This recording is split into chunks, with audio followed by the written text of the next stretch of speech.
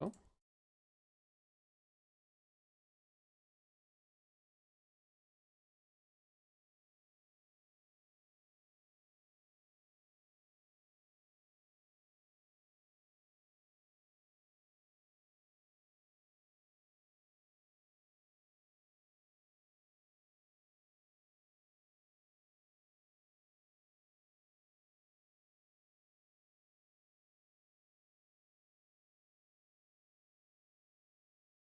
Mm.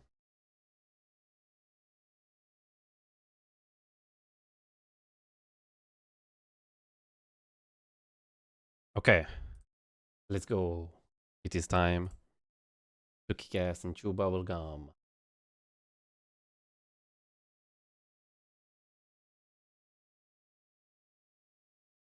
So I actually played a game of Blitzcrank off stream a couple of days ago. So I will be posting that to the YouTube channel, of course. And I actually had a lot of fun on him. We got omega stomped, but it was still fun to hook people, even though we lost the game. I think I understand the character, so we're just gonna quickly go through the lore a little bit here, and the skins, and all of that juicy, good stuff that we've been doing so far. After that, we will go to a brand. Then after that, Briar. Briar. I might purchase her here. It's very expensive. But I guess I just have to go. We get the feet, lady. Boom.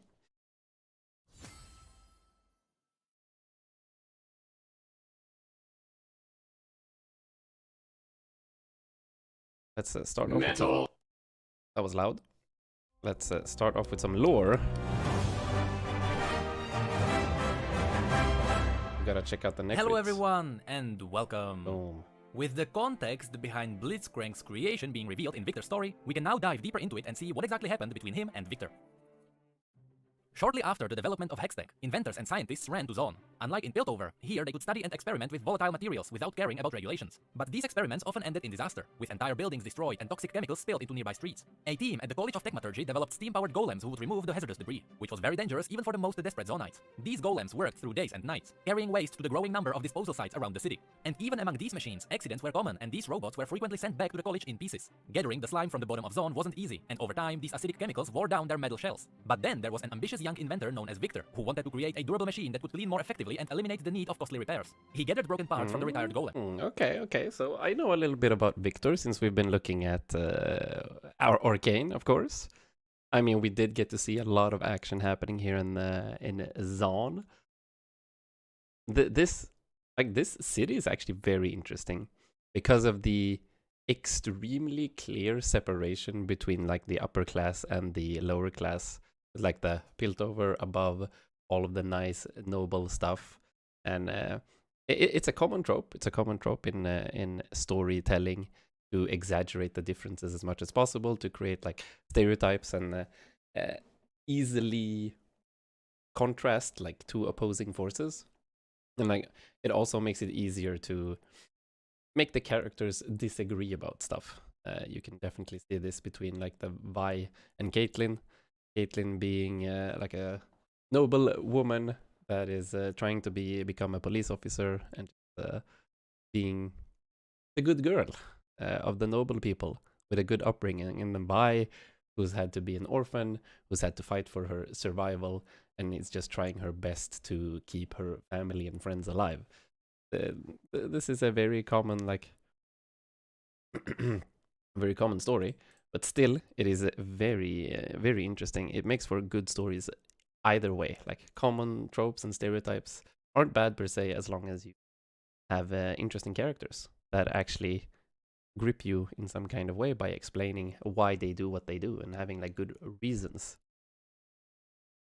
Yeah, and Victor is so cool actually.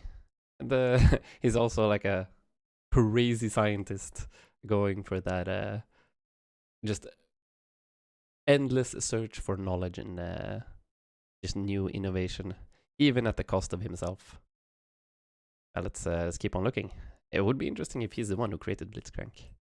avoiding the fleshier components popular among other inventors. And after going through the dump of unwanted materials, he designed a more resilient machine. He named his creation Blitzcrank, hoping the golem would quickly eradicate all waste and become far greater than any other helping robot. Victor told Blitzcrank about his idea of helping people, and he gave the sentient golem a resilient desire to serve people of Zone by removing the toxins in their path. After that, he sent Blitzcrank into the sump to help. The golem took Victor's ideology to heart, believing self-sacrifice and altruism could lead to true greatness for the entire city. Blitzcrank joined the other machines in their cleanup program, going far beyond the usual areas of pollution. He fearlessly cleansed toxic neighborhoods from the most dangerous chemical spills without any need to return to the college for repairs. As he encountered other civic dangers, he developed increasingly ambitious plans for his crew of golems, but he found his own design was limited to only cleaning chemical spills and nothing else. One night, he borrowed Victor's tools and he wrenched open his own steam engine. He configured his mechanics and removed all limits to his function so that he could make even greater difference in the city. In the following Goddamn, this is like the AI. This is like the AI debate and discussion that's been going on. He's actually a metaphor for AI. He's supposed to just clean up waste because it's dangerous for people. And then he starts actually modifying himself with Victor's tools and removing the limiters. Oh no. weeks, Blitzcrank orchestrated evacuations across entire neighborhoods to help people avoid the toxic fumes. Then he redirected a food distribution system to increase its efficiency, and he repaired a filtering system to dispose clean water to the community well. With every good deed, Blitzcrank's sense of his own purpose solidified, and he gained consciousness that no other golem had yet achieved. Victor noticed the unusual changes in his creation, and he wanted to replicate Blitzcrank's profound sentience and self-sufficiency in other machines. But Blitzcrank never revealed what had caused his awakening, and without that knowledge, Victor couldn't replicate his success. The golem roamed the streets of Zone, refusing to rest when there might be people in need of his help. Soon, his assistance extended beyond just humans. He began helping street animals and even broken robots. When a gas fire devastated the Dover and Clock Tower, he rescued a family of mechanics together with their black cat, even stopping to recover a miniature mechanical dancer from a child's bedroom. No task was too small for the legendary Blitzcrank. Did he also repair Oriana? Is that true? Ooh, very cool. So Blitzcrank is just like AI gone good. He just randomly decided that his purpose was to help everyone and save everyone. And upgrades himself to be able to do that. That's actually cool. He stopped robberies, helped starving children, and returned lost animals. As time passed, Blitzcrank learned that several of the people he had previously saved became ill after their exposure to the chemicals. Anxious at his inability to help, he turned to his creator. And Victor, who was interested in evolving humanity beyond its mortality, was eager to assist. He promised Blitzcrank that with his developments in techmaturgy, they could defeat death. At first, the transformation was a success and the family regained their mobility. But after months of good health, their bodies began to fail. Victor and Blitzcrank worked tirelessly to try to find a cure, but before they could, the entire family was dead. Saddened by their failure, Blitzcrank knew this way of helping people was not his. He parted with his creator as a friend and peer, hoping to make the greatest difference he could for the people of Zone. While some view Zone as a chaotic place, Blitzcrank sees only its infinite possibilities. He now searches Zone for ways to create change for good, paying extra attention to those forgotten by society. He believes that, with a bit of help, Zone will grow into the greatest city Valorant has ever seen. His later story brings us to the Rising Howl, a multi-platform lift connecting all the layers of Zone and Piltover. There are many stories why this lift got this name. Some believe the howl comes from the sound it makes when it's active. Some believe there is an iron wolf at its very peak. And some believe the cabins are haunted by ghosts screeching whenever it moves away from his love lost in Zone. Most think the name is based on the wind whistling between the crevices below their city. But to Blitzcrank, it's not a lone cry. It is an orchestra of noise, a melodic blend of 1,000 unique sounds. That is why he is drawn to this machine. It was slowly descending to the promenade level when he approached it. Disembark for the promenade. The conductor announced, her voice magnified by bell-shaped sonophone. She adjusted her thick goggles as she spoke. Boundary markets, polish of techmaturgy, horticultural center. Passengers poured in and out, merchants traveling to Zone, workers returning home, and wealthy Zoneites visiting the city at night. Then there were the unseen riders who made the howl their home, the plague rats, the shadow hares, and viridian beetles. Sometimes Blitzcrank climbed down the crevices to descend to the sump, but tonight he wanted to enjoy the harmony of noises the howl could offer. Instead of going in, he swung around and grabbed the bottommost bar where steel framed the glass windows. He climbed higher onto the howl, drawing stares from the passengers and what looked like a grimace from the conductor. He wasn't sure, for his knowledge of facial expressions grew each day. There were two reasons why Blitzcrank enjoyed riding it on the outside. He couldn't hear the satisfying clicking of the machinery inside, and he can't fit through most doors. A small boy held onto his stump-scraper father's hand and gaped at Blitzcrank through the window. Blitzcrank winked at him, and the boy's mouth opened in what he estimated to be surprise. "Going down," said the conductor, and the howl began to descend. It whirred and creaked as they went down the three towering supporting beams. Steam whistled from the topmost pipe. Inside the cabin, a musician tuned his four-stringed chitterone and began to play his melody. His tune synchronized with the clanking gears of the machinery. The father tapped his foot to the rhythm, and a beetle snapped her pincers as she scrambled from the heavy boot. A gang of Kempunks calmly leaned against the wall, a pause from their usual wreaking havoc. It all played together in a beautiful symphony around Blitzcrank, and soon he found himself humming along to the deep buzzing tones.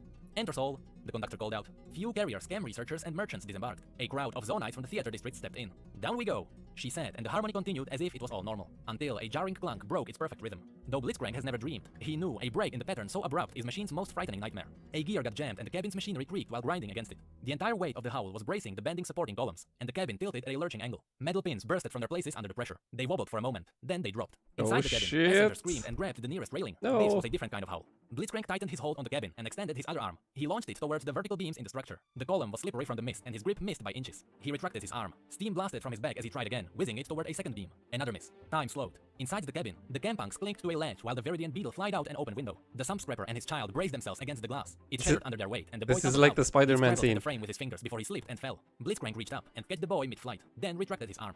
"Hold on," he said. The boy grabbed onto his back. Come on, fired his arm Blitzcrank. again. This time his hand met with the solid metal beam and he secured his hold. You His can other do arm it. was forced to extend under the weight of the cabin and everyone inside. He had a moment to steady his grip before his arm jerked as the cabin stopped its free fall. Blitzcrank stayed suspended in midair, with the boy on his back. The howl was still 50 feet above the ground, and he concentrated all of his efforts on him holding himself together. While locking his arm onto the supporting beam, he slid his arm down the pillar. They dropped 10 feet before he stabilized again. "Sorry about that," he shouted. This time he released his grip ever so slightly, and with a piercing screech, they gently slid the remaining 40 feet. The valves on his back sighed in relief, and the passengers mimicked his reaction. He crouched and let the boy touch the ground. Then the boy quickly scrambled to his father, who embraced him.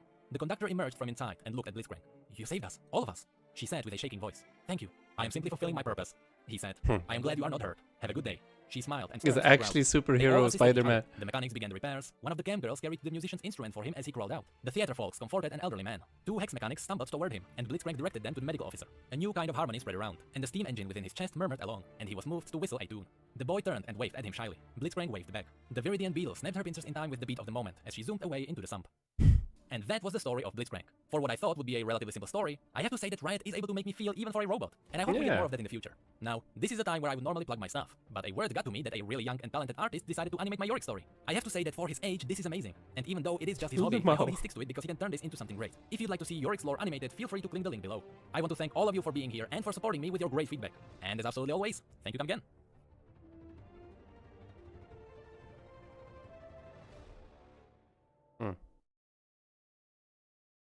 Yeah, this is cool. And he was actually created by Victor, and he's just a really nice, cool guy.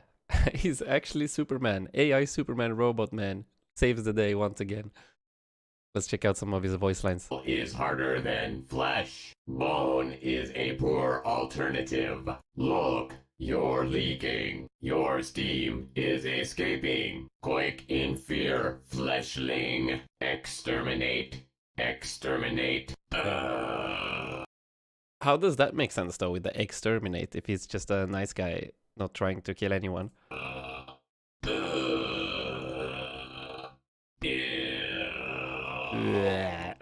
I put the go in golem. That was humor. Other golems find that to Nice. be appropriately funny. Ha ha ha ha ha ha ha. Ha ha ha ha ha ha ha. I remain focused. The magic calls to me. A rolling golem gathers no rust. As long as it takes. The time of man has come to an end. The time of man has come to an end. Why does he say that? Time of man has come to an end. That is very weird. He seems a lot more bloodthirsty in his voice lines.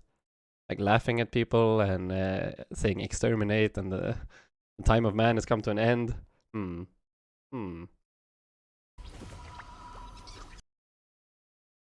Oh well, maybe we get some clues from the skins. Maybe a Blitzcrank. Okay. I guess it's cute, but unfortunately I think it looks kind of stupid. And he's shooting out a honeybee as a hook. Can we see the hook? Yeah, it's a honeybee. I don't like the sounds either. Yuck. Yucky skin. Let's look at this. This looks cool. A robot footballer.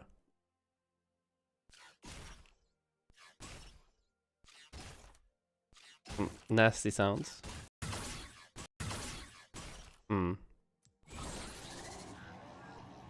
Yeah, some pretty cool sounds. And he's a very cool robot. I like the skin. Zenith Games. Yoing. Let's see the ultimate. Bzzzt. Come on, do the bzzzt. Your steam is escaping. There it is. Alright. He gives a red card to the robot. Okay, that's pretty cool. Victorious Blitzcrank. Oh, here's more of the saving people in Zon. Has a more steampunky look. Definitely fits his vibe. I like this one a lot. This is definitely an upgrade over the base skin, I would say. Space Groove Blitzcrank? Wait, is it a cat? Is that a cat controlling him? There's no way. It's two cats. There's another cat controlling the other arm. Oh, this is so cute. Jesus Christ, what is this? This is actually amazing. Meow! Wait, they have like a... They have a meow translator? They have a meow translator. Oh my Jesus Christ, let's see the ultimate. The sounds are really good too. Not annoying. The ult was kind of bad. Wow, this is amazing though. Some custom taunts and dances. Oh, this is so cute. Wow, I'm impressed. Witch Brew. A Halloween theme. Oh, he looks so small. Why does he look so small? Let me see the ultimate.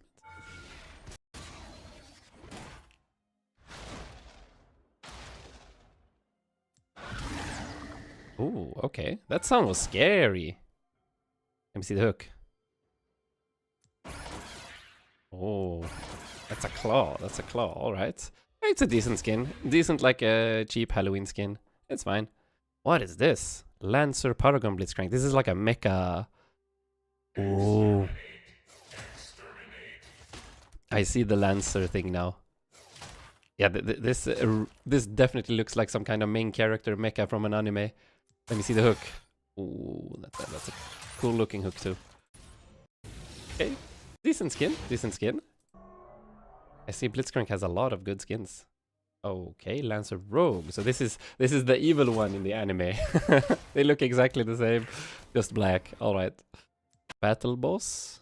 Oh, this is from the 8-bit variant. He's gonna have annoying sounds. I've hated all of the 8-bit skins so far. Let me see this. Yep. Oh, Jesus Christ. Yeah, these sounds, there's something wrong with the audio mixing, I think, because it's really like cutting into my ears. Oof. Riot Blitzcrank. Oh, like riot as in a police riot. Okay. He's like, doo woo. Okay, he's a police officer. Very cool. It's decent. Blitzcrank. This one is cool. He looks like the little robot in oh, what's it called? What's the let me Google that. What's his name? White round robot. In Big Hero 6. That's the one I'm looking for. Big Hero 6. What's his name?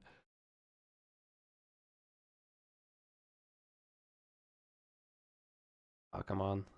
Character.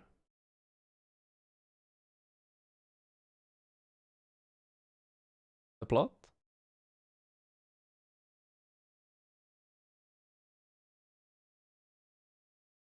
Oh, Baymax. That was his name. Baymax.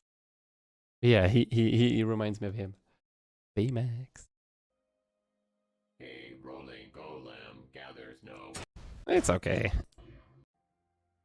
Oh, definitely not Blitzcrank. What is this costume? It's supposed to be looking like a human. I like it. I like it. Piltover customs. This one has been customized to become a racing machine. So for a silly skin, this is one of the top ones I've seen so far. Like, this is very creative for a top. Like, it's as if someone found him and like repurposed him into becoming a racing machine. I love it. It's like a 13-year-old found him and wanted him to become a racing car. Boom Boom Blitzcrank with the big boxing gloves. A lot of silly skins. Goalkeeper. Okay. They actually just put a like footballer like a soccer shirt on him. What is this? Rusty Blitzcrank. More of the steampunk vibe. I mean, okay, so Victorious Blitzcrank. This also like having the cover art of him as like as the Spider-Man saving people from Zon or in Zon archetype. Like this was very cool. I think the Bees Crank sucks. Zenith Games decent. Victorious. This one is a really good skin. He looks gorgeous. The model inside of the game. This one is a very cool idea. Very cool, like funny skin. Kind of like Annie. Annie also had some very fun like Hue skins. Okay. Well, I also found this. I don't know if is there anything else that I should be looking at as a Blitzcrank thingy? Then do hit me up in the comments if there's anything I have missed. But I'm gonna take a look at this and see if this is fun.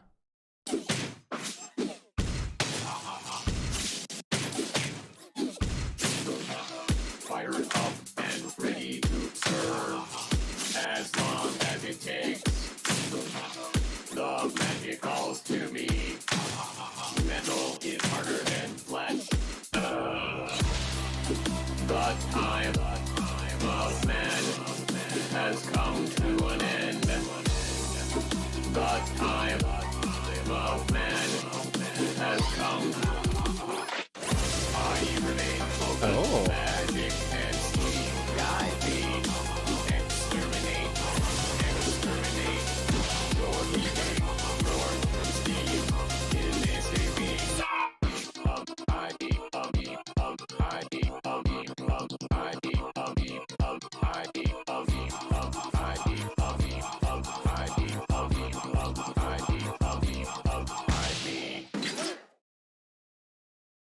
Oops. Okay, this was pretty cute. I really like that they involved the animation community and like the art people into the game. This is just wonderful. A very cute like kind of a tribute to Blitzcrank. Like all of the funny things that happen here, like his ultimate randomly stealing last hits. It wasn't like he didn't mean to. Like him, what's it called? Predicting flashes, grabbing people that try to escape through the wall. Like here, this guy Ramus tries to flash, but his auto attack still went through, so he still gets knocked up. Just a bunch of very funny tributes about the champion, and like this ending is just perfect. He accidentally hooks the Malphite, and he's gonna ult in and delete all of the squishies. Lemao. Okay, now that we've looked at Blitzcrank, it is time to go to Brand. Brand voice lines 9 years ago with subtitles. I think we do this,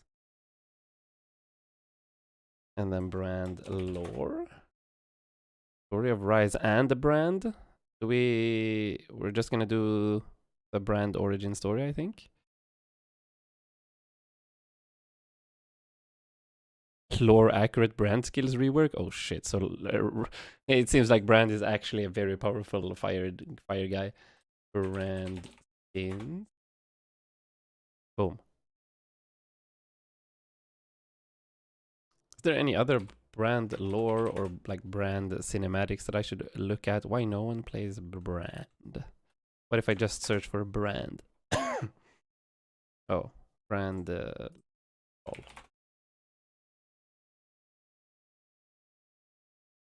Nope. Doesn't seem like it. Okay. Let's take a look at the Brand origin story. Oh, that's a 56-minute video. What the Jesus Christ? Okay. We 2xp this for sure. Hello everyone, and welcome to another story from the world of League of Legends. Last time we had a look at Rise and Brand, and we got the general idea of what they do and how they are related. However, there is one more story that we should have a look at. There's also a longer story about Brand. We could also call it the origin story, since that is the beginning of his journey. This story will be a little bit unique because there won't be any major plot twists and there won't be any big reveals. It is a world-building story about Brand and where he came from. So buckle up because this story will be special. Okay. world building. I can't do it! The words thickened Kagan's tongue and almost brushed against the cage of his teeth, but he forced them past his lips. Master, I can't do it! Defeat gave him a chance to catch his breath. Who knew failure could be so exhausting? In that moment, he looked for sympathy in the older man's eyes. To his disgust, he saw it right there, as bare as the cloudless sky. When Kagan's master spoke, it was with the lilting flow of faraway lands. His was an accent rarely carried by these northern winds. It is not a matter whether you can, he said, only that you must. The older man clicked his fingers. With a purple flash, the bundle of dead would flare to life, a campfire born in a single moment of willpower. Kagan turned from the fire and spat into the snow. They were words he had heard before, and they were as useless now as they always were. You make it seem so easy. His master shrugged, as if even that half-hearted accusation needed a moment's thought before replying. It is simple, perhaps. Not easy. The two aren't always the same thing, but there has to be another way. Kagan muttered, unconsciously touching his fingertips to the burn scars blighting his cheek. Even as he said it, he found himself believing it. It had to be true. It wouldn't always be like this. It couldn't always be like this. Why? His master looked at him with unconcealed curiosity in the light of his eyes. Why must there be another way? Because you continue to fail at this one? Kagan grunted. Answering questions with questions is coward's way of speaking. His master raised one dark eyebrow. And there it is. The wisdom of a barbarian who cannot read yet, or count past the number of fingers on his hands. The tension faded as the two of them shared a grim smile. They warmed broth, sipping it from ivory cups as their campfire cast them in a flickering amber glow. Above them, above the tundra of hundreds of miles around, the sky rippled with light. Kagan watched the heavens' familiar performance, the gauzy radiance caressing the moon and the stars that cradled it. For all that he loathed this land, there was beauty here in abundance, if a man knew where to look. Sometimes that was as simple as looking up. The spirits dance wildly tonight, he said. His master tilted his unnatural gaze skyward. The aurora, that is not the work of spirits, only the action of solar winds on the upper reaches of... Kagan stared at him. His master trailed off and awkwardly cleared his throat. Never mind. Silence returns to haunt them. Kagan drew the knife from his belt, setting to work on a sliver of unburned wood. He carved with easy strokes. Hands that had set fires and ended lives now turned to a far more peaceful purpose. Out of the... Wait a second, I just wanna check something.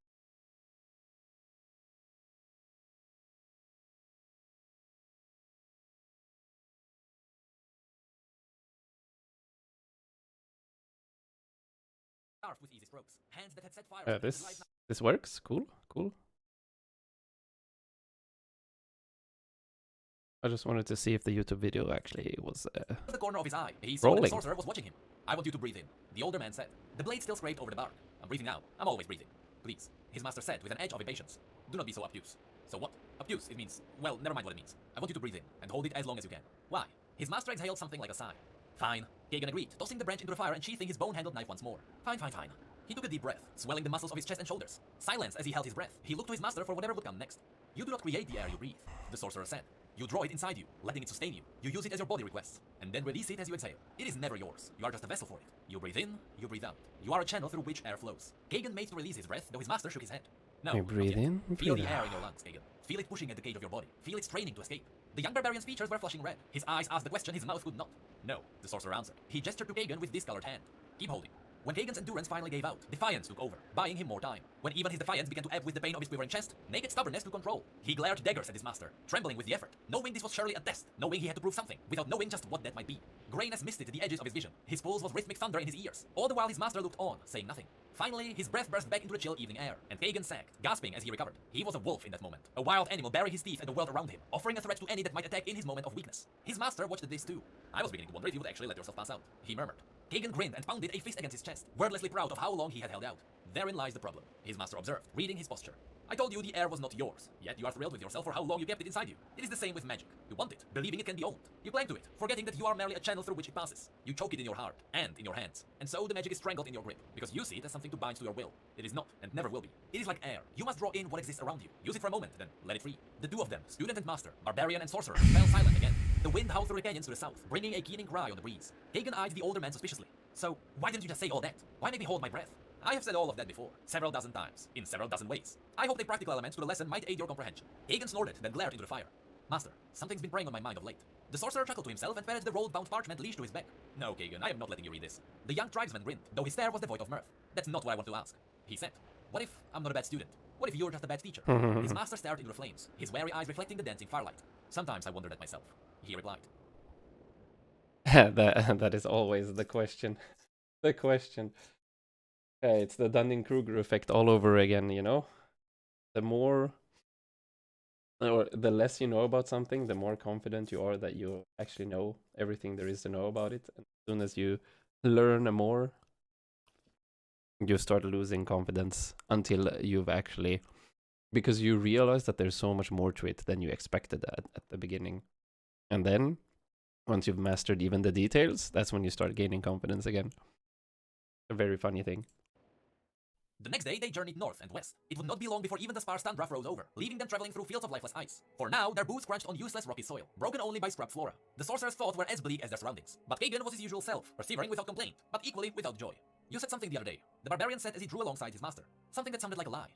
The sorcerer turned slightly, his features shadowed by his hood. I am many things, said the older man, and not all of them are virtuous, but I am not a liar. Kagan grunted what may or may not have been an apology. Perhaps not a lie then, more like a fable. The sorcerer was watching him as they walked. Go on. That place. That empire. The kingdom you said was destroyed lifetimes ago. Shurima. What of it? You said it lay in a land never touched by frost, or rhymed by ice. Kagan grinned as if sharing a joke. I am not as gullible as you believe I am, master. The sorcerer found himself dragged out of his bleakness by the barbarian's curiosity. He switched the burden of his backpack to his other shoulder, unable to hide a small smile. That was no lie. He stopped walking, turning to point southward. Far, far to the south, many hundreds of days' walk, and across another ocean, there lies a land where... How does one explain the desert to a man that only knows winter? He thought. How does one explain sand to a man that knows nothing but ice? A land where the earth is hot dust, and where snow is utterly unknown. The sun beats down without mercy. Even rain is rare. The ground thirsts for it, day after day. Kagan stared at him again. He had that look in his pale eyes. The one that said he didn't dare trust what he was being told, in case it was some trick to make him foolish. The sorcerer had seen that look in the eyes of many in his time. Lonely children and fragile adults alike. A place that never felt Anivia's touch, Kagan murmured. But is the world really that large? That a man can walk so long and still not see its end? It is the truth. There are whole lands elsewhere in the world that are not frozen. In time you will learn that there are few places as cold as the Freljord. The conversation was stilted for the rest of the day's journey, and when they made camp, there seemed little more to say. Even so, the young barbarian persevered. He looked across the campfire, to where his master sat cross-legged in sudden introspection. Shouldn't you be teaching me something? The sorcerer raised an eyebrow. Should I? He always had a look about him that suggested his apprentice was interrupting him just by being alive. They'd been together for a few weeks now. Kagan was growing used to it. The youth dragged his hands through dirty hair, brushing his mother's ivory trinkets from his face. He muttered something that would, with imagination, pass for an agreement. When the sorcerer still refused to answer, he pressed harder. So, will we get to wherever it is we're going today? His master regarded him carefully. No, we will not reach our destination for several weeks. The sorcerer did not seem to be jesting, and I have given more thought to the difficulties you suffer in controlling your gifts. He added flatly. Kagan wasn't sure what to say. Sometimes silence was the only way to avoid looking ignorant or impatient, so he tried that. It seemed to work, for the sorcerer continued. You have some talent, true enough. The ability is in your blood. Now you must stop perceiving magic as an adversarial external force. It need not to be harnessed, merely nudged. I have watched you, when you reach out to wield it. You seek to fashion it to your will. You want control. Kagan was getting frustrated now. But that's how magic works. That's what my mother always did. She wanted it to do something, so she made it happen. The sorcerer suppressed a wince of irritation. You don't need to make magic happen. Magic exists in the world. The raw stuff of creation is all around us. You do not need to clutch it and bend it to your needs. You can just encourage it, direct it along the path you would prefer it to take. As he spoke, he moved his hands as if shaping a ball of clay. A faint chime sounded in the empty air, holding to its eternal perfect note. Misty energy snaked between his fingers, binding to one another in slow lashes. Several of them tendrilled out from the sphere to curl around his discolored hands, seething and darkly organic. There will always be those that study magic with rigid intent, mapping the ways one can exert their will on the primal forces. And, clumsy as it is, it will work, slowly and with limited results. But you don't need to behave so crudely, Kagan. I am not shaping these energies into a sphere. I am merely encouraging them to form one. Do you understand? I see, Kagan admitted. But that's not the same as understanding. The sorcerer nodded, sharing a small smile. Evidently, his apprentice has finally uttered something worthwhile. Some men and women, souls of iron discipline or limited imagination, will codify the magical energy that flows between realms. They will manipulate it and bind it however they are able. They are looking at sunlight through a crack in the wall, marveling at how it bleeds into their dark chambers. Instead, you could just go outside and marvel in the blinding light of day. He sighed pointedly. Your mother was one such mage, Kagan. Through repetitive ritual and traditional conditions, she dabbled in minor magics. But all she was doing, all any of them can do with their rituals and talismans and spellbooks, is create a barrier between themselves and the purer forces at play. Kagan watched the sphere ripple and revolve, not bound within the sorcerer's touch at all, constantly overlapping it or threatening to roll free. Here is the secret, young barbarian. Their eyes met in that moment, pale and human, reflected against shimmering and whatever his master really was. I'm listening, Kagan said, softer than he intended. He'd not just wanted to appear ignorant and odd, especially since he knew he was both. Magic wants not to be used, said the sorcerer. It is all around us, emanating from the first fragment of creation. It wants to be wielded, and that is the true challenge on the path we both walk. When you realize what the magic wants, how eager it is, well, then the difficulty isn't how to begin wielding it, it's knowing when to stop. The sorcerer opened his hands, gently nudging the sphere of cascading forces towards his apprentice. The barbarian curiously reached out to welcome it, only for it to burst the moment his fingers grazed its surface. The trails of mist thinned and faded away. The ringing chime grew fainter, then altogether silent. You will learn, the sorcerer promised. Patience and humility are the hardest lessons, but they are all you will ever need. Kagan nodded, though not at once, and not without a sliver of doubt. The sorcerer didn't sleep that night. He lay awake, wrapped in a crude blanket of furs, staring up at the aurora undulating across the night sky. On the other side of the banked fire, the barbarian snored, doubtlessly dreaming the dreams of the unburdened, thought the sorcerer. No, that was unfair. Kagan was a brute, yes, but he was a youth roughly hewn from a land of endless hardship. The Freljord bred souls whose instinct was forever focused on survival above all else. Beasts with iron hides and spear-length fangs stalked the wilds. Raiders from rival villages shed blood all along the icy coast. Their winter had lasted 100 lifetimes. Those people grew in a land where writing and artistry were luxuries, where the reading of books was an unimaginable myth, and lore was told and retold down the generations in whispered stories by wary elders and tribal shamans. And Kagan, for all his blunt stubbornness, was far from unburdened. Is it a mistake bringing him with me? Was this a moment of mercy, or a moment of weakness? There seemed no answer to that. I could have left him. As soon as the thought occurred, the rest of it rose unbidden, treacherously swift. And he would not be the first I had abandoned. The sorcerer looked through the haze of heat that shimmered above the faded fire, and watched the barbarian sleep. The young man's lip twitched, with the answering flicker of his fingers. I should wonder what you dream of, Kagan wrote, the sorcerer whispered. What ghosts of fading memory reach out to reclaim you? Night after night in his dreams, Kagan walked the path of his past. Before meeting the sorcerer, he had lived in exile, wandering the frozen wastes alone, warmed only by his brash refusal to die.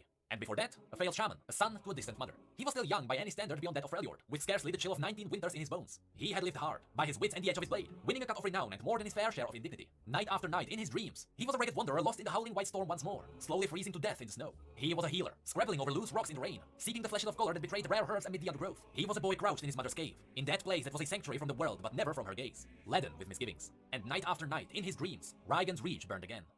He was 7 years old when he learned the truth of his blood. His mother crouched before him, turning his face in her hands and looking at the scrapes and bruises marking his skin. He felt an uneasy flicker of surprise, for she rarely touched him. "Who did this to you?"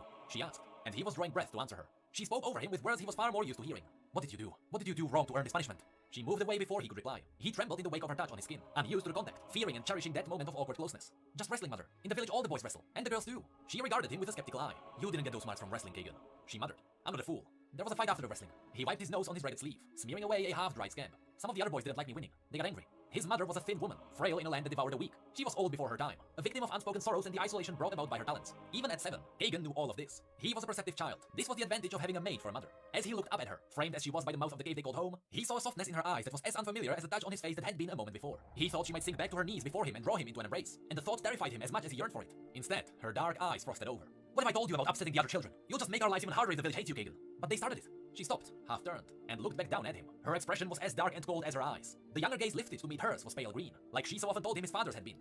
"And you started it all the other times. Your temper, Kagan." "No, I didn't," the boy lied. "Not every time, at least." His mother moved further back into the cave, clutching by the fire pit, stirring the watery broth of boiled elk fat that would serve as their dinner for the next 3 nights. "There's magic in our blood, in our bones, in our breath. We have to be careful in ways other people don't. But you shouldn't cause trouble in the village. We already live here on their sufferance. Old Ragged had been good to us, letting us stay here." Instinct moved Kagan's mouth before he had time to think. "We live in a cave in the rocks, far from the village," he said. "You should stop healing them if they are so bad to us. We should leave." "You don't know what you're talking about, Kagan. I heal because I have the power to do it, and we stay because we have to stay." She nodded to the hillside where the trees were black by the night and silvered by the moon. "We would die out there, where the woods become ice and snow, all the way to the world's end. Let them say whatever they want to say. Don't stir up trouble. Don't stir up the magic in your blood." But the boy stood still in the rim of the cave. "If they say bad things about me, or they fight me, I will fight back. I'm not a coward like you." This night would become a memory branded forever into his mind because of what came next. For the first time, he didn't bow his head and promise to obey her. Instead, he clenched his little fists and narrowed his eyes. In the silence that stretched between mother and son, he expected a slap, one of her forceless cracks against his cheek that would somehow sting for an hour afterwards, or maybe yet more weeping. His mother cried a lot, quiet and alone long into the night when she thought he was asleep. But this time, there was something new in her eyes, something fearful. "You are your father's son." The words were calm and measured, and somehow all the worse for it.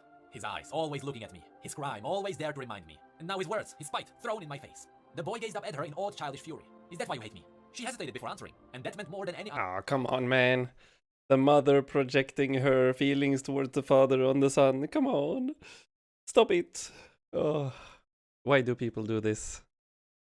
If something is something is triggering you, or if something is awakened inside of you because someone does, it's usually coming from your own mind. So there's usually something that has happened to you, and it is not necessarily the other person doing it to you. That's a very important lesson to try to learn and try to remember when things go badly, because it is always sad to see parents project their insecurities and sadnesses onto the children. This is always sad to hear in stories. And yo, Alpha, cranking time. Yeah. I've already played the Blitzcrank game though, so now it is time for Brand. I'm looking at Brand lore here. So I think this is Brand as a young as a young kid. I'm gonna project my lost streak, bro. No, don't do it. Don't do it. Oh shit. He never forgot, even years later, long after her skinny bones were naught but ash and dust on a cooling funeral pyre. He was 13 when he first saw Svanna. She came to Raigan's Reach with 2 dozen others, the survivors of a nomadic land that had dwindled in the winds over the course of a generation. Rather than take to raiding like so many others, they settled in the Reach, bringing fresh blood, skills, and spears to the people of the prosperous fishing village. Kagan met her one day in the half-light of the setting sun. He was picking heather and herbs in the southern hills, stripping the stems of thorns before stuffing them into his stag-high satchel. It was a slow task when done right, and Kagan's fingers were pinpricked in 100 places from his haste. At one point he looked up, and there she was. He stopped working. He rose to his feet, brushing dirt from his sore hands, with no idea how curiosity and surprise looked like suspicion on his otherwise fine features. "You would be handsome," his mother had once said, "if you could stop glaring at the world as if you wanted to avenge yourself upon it." "Who are you?" he asked. She flinched at the question, and even to his own ears he sounded abrupt. "I mean, you're one of the newcomers. I know that. What's your name? What are you doing out here? Are you lost?" The questions rained on the girl like flung stones. She was older than him, though by no more than a year or 2, willowly wide-eyed, practically drowning in her heavy furs. She stared back at him as she spoke. She had the voice of a mouse. Who's "Are you this? the healer's boy?" He smiled, showing all teeth and no humor. For the first time in years, he felt the ache of knowing that they talked ill of him in the village. Here was someone new to his world, and it was someone who had already heard 100 dark things about him. "Kagan," he replied. He swallowed and sought to soften his words. Yes, I am the healer's boy, he added with a nod. Who are you? Savannah, can you come? My father is sick. Hagen's heart sank. He found himself pitching his voice lower, as if she was a grazing beast he didn't want to frighten away. I'm not a healer, not like my mother. The confession was like having a tooth pulled out. I just helped her. She's on her way to the village, the girl said. She told me to find you. You have the herbs she needs. Hagen cursed as he buckled his back into place. He started towards her, moving lightly over the dark earth and screamed. I'll come now. Who's your father? What's wrong with him? He's a sailmaker, Savannah replied, leading the way back to the reach. He can't eat or drink. His stomach hurts. My mother will know what to do. Hagen spoke in the tones of absolute confidence as he followed her across the hillside, descending towards the village. Inwardly, he felt a stab every time she glanced back at him, and he wondered just what she had heard from the other children in the village. He didn't have to wonder for long. She spoke gently without judgment. Old Dragon said you're a raider's son, a reaver bastard. Gloom was taking hold around them with the setting of the sun. Hagen showed no emotion at all. Old Dragon said the truth. Does it really make you bad luck? Like the legends say. Depends which legends you believe. Hagen considered that a cunning enough answer, but she twisted it back at him a moment later. Which legends do you believe? She asked, looking over her shoulder. He met her gaze in twilight, and felt the force of her gentle gaze like an axe to the gut. None of them, he thought. They are all fears held by foolish men and women, afraid of true magic. I don't know, he said. She had no response for that. She did, however, have another question. If your mother is a healer, why aren't you? Because the magic doesn't work for me, he almost said aloud, but thought better of it. Because I want to be a warrior. Savannah kept ahead of him, her thread light across the icy rocks. But there are no warriors here, only hunters. Well, I want to be a warrior. People need healers more than warriors, she pointed out.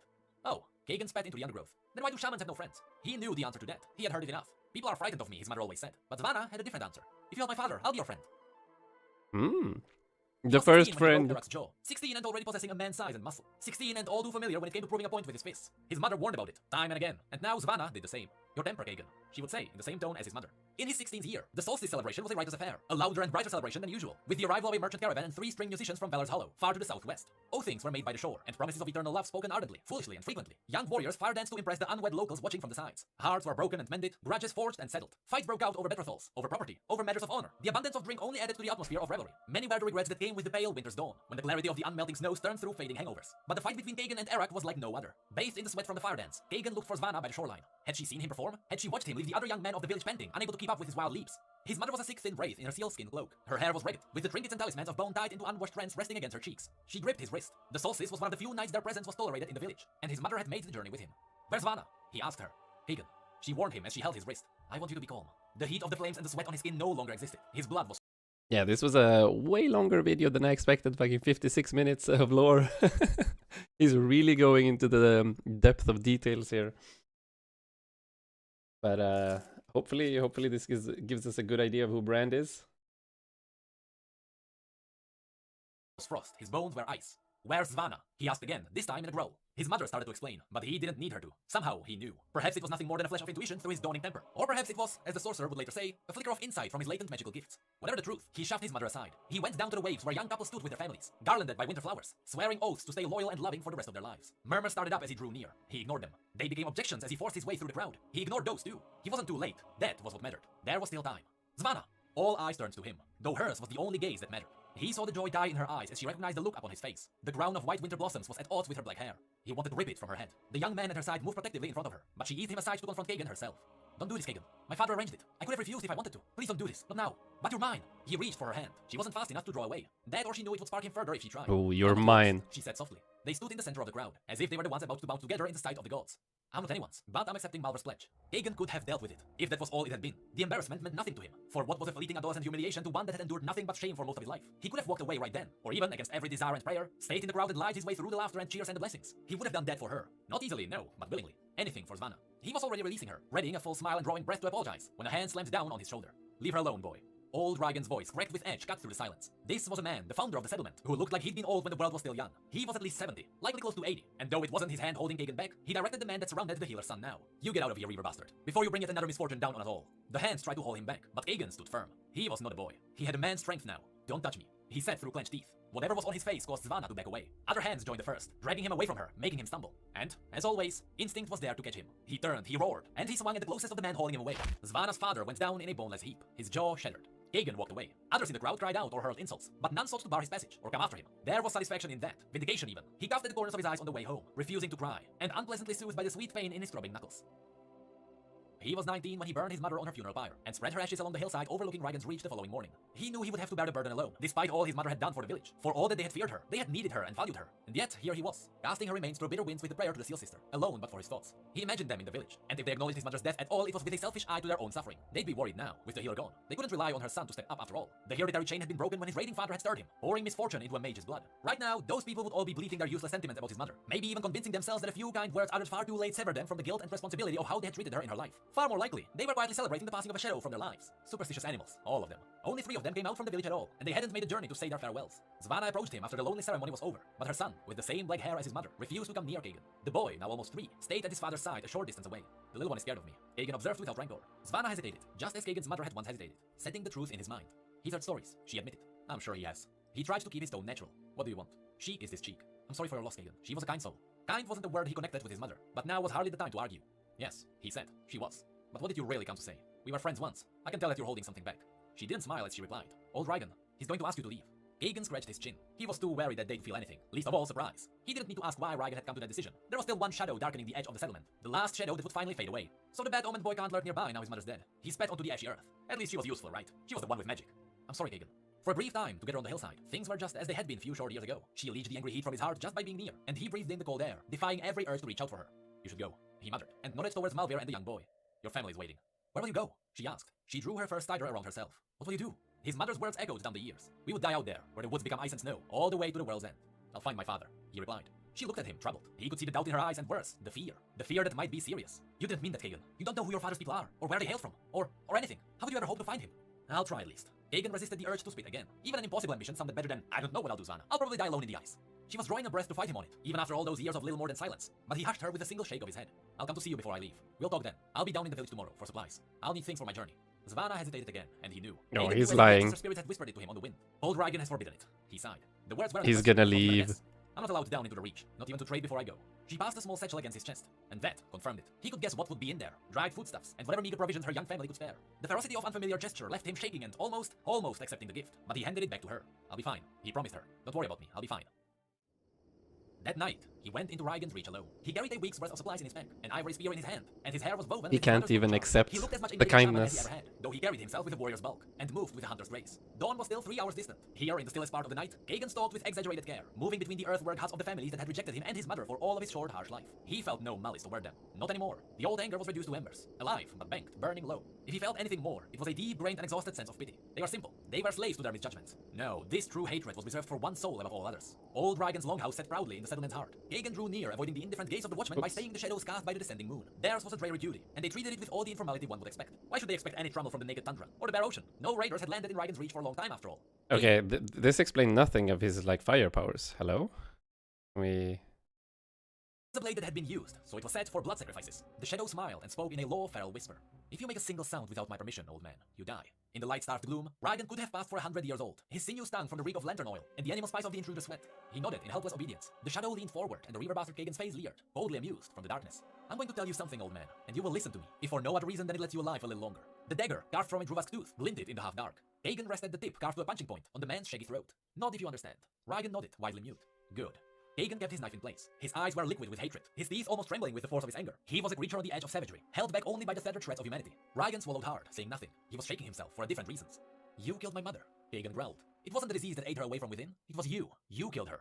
Day by day. With your mistrust and your ingratitude. You killed her by exiling her to the cold comfort of that cave. You killed her by banishing her on the whims of your stupid superstition. The blade rested on the old man's cheek, ready to saw through his flesh. He's Now mad. you're killing me, Kagan added softly. It wasn't enough to shame me for the sin of my father's blood, and curse me for being bad luck. It wasn't enough to kick a child out of your precious village, over and over, and teaching me nothing except how to hate others. Now, while the embers of my mother's funeral pyre are still warm, you want to damn me to wander the wasteland, to die. And then, the dagger was gone. The intruder slipped from the bed, edging back towards the room. Kagan's smile became a grin, scarcely illuminated by the shattered lantern he held up from the bedchamber's table. That's all I came here to say. I want you to think about those words when I'm gone. I want you to think of the boy you helped to raise by throwing him and his mother out to the cold. Raigan didn't know how to respond, or if the healer's son even desired to reply. He stayed silent out of a healthy blend of wisdom and fear, breathing the earthly oily scents that filled the room. Kagan unshuttered the lantern, and a sudden amber glow spread across the room. Patches of resinous wetness marked the floorboards, the walls, the shelves, even the bedsheets. The intruder had done his work well, in silence before waking his prey. Wait! The old man stammered, breathless with dawning panic. Wait!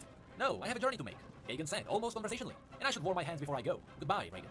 Wait, please! But Kagan didn't wait. He was backing away towards the door, and tossed the lantern like a parting gift. It smashed on the rough floorboards of the bedchamber. The world ignited, and Kagan laughed even as the flames licked his own flesh. Fire is like a living thing, rapacious and ravenous. It has its own hunger, its own whims, and, like fate, its own vile sense of humor. It left incaressing licks, as sparks that were carried by the Freljord's hateful wind, dancing across nearby rooftops. Everywhere that it touched, it bit down and devoured. Kagan got north, heading through the forest. Oh, Rise will have his lore Because Brand uses a world rune. Oh, is that how he... Okay. The lowlands, blind to the devastation in his wake. He had more pressing matters than waiting to see if old Dragon's Hall would burn all the way to the ground. He had the seared ruin of his face to deal with, a screaming, searing wash of pain bathing the left side of his features, soothed only by pressing his flesh into the snowy earth. Not for the first time, he wondered if there might not be something to all the talk of the ill fortune in his blood. By the time he reached high enough ground to turn back and witness the result of his handiwork, the sun was rising above the ocean, and the fire had long since been reduced down to a ball of thick smoke, curling and thinning in the mercy of the morning winds. He held a palmful of ice against his burnt cheek, hoping to see Dragon's Hall as a charred black heart in the center of the village. What he saw instead stopped his breath. Nude with horror, scarred by carelessness, and staggering in an awkward run, the betrayer made his way back to the scene of his betrayal. At first, no one marked his return. The survivors wandered among the charred skeletons of their homes, where all they owned was now gone. He was just one silhouette in the smoky haze, one more scarred face among those that still lived. He found Svana outside the blackened remains of her hut. She'd been laid carefully on the earth with her son and husband, the three of them silent and still beneath the same sooty blanket. Hagen crouched beside them for an unknown time, his skull empty of thought, his body empty of strength. Perhaps he wept. He wasn't sure. Not then and not after, though he felt the sting of salt upon his wounded cheek. He could only remember two things for certain in his time at their side. The first was the sight of the family's faces when he pulled the sheet back. To be certain it was them. When he had his answer, he covered them again. The second was resting his ungloved hands on the filthy shroud, pleading to his mother's old magic to work through him. He achieved no more in that moment than he ever had, when seeking to draw upon his supposed gifts. They stayed dead. He stayed broken. Sometime later, of course, the others came for him. Kagan stayed on his knees by Svana's side as they threw insults and blame, as they bleated about hexes and sacred misfortune, and cursed the day he had been born. Kagan let it all wash over him. It was nothing against the emptiness in his chest and the acid ache of his face. The survivors had no idea. Shit. They blamed him out of a mournful superstition because there was no one else to blame, little knowing the true harm he had done to them all. They blamed his blood when they should have blamed his deeds. Kagan left the raised village without looking back. He walked out into the wilderness, just as he had planned, though the anticipated sense of exaltation was now nothing but ashes in his mouth. It's definitely understandable to harbor's extremely deep resentment towards the world, towards everything, even towards yourself, and like cursing your upbringing, your like lineage, your parents, your for not being able to protect you. Like as a child, the only thing you need and want is stability, security, love, just care, attention. And that, like, not getting that, being hated by everyone, the only thing you'll learn is how to hate everyone else as well. This is a extremely fucking sad story, to be honest. Even though it hasn't been presented as like a very sad, touching story. Not, at least not in the way that Necrit is reading this. He's reading it as like a facts. Because this is just like the background. Like he had a very rough upbringing. He hates everyone and everything because of it. He got his revenge, and now he's on a journey with a mage. That's like the short version of this 50 minutes. What followed were weeks of wandering. Kagan made his way inland, following game spoor and trade trails, with no destination in mind and no knowledge of what settlements lay where. The only places he knew well were isolated glades and mountain sides, with harvestable herbs his mother had used in her medical concoctions. Even the closest settlement, Valor's Hollow, was weeks away, and likely to be the new home of any survivors from Raigan's Reach. If Kagan found his way there, he doubted the welcome would be warm. Far likelier, it would be fatal. He hunted when he could, though he lacked the true hunter skills. Once he gored on the half-cooked carrots of a rabbit, only to throw the mess back up hours later when his belly rebelled. The days bled into weeks, and the weeks into a month, and more, as the sky stayed dark and the weather turned foul. He saw no sign of nearby settlements. He spent hours in snow-blind days, and others in a frost-matched race. Day after day, he encountered nothing but the icy indifference of his homeland. The Freljord cared nothing for whether he lived or died by its howling breath. Nowhere else in the world could teach such a brutal lesson in a man's insignificance. Fortune, or perhaps a cruel twist of fate, led him to a cave formed from the same pale rock as his mother's sanctuary. Emaciated, weakened from exposure, scarred by his own fire, Kagan rode lay down on the cold rock, feeling his skin freeze to the stone. He would lie here and wait for the latest blizzard to die down, or he would lie here and wait to die, whichever came first. But on that night, he met the man who would become his teacher, his master. The figure melted out of the storm in a weary trudge, with his shoulders hunched and head down. His beard was shaggy and grey, not with age but the bite of the frosty winds. His features were grunt beneath his hood, and his eyes shimmered with unnatural iridescence. Strangest of all was the man's skin, mottled and tattooed. In the storm's light with each rush of lightning, the flesh looked as though it were darkening to blue. Later, Rise firelight, is its far blue. more clearly paling to violet. As meetings fated by destiny went, it was too anticlimactic for any bard's tale or saga of old. No arcane declarations were made, no binding pacts were sworn. The newcomer had merely stood at the mouth of the cave, turning a suspicious eye on the human wreckage lying before him. What? The sorcerer muttered. Do we have here? Kagan drifted in and out of consciousness, as well as his senses. When he finally managed to summon words, he accused the older man of being a spirit or an illusion. In answer, the sorcerer crouched beside him, offering a hand. Warmth spread through Kagan from his touch. In a rush of tingling life, it was not the sting of flame, yet the relief it brought was so fierce that it almost broke him. I'm neither a phantom nor a fiction, the newcomer had said. My name is Rise, and you, dear miserable creature, who are you? Kagan woke well after dawn, tumbling the grit from his eyes. It didn't surprise him to see his master was already up, sitting cross-legged and with his eyes closed. He was meditating, the barbarian knew, though he couldn't understand the point of sitting still for an hour a day. What was it supposed to accomplish? It seemed a strange suspension between sleeping and being awake, to no obvious purpose. Good morning, the sorcerer said, without opening his eyes. You did not sleep well, he added. As so often, it was a statement and not a question. Kagan emptied one nostril into the ashes of the campfire, and grunted. Why do I feel like you're watching me, even when your eyes are closed? Because you're uneasy around others. It makes you doubt their intentions. Kagan grunted again. There is nothing wrong with a little healthy suspicion. Rise chuckled, remaining motionless in his meditative pose. Kagan bristled at that. What's so funny? I hear myself in your words sometimes. The way you turn mistrust into a virtue is especially familiar to me. I can't say I blame you, given all you have endured. Kagan stared at him. Can he read my mind? Does he see my dreams? The sorcerer made no response, not even a twitch. The young barbarian rose, stretching out the night's soreness with a delicious crackle of sinew. Do you want me to heat the last of the broth, to break our fast? Decent of you, Kagan. Will you gather firewood or use your gifts? The question was loaded, bordering on condescending, and it took no small effort for Kagan to avoid the bait. Firewood. I'll try the magic again later. Another chuckle. Another maddening chuckle. As you wish, Rise replied. Kagan took his time finding enough fallen deadwood. His skull was a whirl with echoes of their conversation these last few weeks. Something was naggy at the back of his brain. Something that made the healing burn scars itch across his face. It was only when he returned to their makeshift camp and dumped the armful of broken branches that he realized what it was. Master. The sorcerer didn't move, but the air seemed to change around them both. It became sharper somehow, maybe a touch cooler, charged with some unseen force. Yes? Kagan cleared his throat, fighting for the right way to say it. When you spoke of magic yesterday, you mentioned the stuff of creation? Rise mentioned motionless, but for his sorcery darkened lips. I did, yes. Go on. Kagan took a breath, struggling with the immensity of what he wanted to say. Well, water comes from rain, ice, and the sea. Fire comes from sparks and tinder, or from lightning striking the forest. And those trees that make up the forest, they come from seeds. All true to some degree, and surprisingly poetic for this hour of the morning. What is the conclusion of this thesis? This what? The older man smiled, not unkindly. What are you trying to say, Kagan? Just that everything comes from somewhere. Everything has a birth, a source. Is it the same for magic? Does it have a source in the world? Rise didn't answer at once. His stillness, to Kagan's eyes, seemed suddenly a thing of restraint rather than serenity. That is an intelligent question, my friend. There is a purity to your barbaric way of thinking, and I commend you for that line of thought. But that is not a discussion you and I are ready to have. The barbarian clenched his teeth, swallowing his temper. Finally, he had asked something worthy of an answer, and his master denied it to him. But I was thinking, if you could control the rain, you could make new rivers. If you had 1,000 seeds, you could plant a new forest. If you had iron, you can forge an axe. But what if you control the source of magic? You wouldn't need to guide it or nudge it. You could command it after all. Rise opened his eyes. His gaze was colder than any Freljordian wind. There was mercy in those eyes and admiration, but beneath both there was a This light is why he's not ready to have the conversation. And his skin crawled at the very idea. He didn't know why. He couldn't guess what it was about his words that would inspire that stern, cold dread in his master's soul. But Kagan knew what fear looked like in the eyes of others. He had seen it all his life. Not yet, Rise murmured. When you are ready, we will speak of this, but not yet. Kagan Rode nodded, agreeing without understanding, intrigued by the unease in his master's stare. Fear was a weakness after all, and weaknesses had to be faced and conquered. And that was the big story of Brand. It is not the complete origin story because we still don't know how the rune exactly turned Brand into, well, Brand, but at least we know there are some more windows that Rise can use further in the stories. But with that, if you guys enjoyed this video, you know exactly what to do. If you didn't like it, you know exactly what to do. Okay, but that doesn't tell me at all. Okay, so I need to watch. That doesn't tell me at all how he becomes the world runes. The story of Rise and Brand. I think I need to watch this one. Story of Rise and Brand. I'll watch this one too. It's just 10 minutes. I probably should have watched this instead of the the other one. Jesus Christ. It took me an hour, and I can summarize that video in fucking 30 seconds. Jesus Christ. Ah. That video was just like, boy with power, mother with power. They are shunned by their village. He is mad because he doesn't get any friends. He had one friend, but the village still hates him. So he gets mad, revenge, they all die, and then he goes on a journey. Mage finds him. The mage tries to teach him, but he is a hatred-filled revenge person that doesn't trust anyone or anything and can only get his will through by control. So he will most likely do something stupid with magic and burn his body and everything. And that's my prediction. We'll see what happens. Why did he need a 50-minute video for that? Oh well.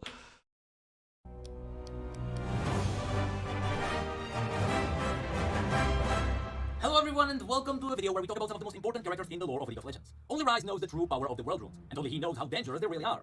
We still don't know what they are or where they came from, but we know that they are the source of all magic on Runeterra. It is hard to resist the temptation, the raw force of creation one could wield with it, to rise mountains, level cities, and annihilate empires in the blink of an eye.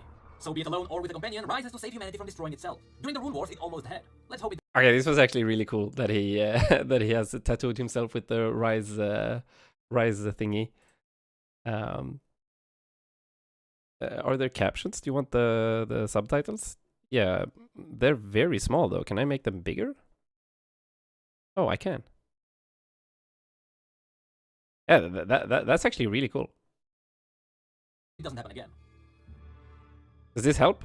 The Rise captions? was just a young apprentice when he first learned of the arcane powers that shaped the world. His master, a sorcerer named Tyrus of Helya, was a member of an ancient order whose mission had been to gather... My webcam? Hang on. Let me check. Oh, okay. Do this? and protect the most dangerous artifacts in Runeterra. Rise overheard Tyrus speaking in hushed tones with another mage, discussing something called world runes. When Tyrus noticed his apprentice, he abruptly ended the conversation, tightly clutching the scroll. Wait. I don't like that.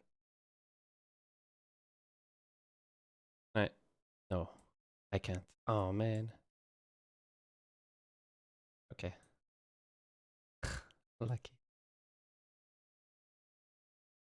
that never left his side. In spite of the Order's best efforts, knowledge of the runes began to spread. Few could even begin to understand their importance, or the sheer power held within them, and yet all saw them as weapons that could be turned against their rivals. Rise and Tyrus traveled between the various people of Valoran, trying to quell paranoia and encourage restraint, but over time, their missions became increasingly precarious, and Rise could sense his master's growing desperation. Finally, in the Noxai territories where Rise was born, the first cataclysmic blow was struck in what would eventually be known as the Rune Wars. Two nations were pitted against one another, and tensions were running high. Tyrus pleaded with their leaders in parley at the village of Calm, but he saw this conflict had already escalated beyond his ability to meditate. Fleeing into the hills, he and Rise bore horrified witness to the destructive power of the world runes firsthand. The earth fell way beneath them, the bedrock itself seeming to retch and squeal, while the sky above them recoiled as if mortally wounded. They looked back upon the valley where the rival armies had stood, and beheld insanity. Destruction on a scale so massive it defied all physical sense. The buildings, the people, all were gone, and the ocean, once a day's journey to the east, now rushed to meet them. Rise fell to his knees and stared into the great hole torn in the world. Nothing remained, not even the valley he once called home. Open warfare soon raged across Runeterra. Rise felt compelled to join the conflict, to pick a side and lend his magical strength to the cause. But Tyrus stayed his hand. The two of them had to guide others back towards peace, and pray there was anything left of the world by the time it was all over. Wherever they met those who held the world runes, Tyrus pleaded for restraint. Many were deeply sobered by the threat of total annihilation. Indeed, those who had already suffered most bitterly in the war might have agreed to turn over their runes to him, and yet none of them wished to be the first to do so. As time passed and the conflict spread, Rise noticed his master growing more distant. While Tyrus attended clandestine meetings with great leaders and archmages, he sent his apprentice on errands that seemed of little importance, often for many weeks at a time. Eventually, Rise decided to confront him, and, to his horror, discovered that Tyrus of Helya had secretly came into possession of not one rune, but two. Bitter and angry, the older mage insisted that common mortals were like reckless children, toying with powers they did not understand. He would no longer play diplomat to ignorant powermongers. He had to stop them. Rise tried to reason with Tyrus, but it was no use. Before him stood a flawed man, susceptible to the same temptation as those he decried. The allure of the runes had left its mark upon him, where once he desired only peace. Now he had the means to bring about the end of all things. Rise had to act, even if it meant destroying his only true friend and ally in the world. In an instant, he unleashed all the magic he could muster. A moment later, Tyrus' corpse lay smoldering on the floor. Rise trembled as his mind struggled to process what he had done. If these deadly artifacts could corrupt a mage with the strength and integrity of Tyrus, how was... Yeah, so that is actually pretty interesting. So this is a this is like another one of these magical artifacts being so powerful that they just corrupt the greed of humanity. And somehow, yeah, so I feel like a lot of details, like this is a much shorter video, so so this one is missing a lot of details. So I'm a little bit confused, but I don't know who Tyrus is. That is apparently some Omega huge mage that was Rise's master or something, and friend and ally. And apparently he also got corrupted, even though they just wanted peace. They didn't want... They tried to fight by collecting these world runes and making people not use them for destruction. So it seems like a good enough reason. Holy shit, he one-tapped him? Yeah, true. It's actually interesting that Rise can... That he had the power, the will, the strength to just completely, immediately one-tap his friend and ally once he notices that he's corrupted. And like, how can he be sure that he's not corrupted himself? And that he isn't the one, like, actually vying for the power of these artifacts, and that's why he killed Tyrus. Those are always difficult to know the difference between. Rise to handle them. At the same time, he knew he could not entrust them to any other living soul. Soon, the greatest civilizations all but destroyed one another, ending the war. Rise now understood the task he had inherited. As long as any world runes remained unsecured, Runeterra was surely doomed. This knowledge was to become a lonely burden indeed. For ever since that day, he has scoured the world in search of the last remaining runes. He continued to reject the promise of power within each one, choosing instead to bind them in secret locations, far from praying and greedy eyes. Even with his life abnormally prolonged by the magic he is exposed to, Rise cannot afford to rest, for rumors of the world runes have begun to emerge once more, and the people of Runeterra seem to have forgotten the price of wielding them. There's one thing I want to mention here. Rise's master was from Helya, and he was from a coast that was hiding away powerful artifacts. We know that Helya was the capital city of the Blessed Isles, therefore there is a connection to Thresh, who was one of the wardens guarding these artifacts. Just a fun fact to think about. Now let's have a look at Brand. The son of a Freljordian healer, Kagan Roth was born an outsider. The little magic and herbcraft his mother possessed allowed them both to survive on the fringes of a small coastal community named Rygan's Reach. Friends were few and far between. Even as a young boy, he knew his father was an enemy reaver, and that he and Kagan, by extension, was the reason his mother was shunned. The villagers called him the Reaver Bastard. Kagan allowed his loneliness and resentment to smolder. Often what is a reaver? After enduring years of seemingly endless winter, his mother's frail body finally gave in. As Kagan spread her funeral ashes, he thought of the people she had spent her life healing. Yeah, I needed to watch this video. This one is so much faster, so much shorter, and it says the same thing. Oh, Jesus Christ. None had come to pay their respects. He knew they wished him to disappear into the cold air as well. He would oblige them, but not before he took his revenge. He burned down the village and fled into the night, leaving himself with scars that would never heal. Kagan wandered the frozen tundra of the Freljord. He told himself that he was searching for his father, but he knew deep down he was looking for a friend, or at the very least a kind face. Finding neither, he holed himself up in a cave and waited to die. It was not death that came to him, but another outsider. The mysterious mage named Rise saw potential in this half-frozen young man, and took him as an apprentice. Teacher and student struggled as Kagan's ascent, while the magic frustrated them both, and Rise's request for patience and humility often fell on deaf ears. Unfortunately, instructing Kagan would always come second to Rise's original mission. He had long sought to collect and hide away a power that could be Runeterra's unmaking, the legendary world runes. After tracking down one such fragment, Kagan faced the same desperate temptation that had driven so many before him to madness. The runes were the source of all magic in the world, and against his master's warnings, he chose to seize that power for himself. Rise was forced to watch in failure as his apprentice was burned away by the raw magic. Kagan's soul utterly consumed. The creature that was born in that moment was no longer the bitter young man Rise had rescued from the snows, nor the Freljordian mage he had come to know as his friend. Rather, this vengeful being of fire and fury that now walked the mortal realm would eventually become known as Brand. Cursing his former master and every other living thing that would ever come between him and the runes, Brand lashed out with magical flames, and Rise barely escaped with his life.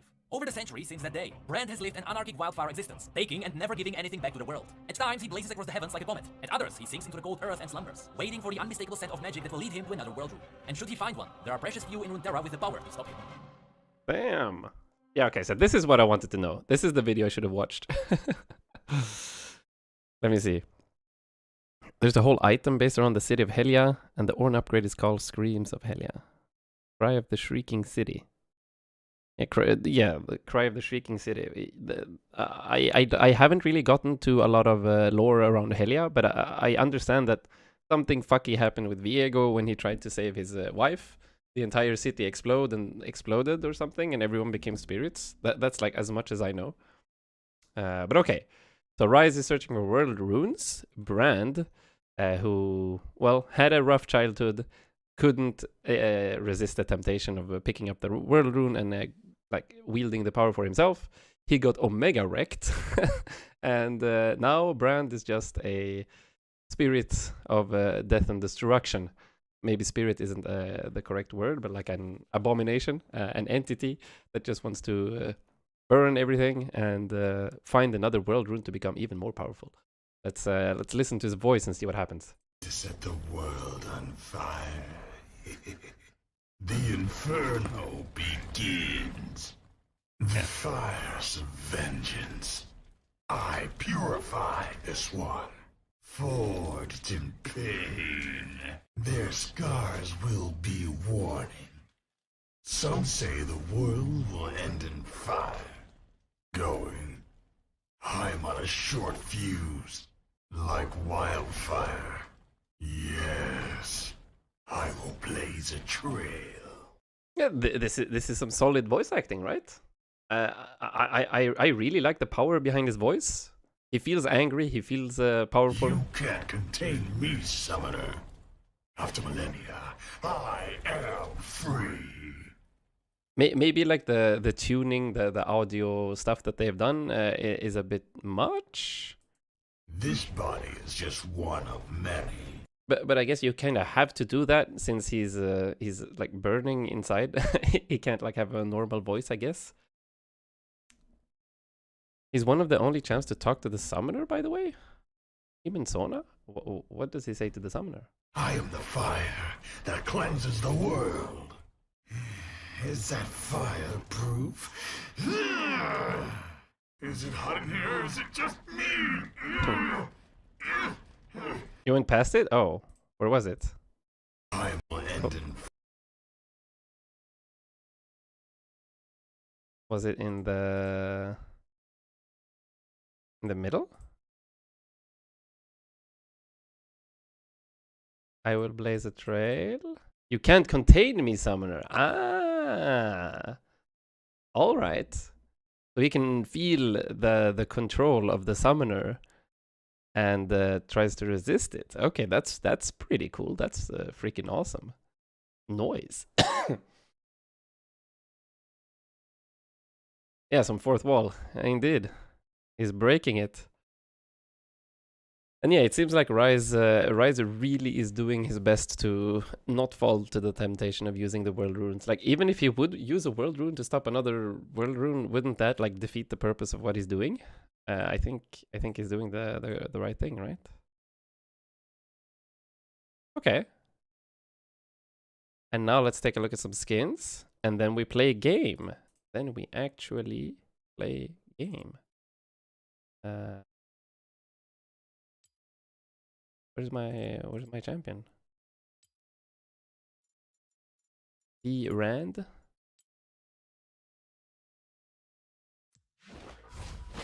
Street Demon Brand. Oh, this is so cool. Holy shit, that is actually such a cool teleport. What the hell? He's a tagger with the spray cans, but he's using spirits? Jesus. Oh, he's so goddamn cool. Wow. Nasty sounding auto attacks though. I don't like this. Oh, the spell effects are gorgeous though. God damn. Those are some beautiful spell effects. And this one is also looking gorgeous. Wow.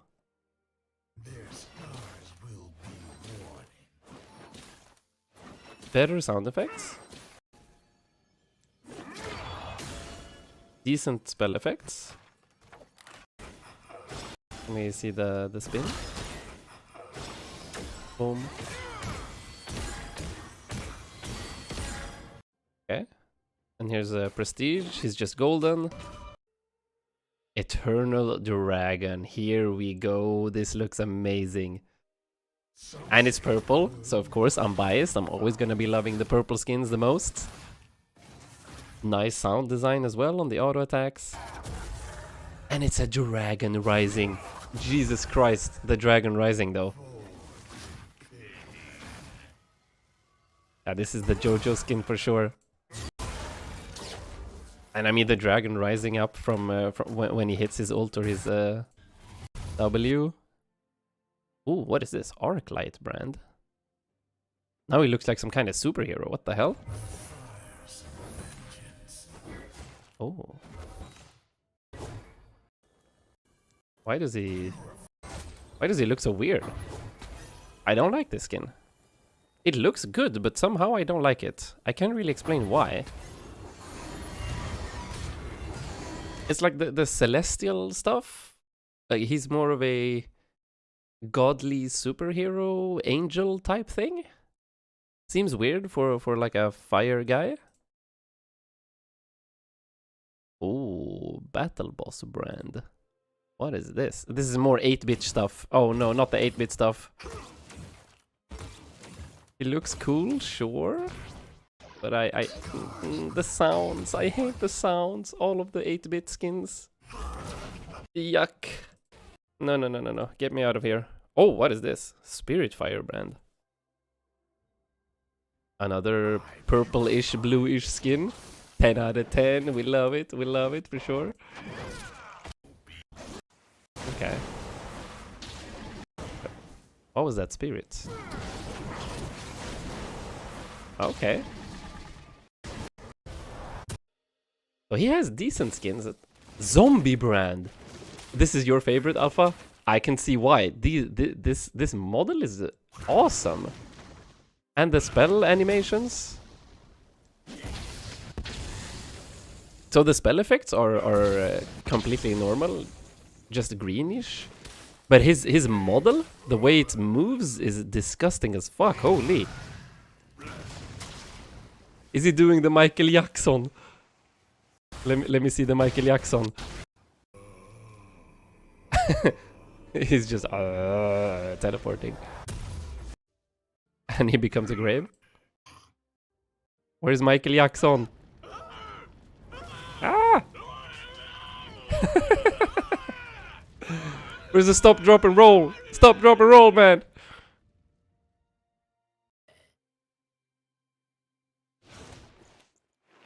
Oh. Here we got some Michael Jackson moves.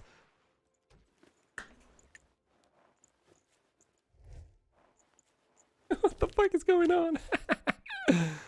Shamona.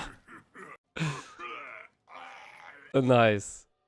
Cryocore Brand. This is some ice, burning ice shit. Looks okay. Vandal Brand. Here's a... It's it's like the guy. What the guy with the motorcycle who has a flaming head called? Reminds me of him. Yeah, that's a normal ass skin. Apocalyptic Brand. Here we got some crazy German pyromania guy. Okay. But yeah, I gotta say the Debonair was okay. I am very impressed with this Street Demons brand. Like this skin, the spell effects were gorgeous. Very high quality skin. This one looks decent. But I wasn't super impressed. Definitely way more impressed by the Eternal Dragon, especially with the Rising Dragon coming up from his abilities. And the rest, they were meh, to be honest. The Zombie brand was also pretty cool, but mostly because of the model. Like, they really changed the feel of his character. He became way more, like, fluid with his movements and, like, disgusting. It feels weird for him to not have this, like, little hunch. Like, Brand usually walks like this and, but then, like, walking like this and it feels so weird. Okay. I think that's it. I realized that I need to do this and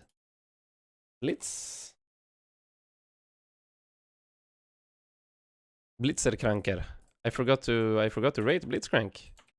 Let's do that right now. I have watched trailers, I've watched everything, and I had a game. So lore backstory of Blitzcrank. Blitzcrank is actually just Superman, or like he's kind of like the AI debate at the moment. Yeah, Victor created him. He's just a very nice robot that's been created to, you know, clean up the streets of Zon from toxic waste. And he apparently gained consciousness somehow. He was just very nice, and he thought that, I want to become better at cleaning up waste and helping the people of Zon. So he just removed his own limiters. He started using Victor's tools to remove his limiters and just add a bunch of add-ons to himself so that he could be of better use to helping the people of Zon. He's just a super nice Superman hero guy who just wants to help. Very, very cute guy. So I'll have to give him a 4. I like Blitzcrank lore. I think he looks kind of stupid though. So maybe a 2. His voice lines say otherwise. Yes, that's. I was just gonna come to that. I don't know if there's some kind of discrepancy between the voice lines when they actually created the character and the lore that they gave him now, because yeah, he does say exterminate. Maybe he means like vermin or exterminate toxic waste or something. I don't know. But he also says that thing you just quoted, the time of man has come to an end. Not sure what's going on there. Kind of weird. And he just has a generic robot voice. Maybe that's a 2. I could give him a 2. Maybe a 3? The lore? Yeah, sure. He was created by Victor. He's a nice guy. But it's actually a little funny that he's very similar to the AI discussion nowadays. That he can now be... Yeah, it's the same thing with AI. If AI is good and wants to help humanity, and he does like remove his limiters, it could be awesome. But if it doesn't, if it starts to disfavor humanity, then we're in deep shit. And then Blitzcrank skins, I wasn't super impressed. He had some okay skins. Maybe that's a 2. I think it's a 2. I mean, the cat skin, the 2 cats piloting a robot and like meowing with the translation, that's like a 10 out of 10 skin. Sure. But that was pretty much his only good skin. He also had one decently looking skin where he was a bit more theme punk-ish. Or no, not theme punk. Steampunk, sorry. Steampunk-ish. They had 2 really good skins, and the other ones were meh. So, I think I'll give him a 2. The Halloween wasn't terrible. Sure, Halloween was okay, but it wasn't anything special. I think a 2 is good enough. I wasn't super like excited or impressed by any of them, other than the cat one. The cat one was actually impressive, a very cool idea. But just having one good skin isn't enough to like put him up there. Especially since I put Aatrox's Blood Moon. Even though he has Blood Moon, that's awesome. All of his other skins were garbage, so he gets a 1. The only one that I've actually given a super high score for skins is Ashe. Ashe has some crazy good skins, actually. Yeah, I think that's good. Now we do some fun factor. I had a lot of fun, even though I lost. I actually had a lot of fun on the character, but he's extremely one-dimensional. So that definitely drops him down to maybe a 2 or a 3, like a 2.5. It was fun to be able to run fast and just make people scared. People were always scared of me. Scared of getting hooked, scared of getting knocked up and CC'd for 3 million years. So he's fun. He definitely deserves a 3, I think. And then the difficulty is also maybe a middle of the pack, maybe a bit on the easier side. Because the higher rating you go, sure, the hooks become harder to hit. But in low rating, I think hooks are pretty much a guaranteed kill every time in the lower ratings. So when people aren't good at predicting and dodging, I think this is a decent rating for him. I wasn't super interested in playing him again, actually. So it makes sense. I would much rather play Bard, and I wasn't super interested in playing Bard again either. So yeah, let's do an overview here of a Brand's abilities. We do know of his story, so I don't think I need to go in too deep into this.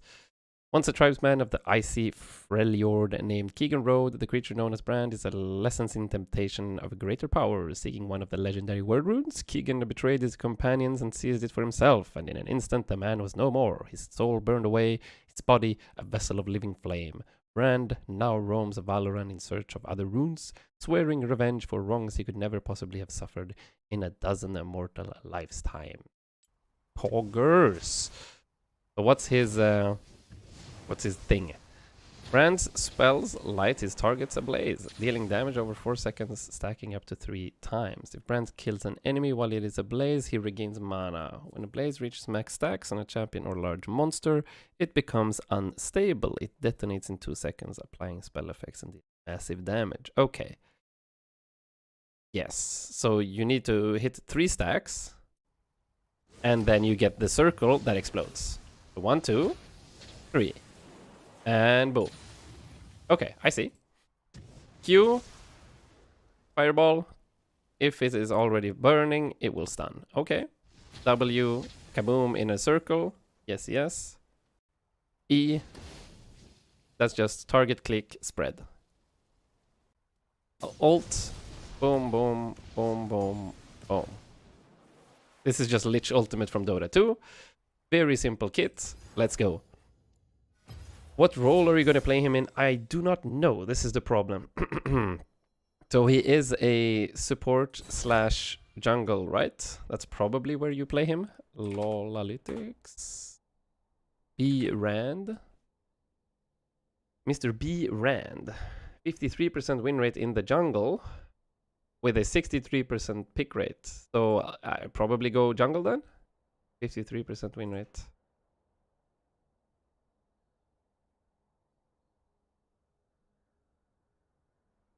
I think I'm gonna go jungle, actually. Wait, why the hell? Hello? Jungle with flash... No, that's mid, sorry. Ghost Smite? Okay.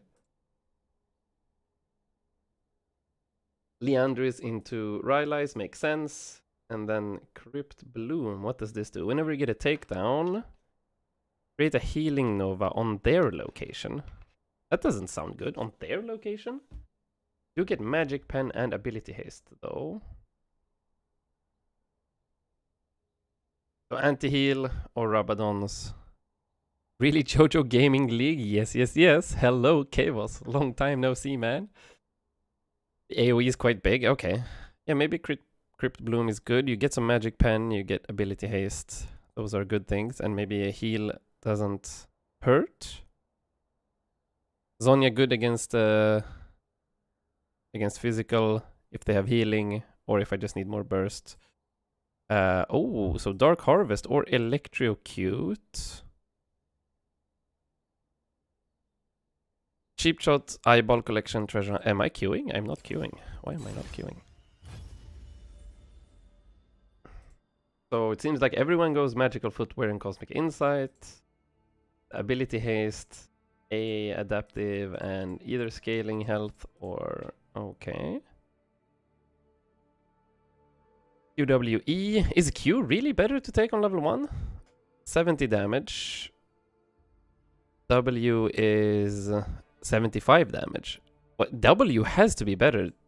Yeah, skill priority W, Q, E. Or, yeah, okay, maxing W first. How's everyone skilling Q first? If you're jungling, oh, maybe you're killing the big guy. 8-second cooldown, 10-second cooldown. Yeah. Okay, if you're killing a blue buff or red buff, Q is probably better. And then you skill W twice when you go to wolves or raptors or some shit. Yeah, that makes sense. But do I go Electrocute or Dark Harvest? That's the thing. I've never played pretty much any of these runes. I've played Electrocute once, maybe. How you doing, Kavos, by the way? Long time no see, man. Still playing Overwatch? Treasure Hunter or Relentless Hunter?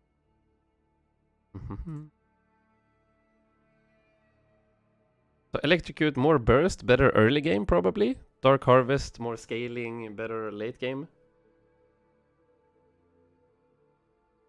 So maybe you'll be able to get some decent late game kills if you just pop your ult into a team fight and a bunch of people get below 50% HP. They're gonna get Rectoronis, Capuchonis. What do you think?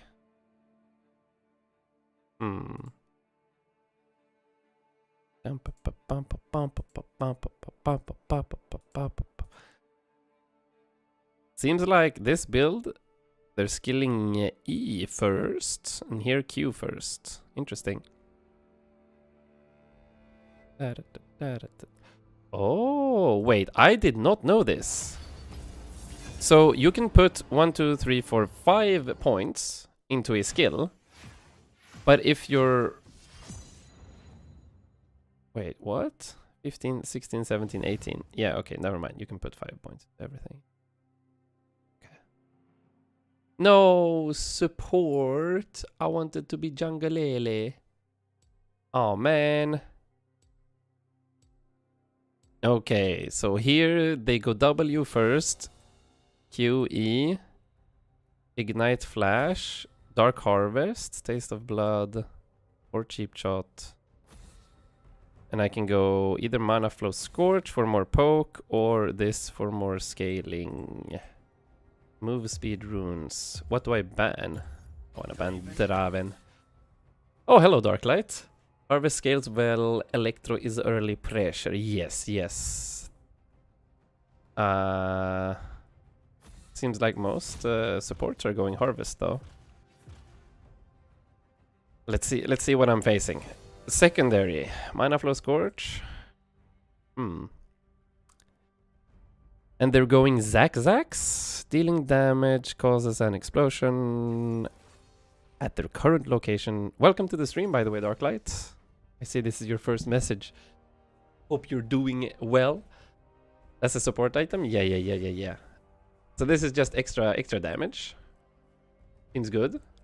Liandry's seems to always be OP for even more burn. And then probably Rylai's Storm Surge at 61%. Winrate. Ooh, the Maligmans. Maligmas? Wanna dodge, please dodge. Who dodges in fucking draft pick? This isn't even ranked. Brother. Okay, I troll. What? Is this guy okay? Why are people... I swear to God, people are more brain damaged in normal games, in draft games, than in ranked.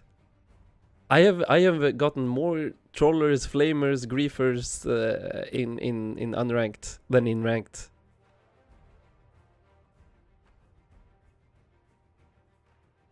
I am so confused. I don't understand. This should be a no pressure, just like chilling out. Wait, let's see what we're facing. We're facing Karma Ezreal, so they're gonna poke the shit out of me.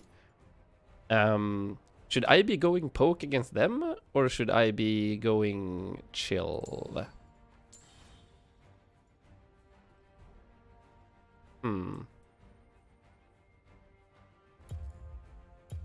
Yeah. Taste of Blood, Eyeball. Do I go Treasure or Relentless? Permanent out of combat movement speed. I guess I can go this. I get some more mana and I poke more. But I have MF. I have more burst.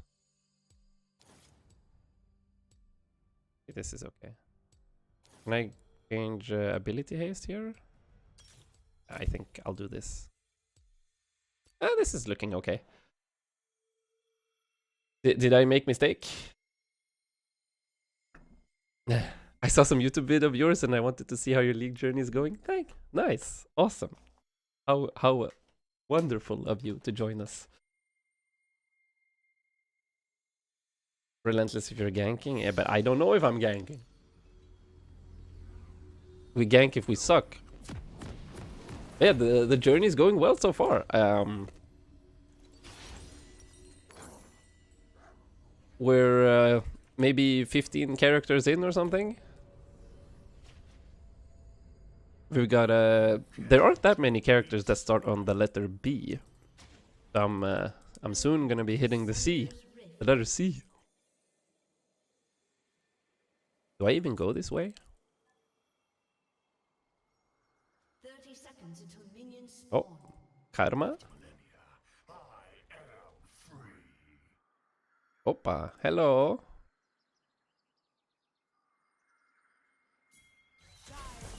Oh, this is not good.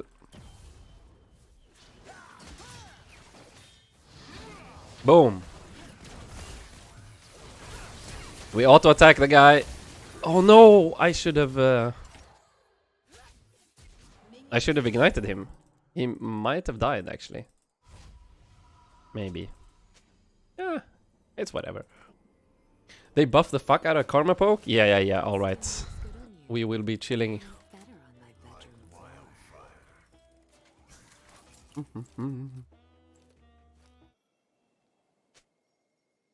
Weird flex.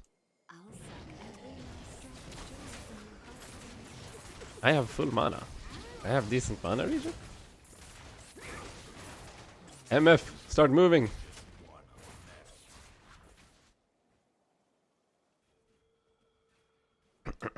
It's a Xin Zhao mid. Echo jungle. Alright.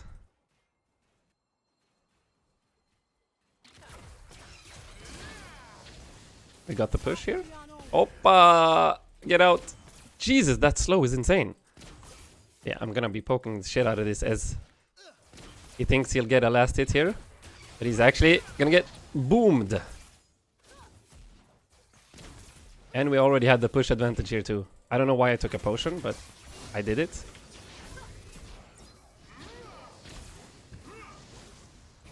I deal a bunch of damage. The level 2 advantage. We're insane. We win lane. We win lane. They can't do shit.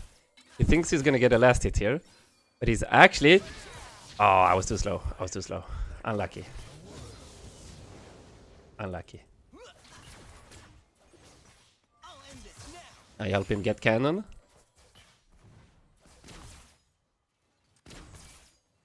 Probably think about where... Oppa. That was a good speed. I should probably ward this to see if their echo is coming. We're winning the poke. And as soon as he walks up for last hit here... Oh, he... Oh, what's the range on the tower? Hello? Oppa. I'm kind of wasting my mana right now. Not good.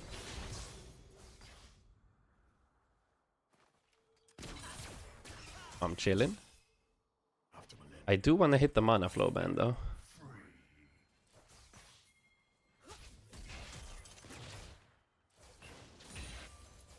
Don't want to get bursted. How did that hit me? Actually?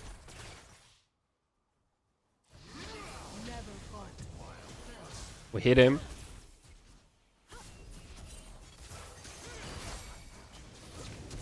Oh no. No, he actually died. There's no way.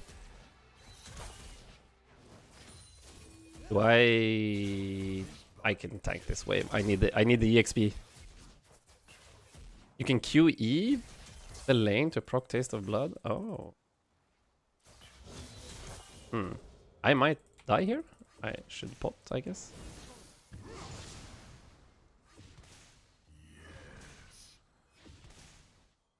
Nice stop. Maybe I stop a TP there.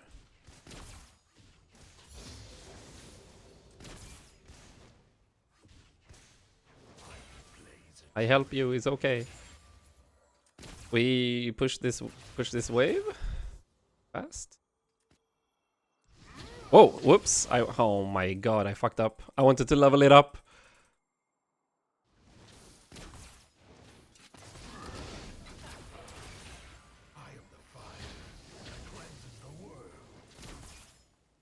Come on, man. TP out.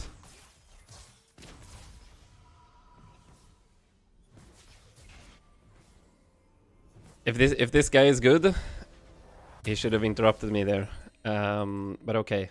We get the Leandris and the boots. That's probably a good idea. And a control ward. And we run back. So far, so good, I think. Can I go for a gank?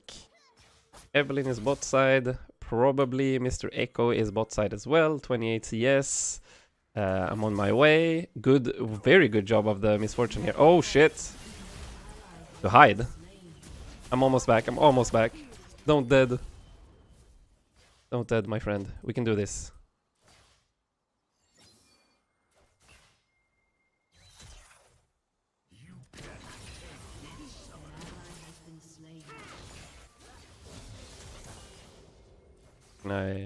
Ah, they're level 5. We probably should not be fighting.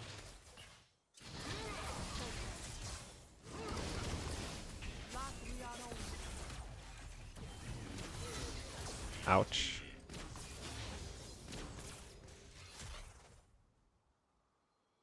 Probably should not be fighting. We're level 5 now though, so maybe if I hit something, maybe yeah, do that.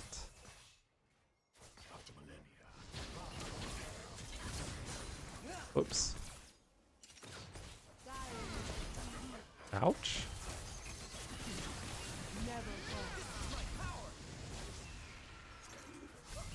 That was a decent stun, I guess, but Jesus Christ.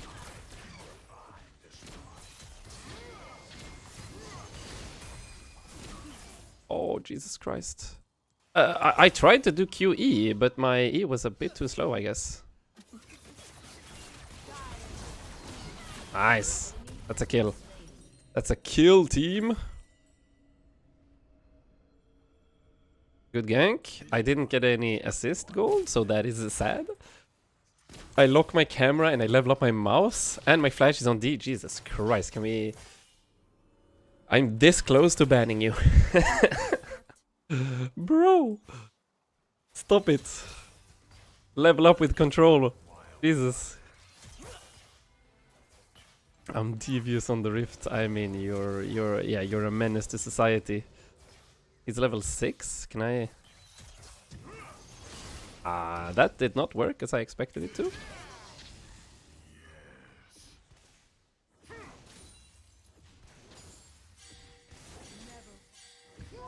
Ah, fuck.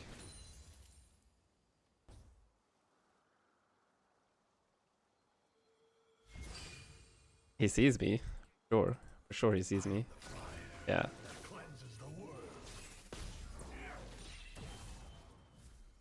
Sure he sees me. Ouch.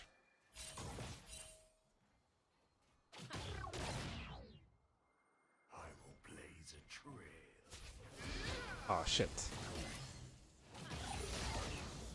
Now we have ult.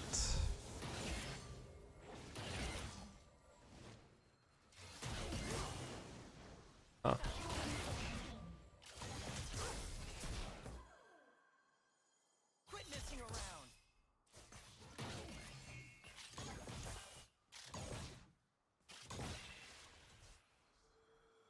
Maybe I go?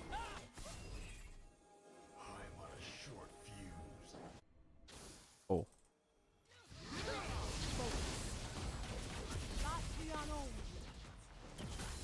Ah, come on, man.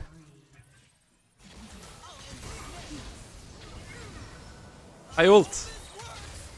Oh! I was running so far to the left. How are they so strong? I fucked up my Q though, but I'm trying to do the QE. But maybe I should just do E first for now. I've been I just pressed Control Q and he closed the stream. No. What finger do you even move to control? What do you mean? My left pinky is on control all the time. It's just chilling. But I am actually so confused. How aren't you supposed to be able to do Q and then E while the Q is in the air?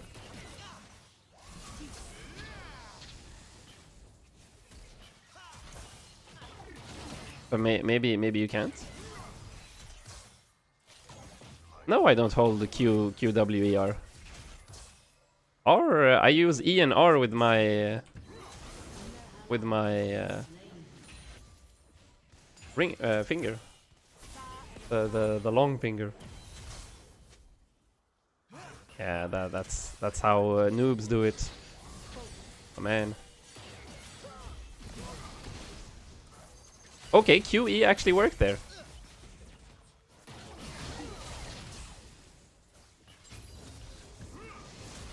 Ow. Oh no, he's actually dead. What? I was behind the minion! There's no fucking way I was behind the minion there. What the hell is going on? Brother man. And he actually had a Yomus. How are we so weak? It feels like we should be able to do something. Report Eve for trolling. But this Ezreal is actually playing well. And the Karma too, to some extent.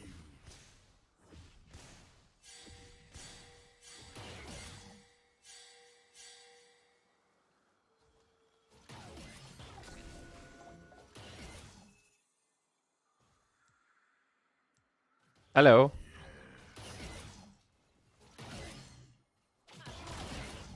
Man. QE stun is really hard? Okay. Yeah, I did manage it once. Once.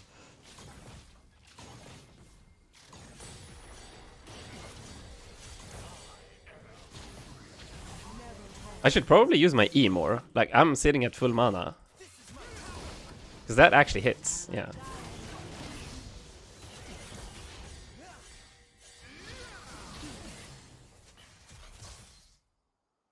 Just FF for 15. Hey, it is actually insane. Should I just try new champions in ranked? I swear to God, these normal games are more cancerous than ranked games.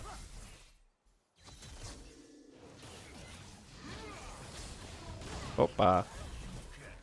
How? What's the range on this guy? We're alive? Maybe should have...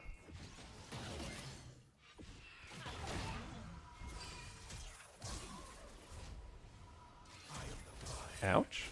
Yeah, I need to go back. And they have... Wait, they have 6 grubs? Why can't I see how many grubs they have? Is this grubs? They have 6 grubs, right? Jesus. Zax. Getting Leandry soon, and I should probably upgrade to the Oracle lens. Oh, Evelyn, maybe? Evelyn popping off? Oh no, she missed! Oh, that's insane though. Wait, why is MF doing 0 damage? That was like half an ult. It did nothing. I'm on my way. I'm not gonna let them get the tower. Oh no, it missed. No, she missed her ult too. There's no fucking way.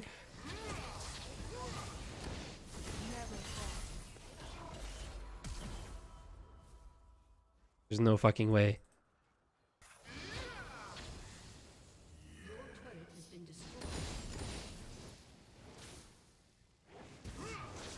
Oh man. Maybe I gank mid here? No. Oh, okay. Echo fucked that up. Feel like maybe I could have chilled in the bushes. This Ezreal is really cocky.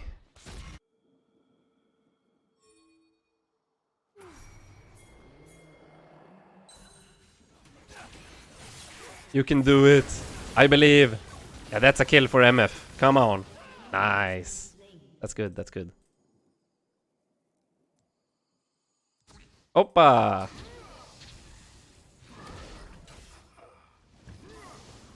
Never mind. Okay. Can I stun him while he's in this? I can stun him. Okay.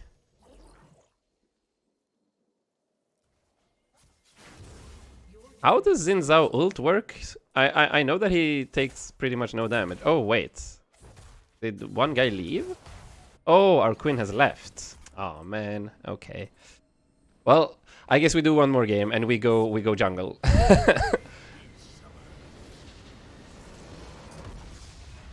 That was you can't damage him outside the circle. Oh, is that how it works? Okay, so you can damage him if you stand melee range? Okay. Okay.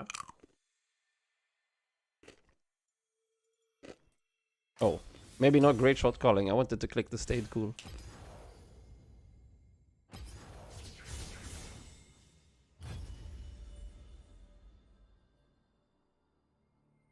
Yeah, I ulted him a bit too late. And I thought he was immune to stuns or something when he ulted. I kind of hesitated with the ult, or with my Q. I could have stunned him way earlier and then just walked in with the ult and tried to burst him. I didn't know how Xin Zhao works. I think we did fine on lane. Somehow our level 2 burst, like I got Ezreal down to half HP and Karma to like 10% HP at level 2. But somehow we couldn't translate that into a good laning stage. That is sad. Oh well. Go make burger? Okay, okay. Good luck, have fun. I also need to eat dinner. Wait, why is my... Oh, I forgot to move my camera. Maybe I have it here?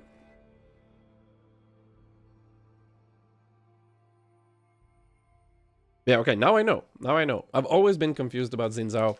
I've always been like, okay, he doesn't take damage. Can I... Like, should I save abilities? What do I do? Maybe I should jump in and look at him. Look at him here. Champions. Where is? Oh, of course, Xin Zhao is X. He's down here, or is he Z? He's X. Abilities. Okay. Challenges an enemy. Deals damage based on their current health and knocks non-challenged targets back, becoming impervious to damage dealt by champions outside the circle. Okay. It's kind of like Legion Commander's Duel in Dota. But also, it's like... what's he called? Oh no, I have forgotten. Arc Warden. Arc Warden has a bubble that gives 100% evasion to everyone standing inside of it, if people are outside of it. We did well, but Ezreal was a bit too good. Yeah. Ezreal was really good. I feel like MF was a bit passive. But now I finally get jungle. I don't need to think about other people here. Let me check the LOL analytics for jungle. Oh no. Ah! Fuck. I didn't have time to... I banned Briar. I don't know. Is this what people call strategy? So now I go Ghost. Oh, it's gonna be disgusting having Ghost on D. Or having Ghost on F. I always have Ghost on D. This might be disgusting. I might fuck this up. Fuck it. I'll keep it. I'll keep it. Ready to set the world on fire. So cheap shot. Bonus damage. The burger's out of date. How many days? It's usually fine. Usually fine. If you just if it's just a couple of days after and you've had it in the fridge, it's fine. 19th? Ooh, that's a long time ago. Was it frozen before?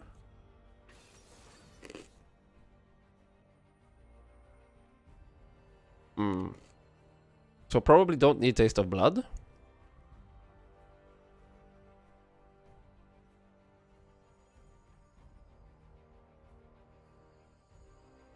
Yeah, cheap shot for sure. I think eyeball. Maybe relentless so I can run faster. I think I want relentless actually. So we go for the big health or the scaling health. Maybe scaling health. So we have a scaling champion with a Thresh, Lilia in the jungle, Aatrox top. Do you guys have any suggestions here? Kinda like Dark Harvest. I think I'll keep going that. Orianna mid. I do like the magical footwear and I get faster ghost.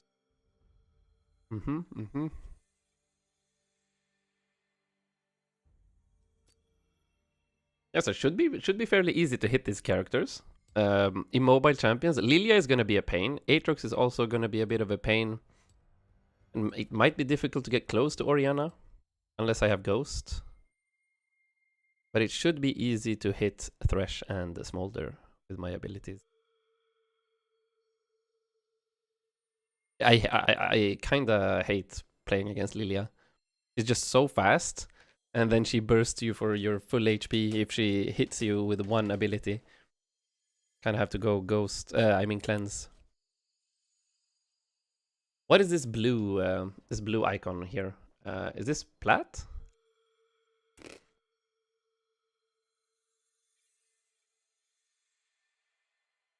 So I have two plat players together on bot lane.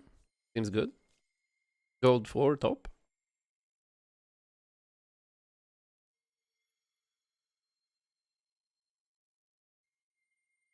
And what does this snowy thing mean here?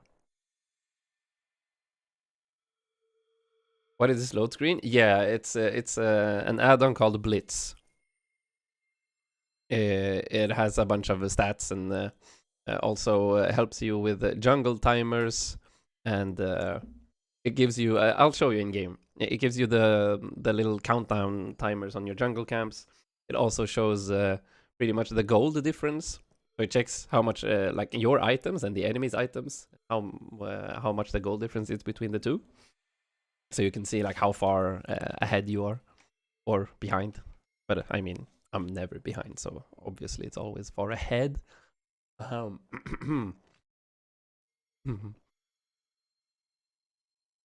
so before the game, this shows what rank people are.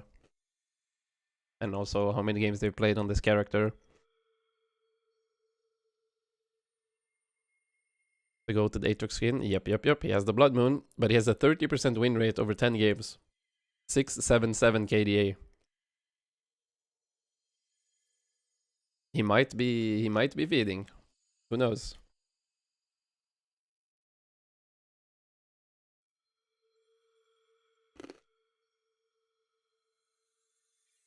Why is the loading screen taking forever? This is also something I've noticed. Once I stopped playing ranked games, the loading screens are taking forever. Seems like people with better computers are playing ranked. People with the potato computers are playing normals.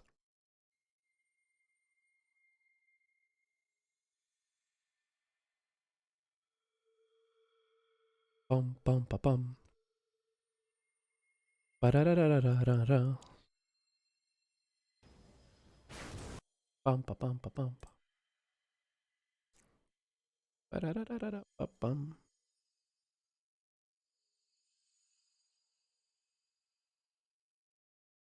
Well, well, well. Looks like we are stuck. Ah, thank you. Let's go. So I go Q first. We get the fire. And now, since I'm a squishy mage, I think I need to kite a bit more while killing camps. Do I start blue here? I think I start blue, and I path bot. Cho'Gath is Thresh Smolder will probably be a big fight, and if we can delay Smolder from stacking, that's a good thing. 30 seconds until minions spawn.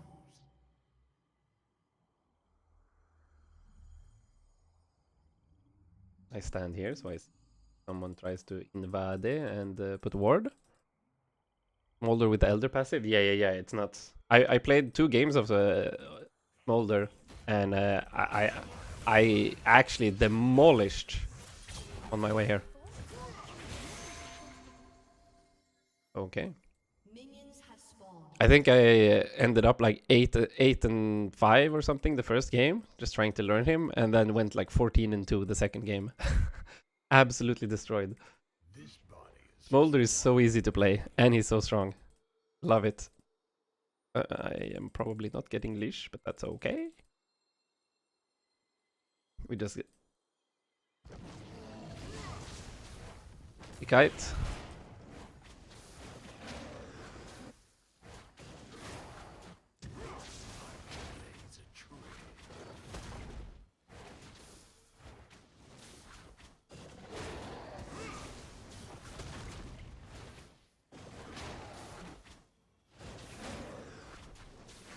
No! Oh, Jesus Christ. Maybe I should have played with the potion. And I think I fucked up the three dot passive.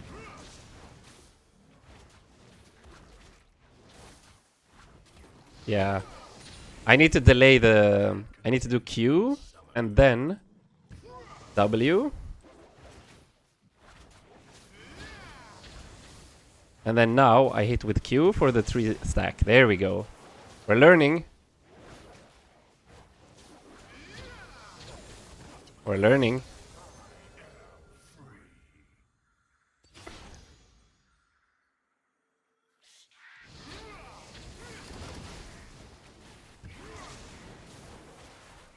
Bada boom. Bada beam.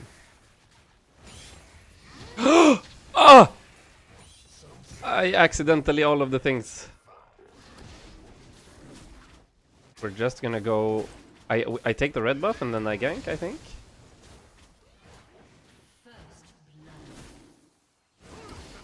Ah, I'm fucking up the stack again. I'm here. We can fight. I believe. I pop ghost. I pop ghost. This is it. This is it. He used his flying thing.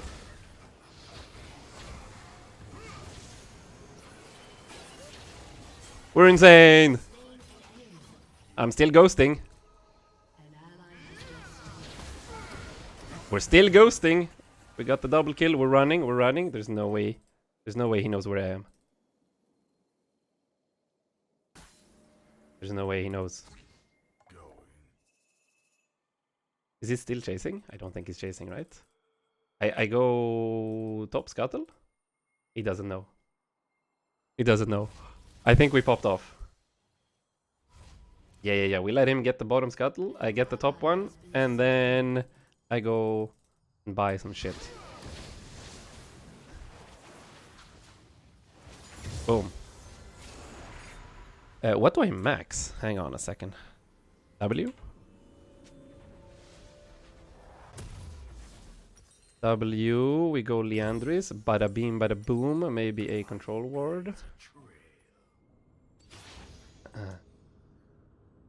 I come. He's full HP. Oh, Aatrox 2-0. Do I just insta walk top? Or do I get the camp first? I just walk through lane, I think.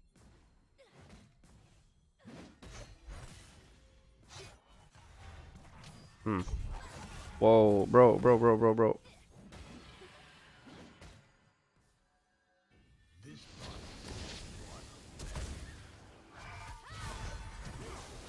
Oh shit. Run! Nice! Oh no! No! No, I'm dead, I think. How is he so fast? Oh, we're alive. Oh Jesus, he's dead though. The shield! He's alive. Okay. Whew. We did it. Maybe I should have taken the camps?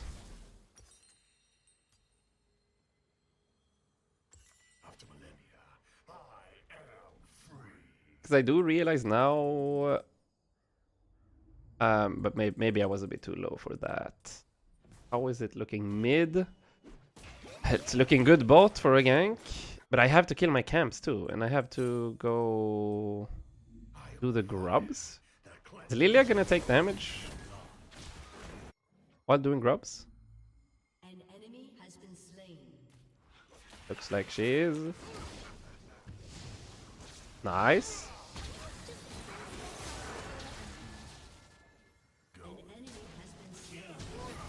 Nice. Popping off.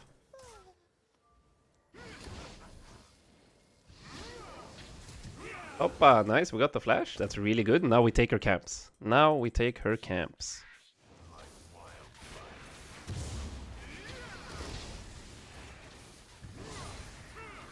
I didn't get the 3 stack.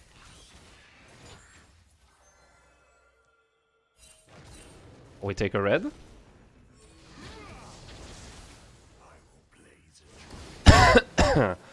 This is looking great, to be honest.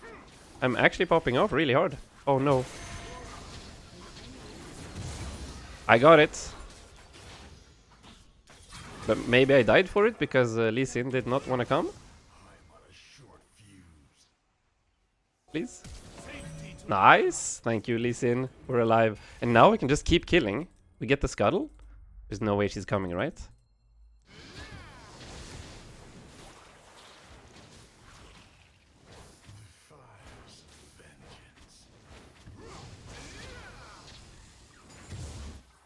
Nice, we're healing. I don't need to go back to town because we're playing an OP role that just heals by itself.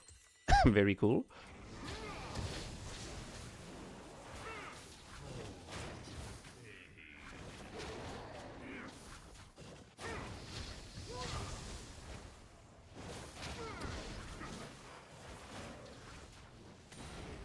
Nice.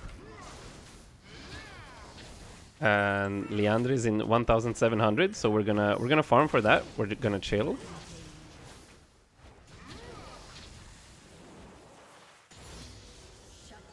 Now I have ult too.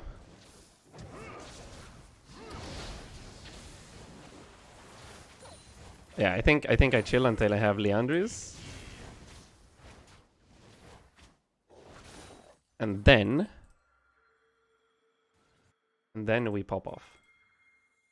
Maybe we go dragon here? Oh, we definitely go dragon here. I have ghost in 30.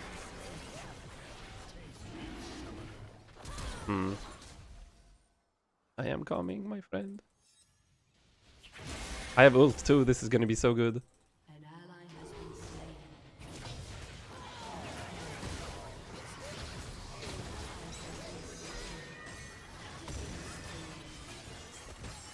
slain. Why am I sleeping for 3 million years? Jesus Christ. We help him push. And then I go dragon. They shouldn't be able to come help, right?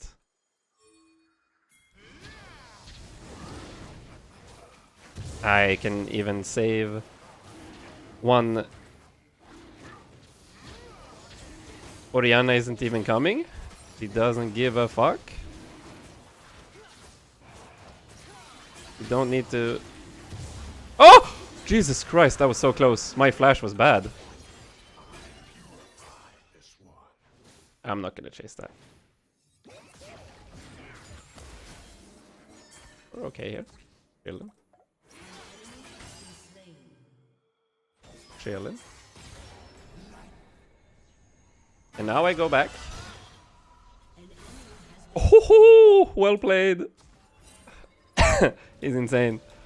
You should try Dota for sure, Alpha. I mean, if you like League of Legends, you're gonna like Dota. It's the same, just a bit more, complicated to get into at the start.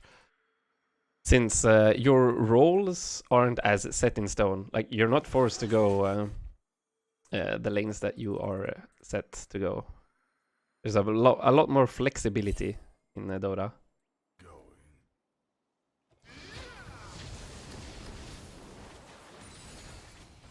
Which makes it a much more fun game to sink your teeth into, but also more annoying. We get the red buff, and then I think I instantly go bot.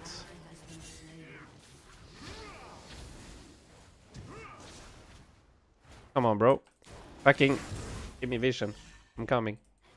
I'm coming.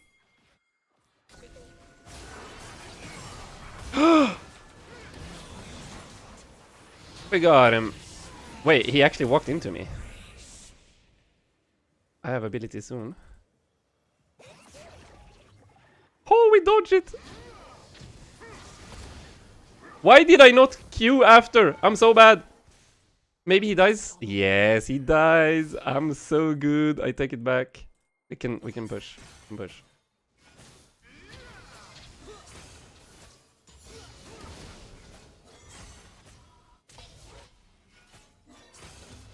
We go back. I mean, things are going wonderfully well. We get the Sork shoes, and then we get the Rylai's. Or do I go the Storm Surge? I'm fat as fuck. We go to the Grubbies, maybe? They got 3 grubs, and he's mid. We do stop him from taking the Grubbies, maybe. Nah, I mean, they're 3. There's no way we can do that. We take the thingy. 3 versus 1, there's no way I go and take the grubs, right? I just take my camps and call it a day. Oh, I'm coming, I'm coming. No! Noise. Get a free kill. Why are they pinging me? Hello? I was on my way. What can I do?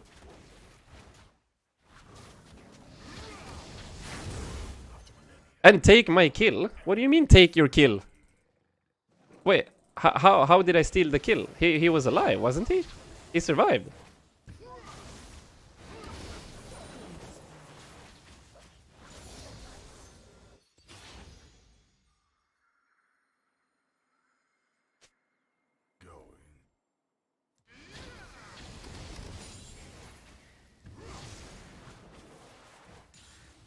I'm confused. Yeah, I'm pretty sure he was alive, and I came after. Should I just let him live? That doesn't make sense to me.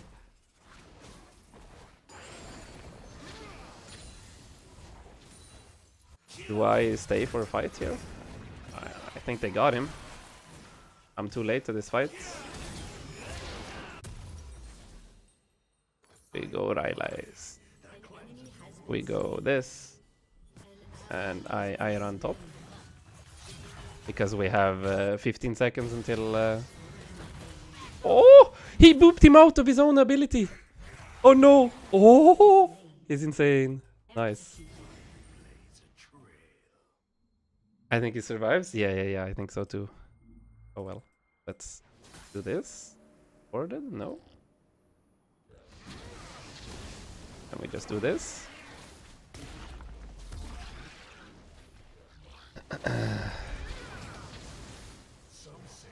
It is better on me, true, because I am the goat.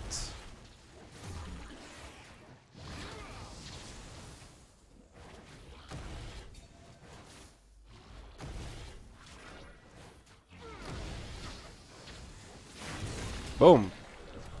And now we can break tower mid, maybe?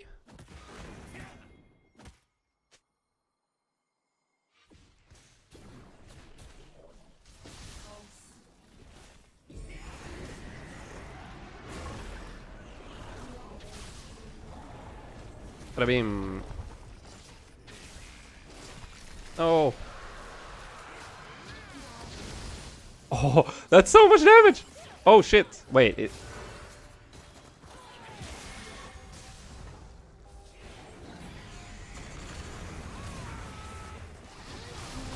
No! I was so close to hitting the ult. God damn. If I throw the ult there, I think I get 3 kills. Unfortunate, unfortunate. What do we go after Rylai's? Crypt Bloom? Do they have a lot of bursts that I need to dodge with Zhonya's? I don't think so, right?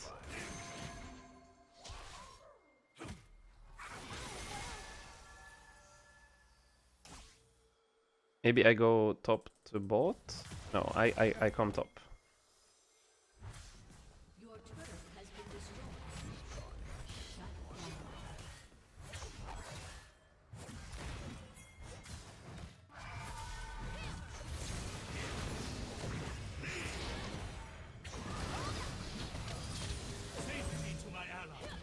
You can get the kill. See? You happy now?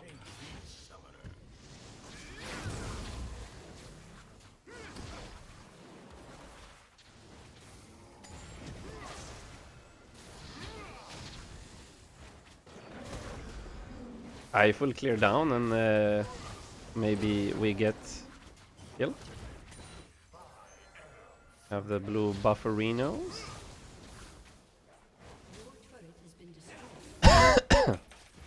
Maybe I should have defended the tower mid. I didn't see. I'm on my way. I'm on my way. I'm on my way, bro.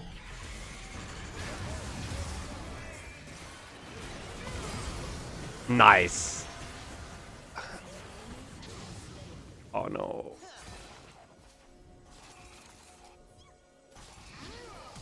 Oh, we got the flash. I can't do this. Oh, that actually hits! Jesus Christ.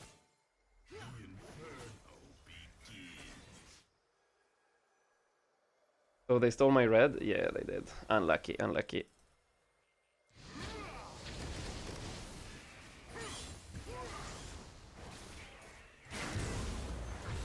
Two minutes until we have something to do. I don't think I need to do Zhonya's. I can go Crypt Bloom.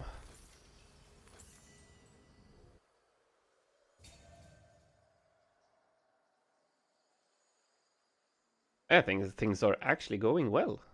Actually. I feel like I'm very strong. I'm on my way. On my way, bro.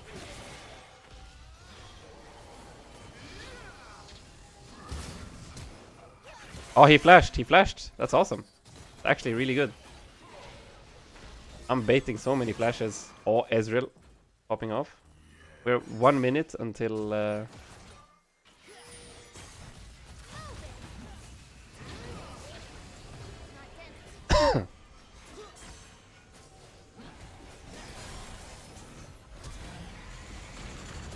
Oh. Poppy.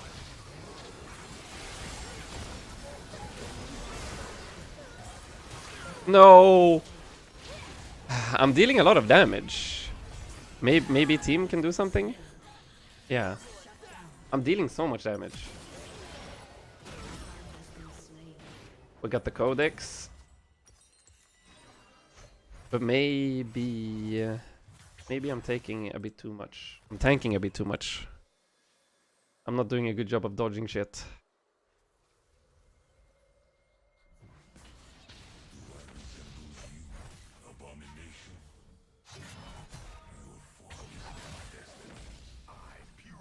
Hmm. So 30 seconds until dragon. No.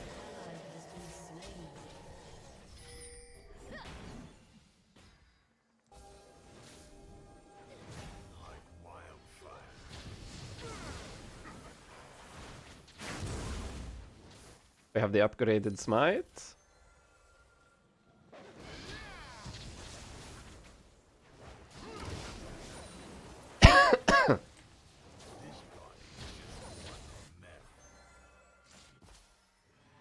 We go dragon. Team.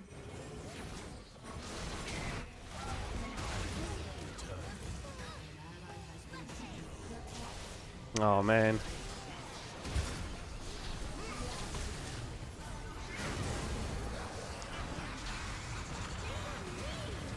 Man. I don't know why I walked in and Poppy just left me. I dealt so much damage to all of them. No. I'm throwing away my huge lead.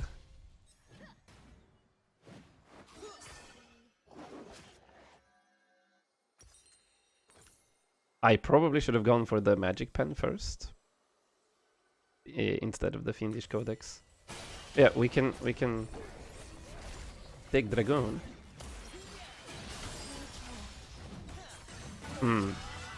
So they tried to take tower instead of taking dragon. We didn't get tower, and we're not gonna get dragon either because they need to go back and regroup.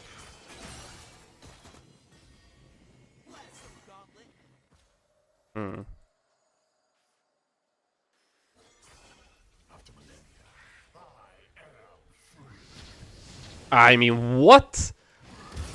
He didn't even see me. What was that? That's insane.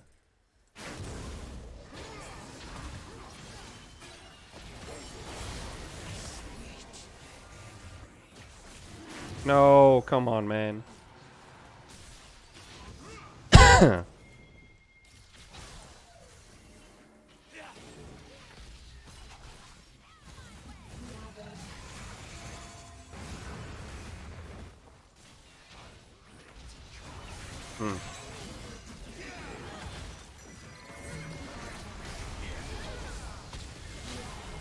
I ult! They die, they die, they die, they die. For sure they die. Come on. What? How do they not die? Come on, man. How do they not die? It feels like our team is so disconnected. Like Poppy went in alone, I go in alone, the Lee Sin went in alone. Oh.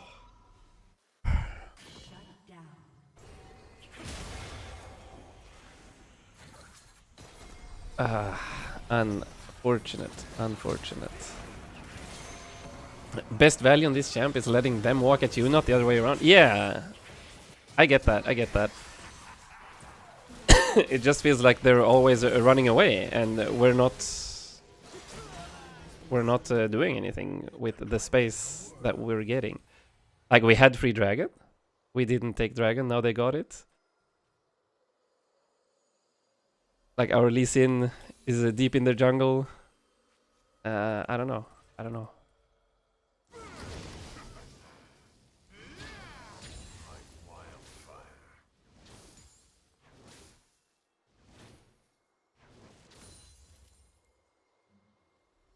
I go top.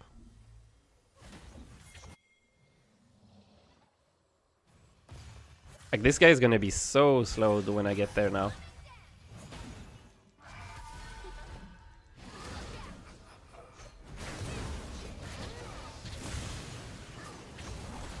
Whoa, whoa, whoa, whoa, whoa, whoa, whoa. I'm dead! There's no way! What? It didn't even look like he hit me with the sweet spots. He just hit me with like the side spots. And I still got deleted. That is so sad. And like, meanwhile, all of my camps are up. I don't know. That feels so bad. I should be doing that when there are no camps up instead.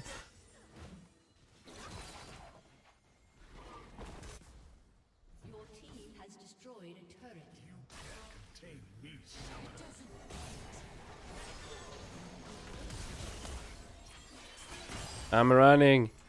Team. Oh, huge! Wait, that's actually insane. That's so huge. Oh, he's dead though. He can't see me. He can't see me. He can definitely see me. Ah.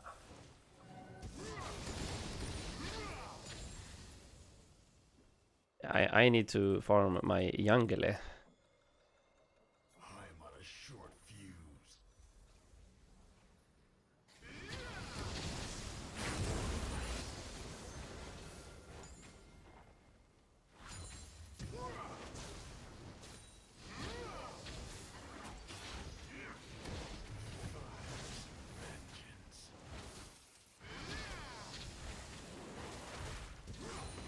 Nice.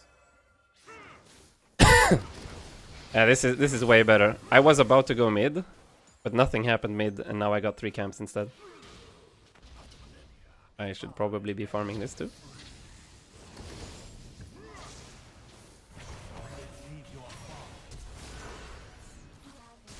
Oh no.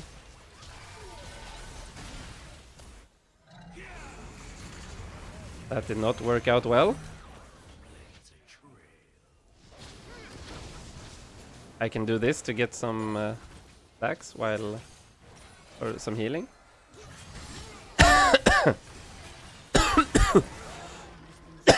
Sorry about the coughing. Are they really gonna try Baron? Hmm.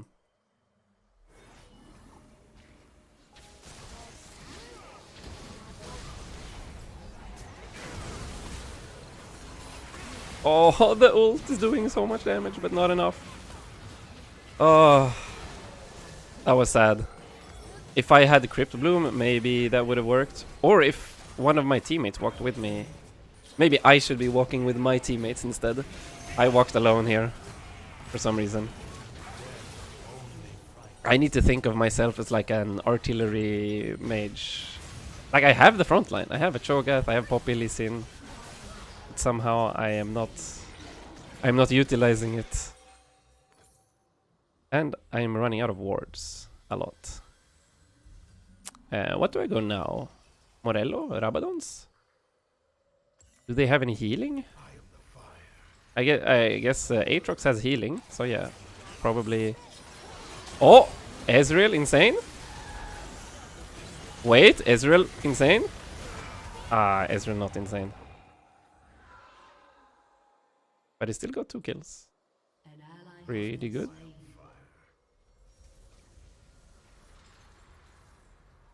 Do they see me there?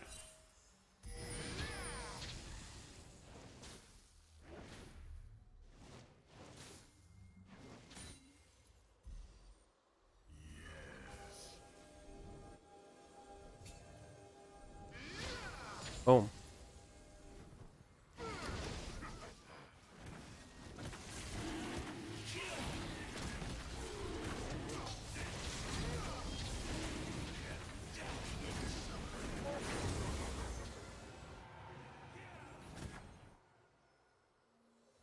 We go push the mid wave.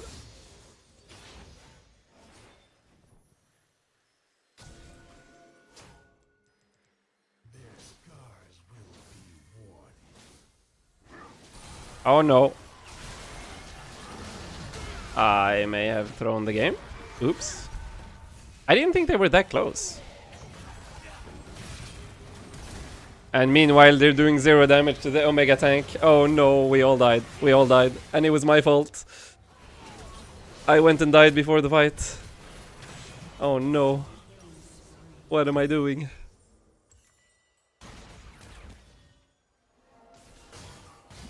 It's okay, Ezreal is split pushing. Do we have any anti-heal somewhere? Guess this guy has anti-heal if he hits him. I think it's okay, I go anti-heal.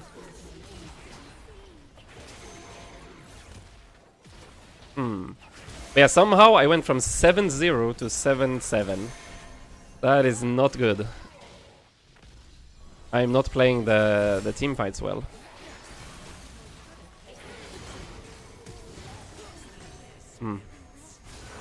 No, man, come on. I ghost bot. Can we slow him?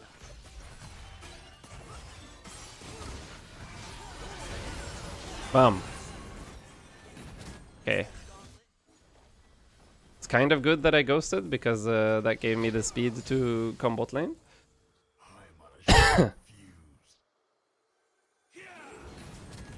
Maybe I can save some camp stop here.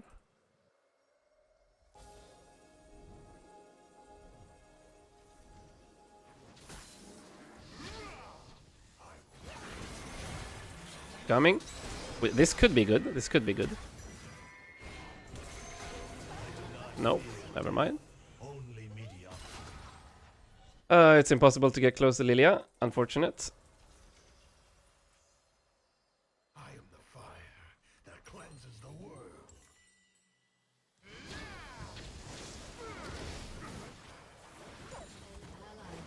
Oh no. Oh no.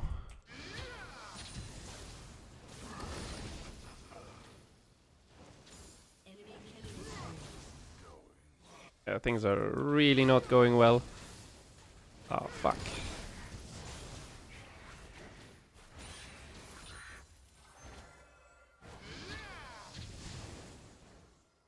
Wait, what?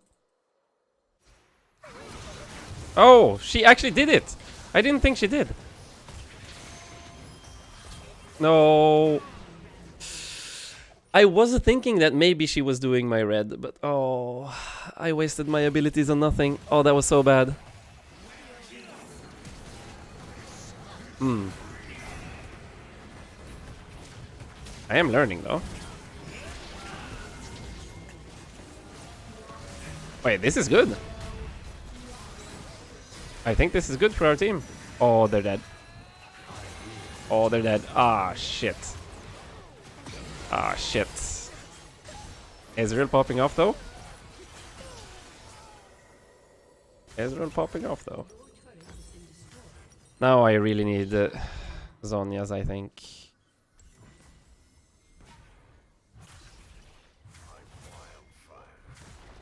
I should be able to get him.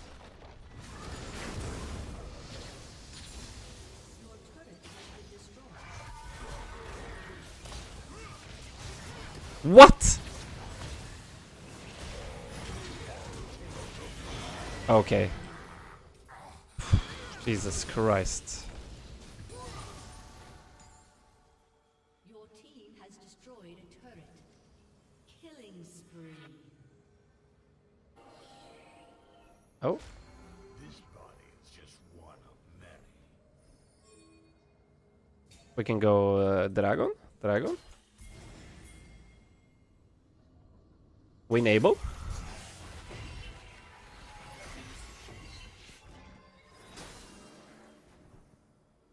After millennia, I am free.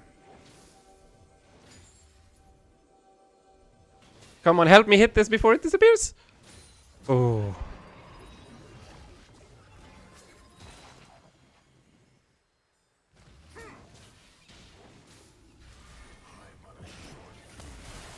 Okay, now we play behind our tank.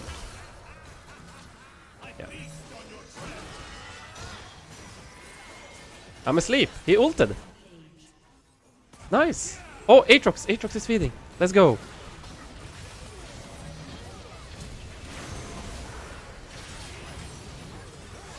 Nice. Nice. Actually doing it. No, that hit the Israel. That's gonna hurt.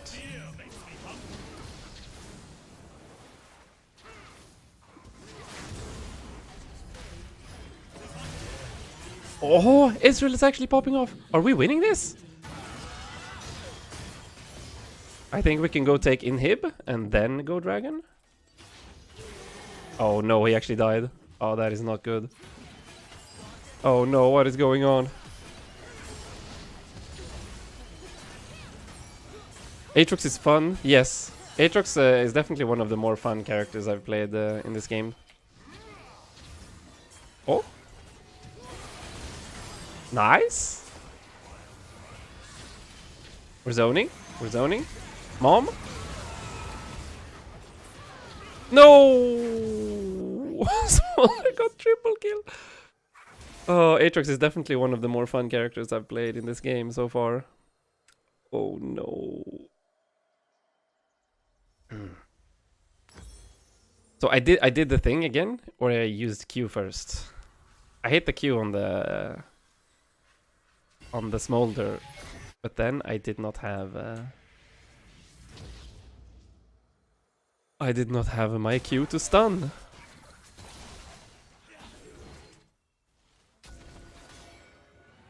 Yeah, once again we fucked up by going like Shogath went and tried to 1v1 the guy, 1v1 the Lilia. He died to Lilia. She came back, could fight us top, and then they get Dragon for free, maybe even Baron. Very sad, very sad. But it feels like I've been playing the recent fights a bit better. Just slightly better. Can we even get there in time? I don't think so.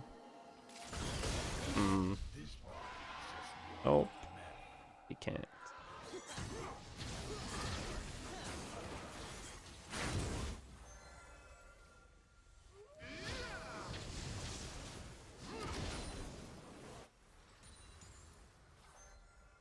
Wait, our team is fighting. Oh no, he's dying. Poppy lost Ignite though. Those double sums.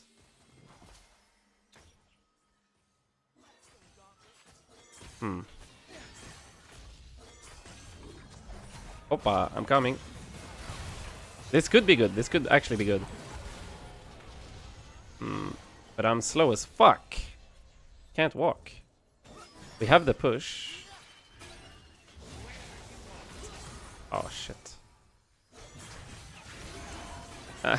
I can't help. We need to get the fuck out. This is dangerous.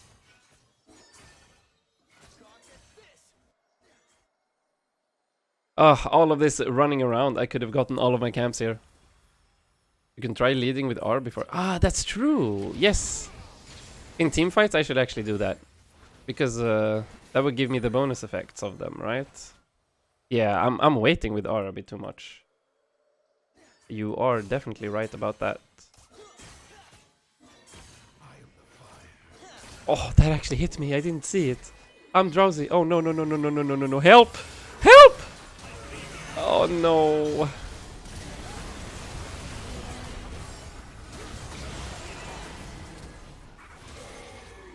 Oh man, the drowsy from downtown.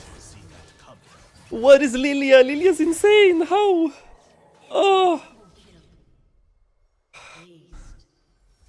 I'm actually playing so bad. If I just don't get hit by this random shit, we can take the fight.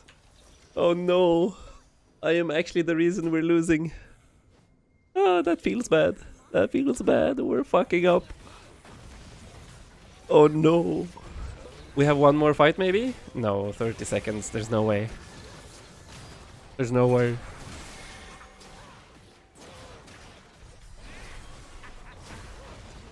Unless I come out here in 4 seconds. Nah.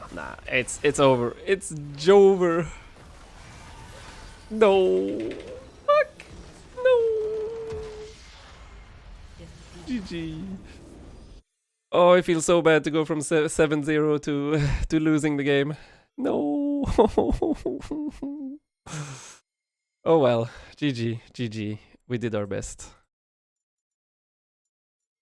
It felt like the last couple of fights were a little bit better at least. I kind of threw some fights by not understanding properly how to play them out. But that's what we're doing, right? We're learning. Okay. I think we're done with Brand. And it's only 9 o'clock, so we have time for one more hero. Is it Briar after? I think it's Briar after. Let me check.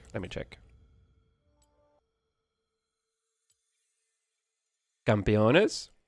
No, it's Braum. Okay, we're supporting with Braum.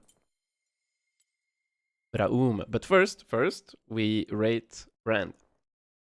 What do we think about Brand?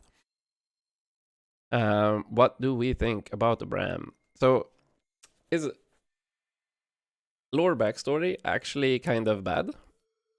Or I can't say bad, just uninspiring.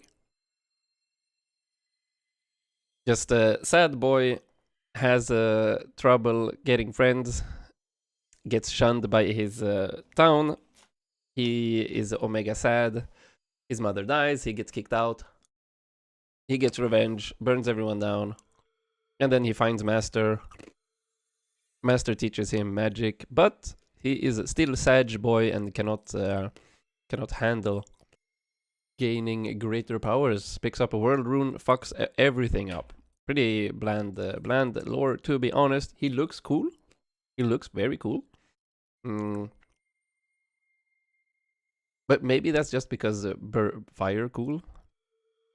The model actually kind of looks a little ass. Maybe a 2 or a 3. Maybe a 3. He's kind of cool, but it doesn't speak to me. He's just a burning man. The voice lines were actually very good, I think. I could sense the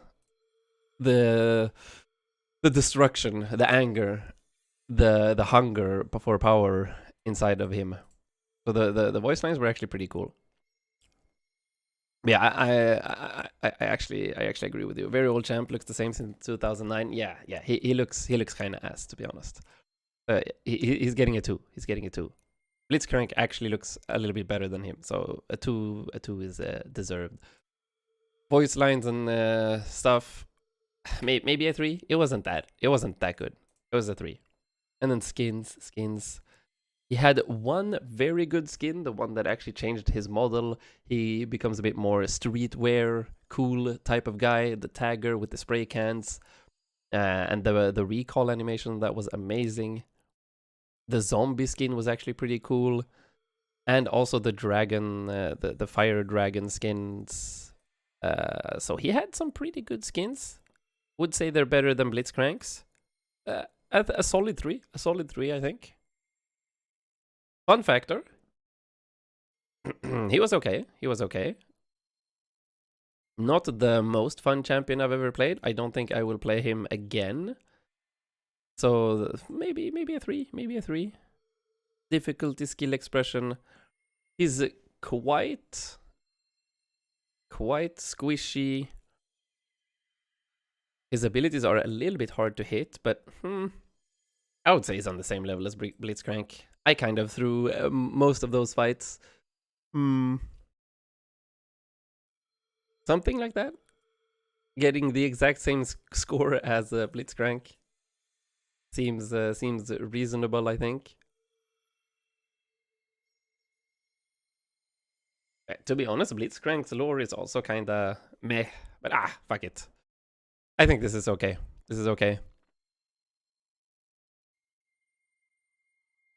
And now we do Braum, I guess. Braum lore. Braum voice lines.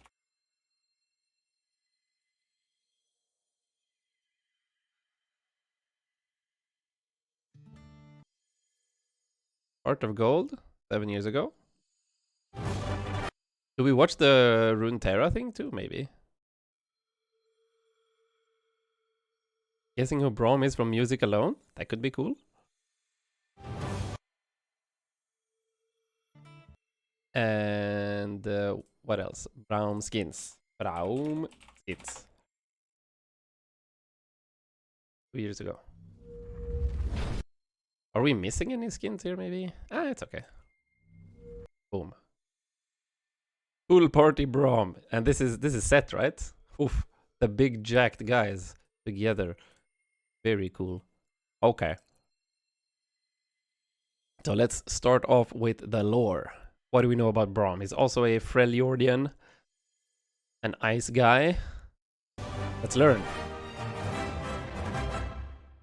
Hello everyone and welcome. It's been a while since we had a proper manliness on this channel, so I figured... Set is like 13? Huh? So why is he always like portrayed with like women and shit around him? That's weird as fuck, huh? Let's finally talk about Braum. There are many tales about Braum told by the people from his home village. There is a story about Braum defeating a dragon in a face-to-face combat to protect the village, or a story about him racing down a mountain of lava. But today, we are going to talk about the story of how Braum got his shield. Oh, his shield Long is time from ago, Orn, right? Braum was a It's like Orn's what's it called? Orn's door to his forge, right? I think I've heard something like that. shepherd living in the mountains above his village. He was very well known for being the kindest man anyone had ever met. He always had a smile on his face and laugh on his lips. Tales about him say that he could chop down trees with his bare hands, and such strength was useful while helping others. Every time someone was in trouble, Braum was there to help. He ripped trees from roots to save drowning goats, and he put out fire burning the village on his own. He was just a man, but to the village, he was a hero. One day, as he was Also a standing very on the nice shore, guy, just like something Blitzcrank. terrible happened. A young troll boy was climbing above the village, and there he found a secret vault hidden in the side of the mountain. The entrance was guarded by a huge stone door with a shard of true ice in its center. When he opened the door, he couldn't believe his eyes. The vault was filled with gold, jewels, and every kind of treasure imaginable. What he didn't know was that the vault was a trap. It was cursed by Lysandra, and as the boy entered, the magical door shut behind him, locking him inside. He tried to get out, but there was just no way. Luckily, a passing shepherd heard his cries and called for help. Everyone rushed to the accident, but even the strongest warriors couldn't open the door. The boy's parents were hopeless. The mother cried loudly in desperation, as if calling for a miracle. A distant laugh answered. As the hero everyone described him to be, Braum ran down the mountain with a laugh on his lips. The villagers told him about the troll boy and the curse that locked him in. To that, Braum smiled, nodded, and faced the door. He pushed it, pulled it, punched it, kicked it. He even tried to rip it from its hinges. But the door wouldn't budge. For the first time in a long time, Braum couldn't help. For 4 days and nights, Braum sat on a boulder trying to think of a solution. After all, a child's life was at stake. Then, as the sun rose for the 5th day, his eyes widened and a broad grin lit up his face. "If I can't go through the door," he said, "then I'll just have to go through." He paused the sentence as he The spoke. mountain, of And so course, Braum of climbed up to the peak course. of the mountain Let's and started go. punching his way straight down, fumbling into stone, fist after fist, rocks flying in his way. He's until insane. He vanished deep in the mountain. As the villagers outside held their breath, the rock around the door crumbled, and when the dust cleared, He's actually just fucking punching his way through a mountain. What the hell is wrong with this guy? I love it. they saw Braum standing in a room full of treasure with a weak but happy troll boy in his arms. Oh But my before they could god. celebrate, everything began to rumble and shake. As Braum cut his way through the mountain, he had weakened the structure, and now it was caving in. With no obvious way out, Braum grabbed the enchanted door and held it above him like a shield, protecting them as the mountain top collapsed all around them. When it was over, Braum was amazed that there wasn't a single scratch on the door. He knew it was something special, and from that moment on, the magical shield never left his side. But the world is a big place, and Braum realized it, so he set off into the distance, knowing his tales were not done yet. At the end of his story, he ventures off in the direction of a nearby avalanche. What may be the end of Braum's story may be the beginning of Udyr's story. Even the building in danger looks like a monastery, but there is no confirmation on that. And that is where Braum's story really ends. If you enjoyed it, you can always subscribe for more weekly stories and possibly rate the Okay. video to your liking. I am always open to feedback both here in the comment section and on my social media, where Why is there by the more way, you can stuff? track how the new really appreciate it, even if What's this? Poro! Hello? Oh, they're so cute.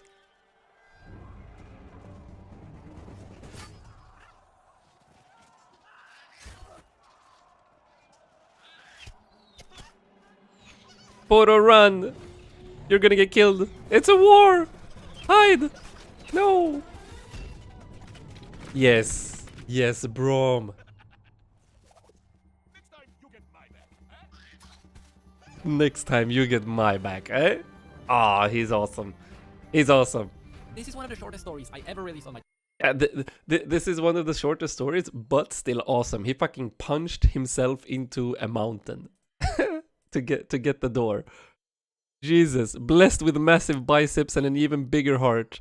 Braum is a beloved hero of the Freljord. Every mead hall north of Frosthell toasts his legendary strength, said to have felled a forest of oaks in a single night, and punched an entire mountain into rubble. Bearing an enchanted vault door as his shield, Braum roams the frozen north, sporting a mustachioed smile as big as his muscles. A true friend to all those in need. Oh, this is a wonderful character. You don't need like super heavy lore to be able to create a like meaningful character. I already love this guy.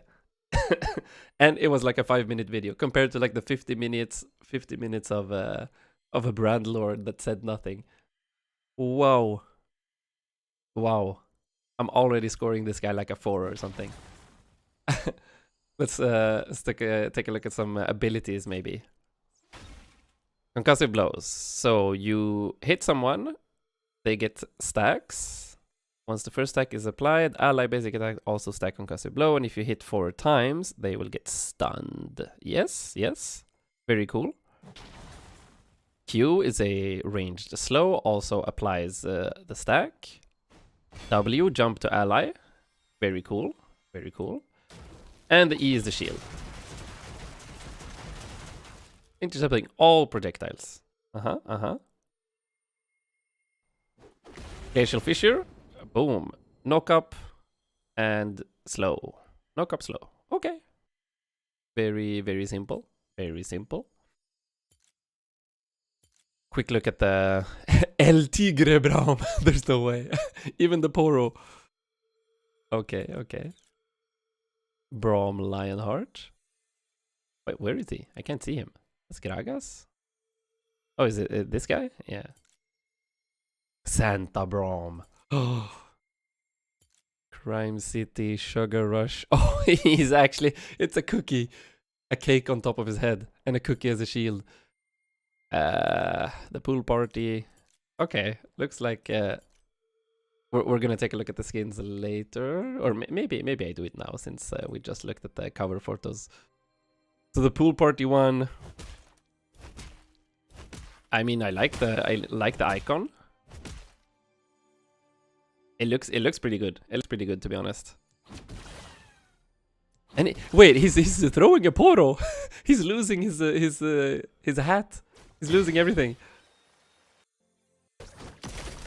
And the ult is okay, kind of like fence. The recall, very cool. Let's see what else. Sugar Rush. Oh, it's a candy. It's a candy wrapper with the cookie. This skin is so stupid. I love it. Let's see the ultimate. Where's the ultimate? Hello? Why isn't he ulting? Even the shield is different. It's a cake. Wait, is it the same here too? Is this also different? The shield? Oh, the shield is also different here. Palms. Let me see the TP. The Poro's eating the cake, becoming bigger. Oh. These are some solid skins. Solid skins, the first two. Mafia. Crime City. He actually has a vault door. He has a vault door. That is also very good. That is also very good. Wow. Wait, the ultimate? They're gold bars! They're gold bars! Hello? Why does he have 3 really good skins with changes to his animations? The diamond? Hello? Custom animation, custom like taunts, custom dances, custom TPs. And the Santa skin is amazing too. Also custom. I think this is another 5 for skins, right? This is normal abilities. Just he has the armor. He has a chair. He has a wrestling chair. And he has a custom TP. Okay. Yeah. This is easily a 5 for skins. Easily. Even his regular skin looks good. Okay, let's take a look at his voice lines.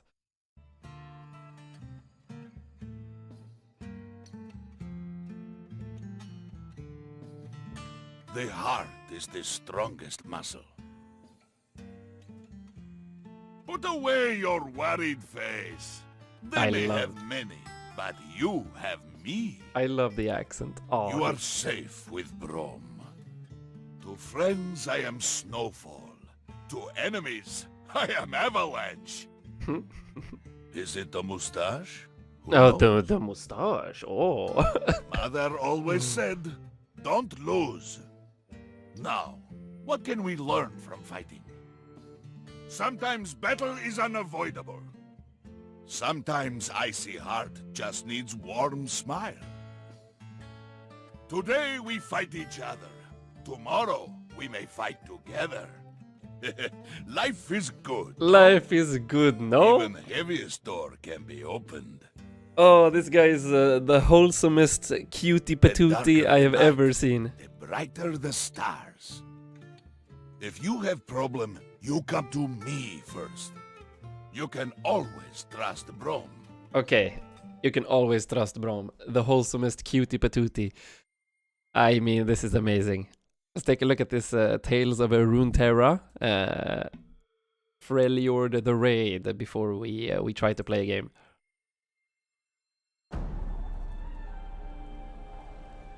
Da Arvong. In the Freljord, we all come from the same family. And like all families, we fight. Keep moving! Catch up to the others. We'll hold them off.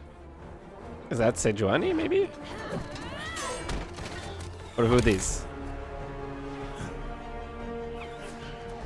Brahm's wife? Ah. Ouch.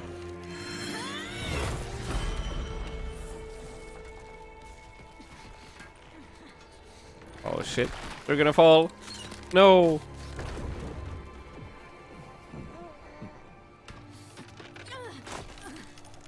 Cousin, we must leave. Cousin, okay. Can't move. Stop!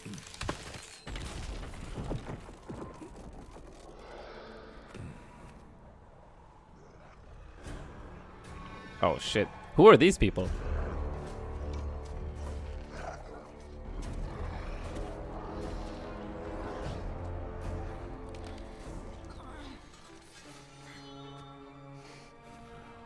Raise him well. No. He will save her. I believe in the Braum. You can always trust Braum. The Frost Guard? Little one. Lysandra's followers. Oh, okay, okay. Thank you. Yes, Braum will save her. Let's go.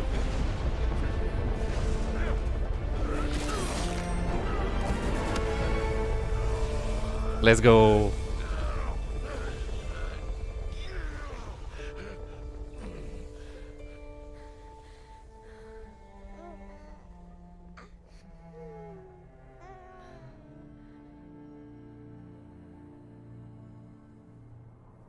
In the Freljord, the fighting tears us apart. But we only survive together as a family. Nice. Nice. Yes. Oh, this fits so well with a support character that focuses on defense and protecting their ADC. I love it. I love it. I love it. Let's go. We need to learn how to play this character. Take a look here. Braum. Is it the mustache? I don't know. Let's find out. I think we're gonna have a good time. I think we're gonna have a good time. I do like playing support heroes too. Let's see. Highest win build. Start with Q, E, W. Makes sense. They are the most impactful spells. Guardian. Swapping between overgrowth or unflinching. Seems like Guardian is always the play. Approach velocity seems good. So you can get close to them when you hit the Q. Minion dematerializer. I do not understand this one though. Is it to help with like hitting the level 2 spike? Or maybe you can't hit the level 2 spike because this is on cooldown. Maybe biscuits? Biscuits?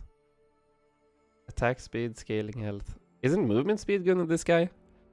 Poke with Q and then protect? Yeah. yeah. And he goes to Slay, of course. Slay makes sense. And lock it instantly. Knight's Vow Frozen Heart.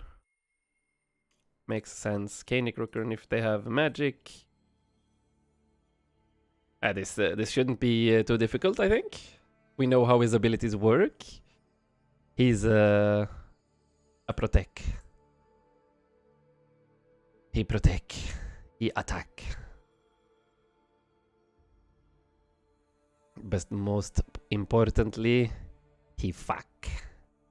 Yes. I don't really know what else to look at. Should I look higher, like Grandmaster Plus? What happens here? We get a lot of bronze in Grandmaster. Don't. Conditioning instead of bone plating. Makes sense if you think the game is gonna go a bit longer. Free boots, interesting. But yeah, seems like Locket Knight's Vow is the way to go. Sounds good. Alpha.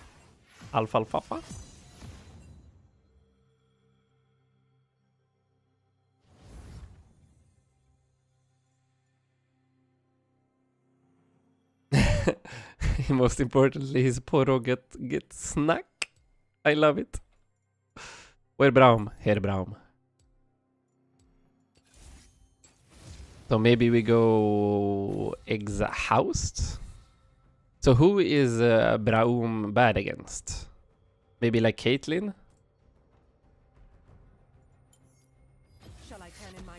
Can't really get close to the Caitlyn. I don't know, maybe Ezreal? Can't really get close to Ezreal either. Zyra? Why Zyra? Can't you block everything with his E? Block all of the pets, the vines. Okay, we're gonna protect the shit out of our Ashe. Che. The root goes through? Oh, that sucks. Okay. Yeah, so the ult, the E and the W goes through. Ah. And that's bad. Oh, Morgana. That's cool though. Morgana and Jinx, we should be good against that. Braum Ashe have strongest level 1. Yeah. Yeah, if they get slowed, we're gonna hit the stun for sure. But Morgana, can she remove the stacks with her shield? That's the question.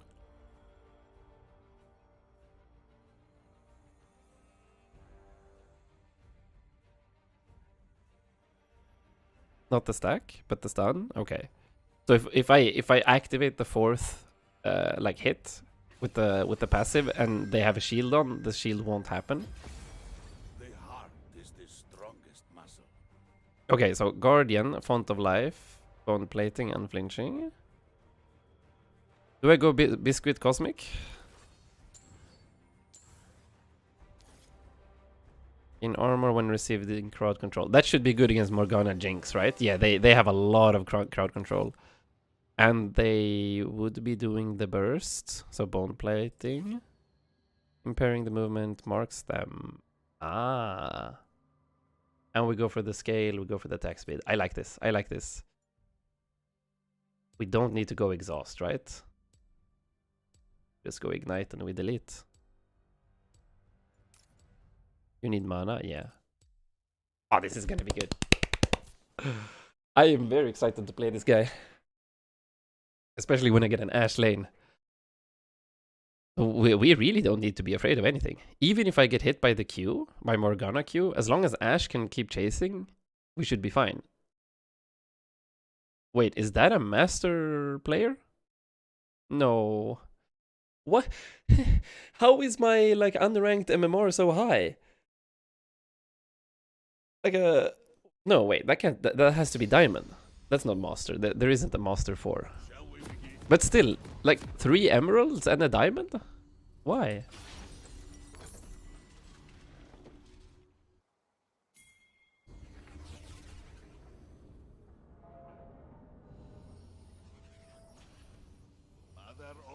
Ashe is not coming. I guess we chill. Welcome Marin Kitagawa? I guess we chill. 30 seconds until minions spawn. We wait for Ash. I wanna go. I don't care. I wonder what's around next corner. I wanna go. Nice, we got the slow. That's a flash for sure. I took the first blood, maybe bad, but I didn't want her to flash. Or maybe I should have let her flash. Maybe that's actually better. I don't know. I'm not sure. But we get the boots. Or maybe the health? Ah, the boots. These shoes, they are too tight. Oh, that's another kill, I think. Wait, what? No, okay, we got the flash. We got the flash. That's good. Wait, does he have a cosmic? No? You can always trust Brom. Normal game, yeah. Ash, come here. Come here. Don't need to help Leash. Ash. No? Okay.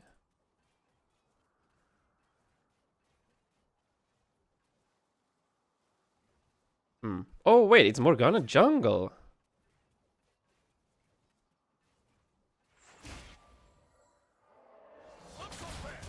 Even heavy stores.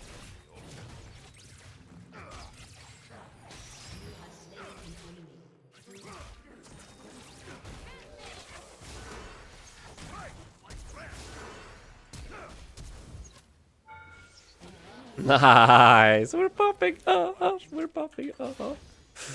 We are popping off! We are popping off!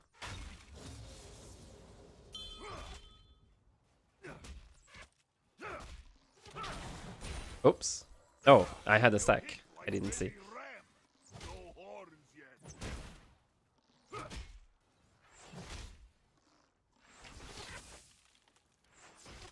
And now we TP back. And we buy. Hopefully he doesn't stop our backs. Oh, we should be so fucking strong now. Wow.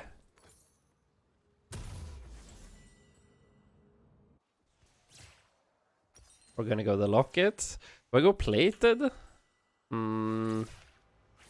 AP. I probably go. They have a lot of slows. We go Merc Treads. Stun, root. Yeah, probably Merc Treads here.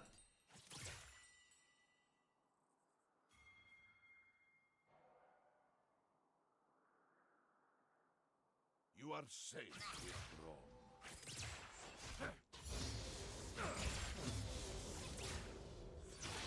We probably... Oh, he's not level 3 yet.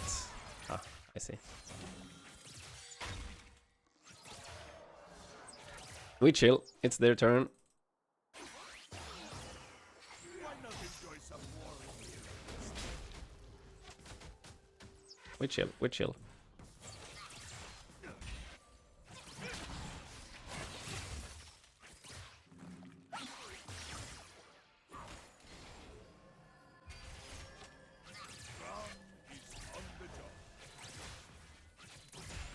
I help. I have another stack.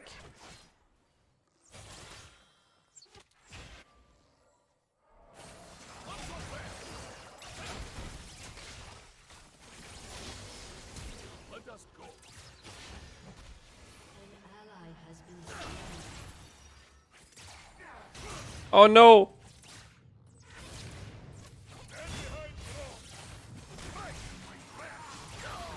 Come on, Ash. You got him. Come on. No, the Ash. Oh, oof. Okay. We gave him the double kill. We're doing it. Sorry about that. I'm 50 gold away from Merc Treads. Ah, fuck it. Okay. But okay. I mean, we're making our Ash really strong here. So hopefully... I mean, her W there was really bad. So maybe things are not gonna go so well. But I have a gank timer here because she's gonna go back. But Karma's also going back, so maybe I take this time to get some deep wards. We can probably ward over here. Life is good, no?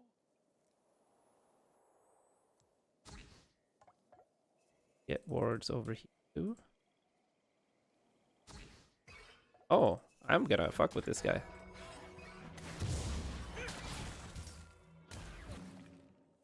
Yeah, I'm just being annoying.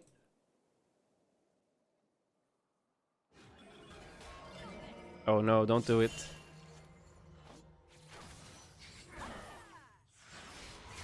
Help! Come to me! I mean, I'm tanking. No! Our Ashe just gave away the... No! Okay, I saved our Ashe. I saved our Ashe. It's okay. If she stayed close to me, I could have actually W'd to her and survived as well. Oh, but Ashe is gonna miss this entire wave just because the Vi decided to be stupid. W Ashe! No! No! We are throwing the game. Oh no, that is actually such a disaster. Our Ashe went from being omega strong to completely... Now the Jinx just got 3 kills, a shutdown, and 2 tower plates. And Ashe is gonna miss all of these minions here, so we are actually fucked. Yeah, well, we're actually omega fucked here. Oh no.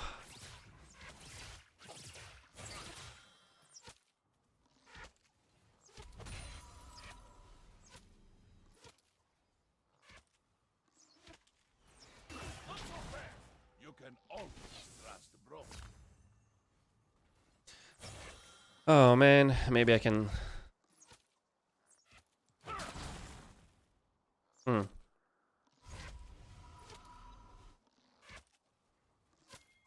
We can dive. Even the heaviest door can be opened. I should be able to E his hook, right?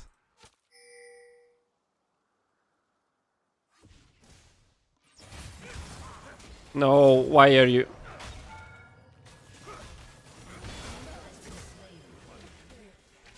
Yeah, we got him. That's good enough.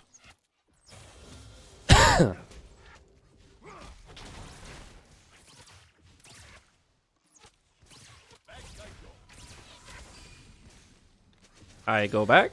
We get the Merc Treads. Or maybe Locket is better? I don't know. I think Locket might be better, actually. And we get a ward, and we get one of those. And then we run mid, perhaps? Perhaps? That's a pretty good gank by Ashe. Nice, she's gonna get a kill on the mid. Nice. And then maybe we can get Dragon if Vaya wants to come. The darker the night, the brighter the star. I will be putting my ward down here.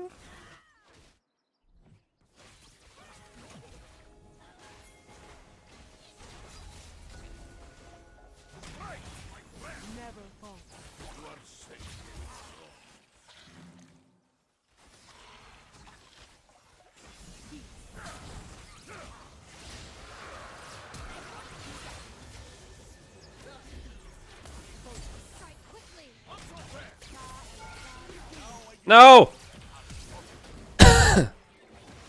No! Fuck.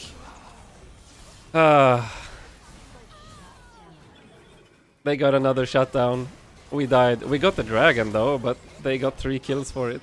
I forgot to use my locket. No, I forgot to use my locket.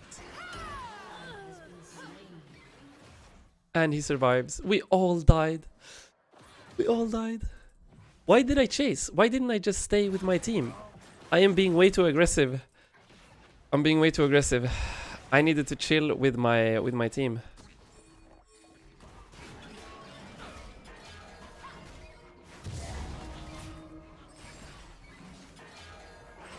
I'm gonna wait out the shield. Oh, okay.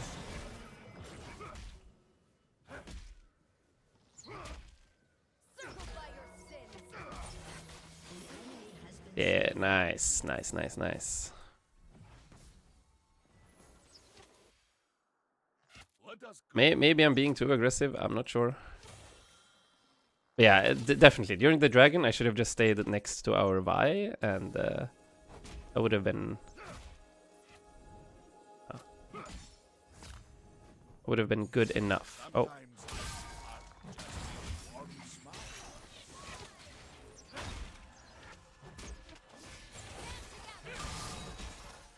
Wait, he...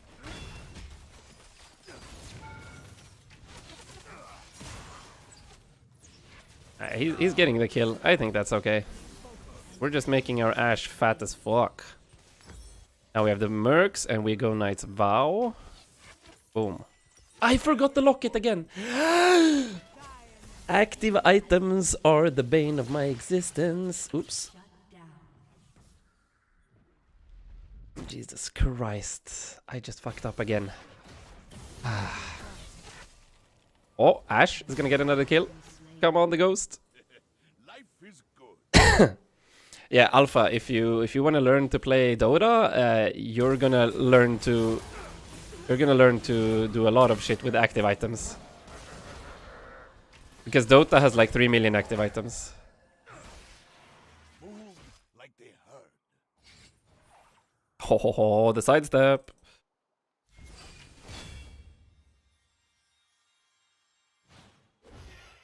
We're on. Go back.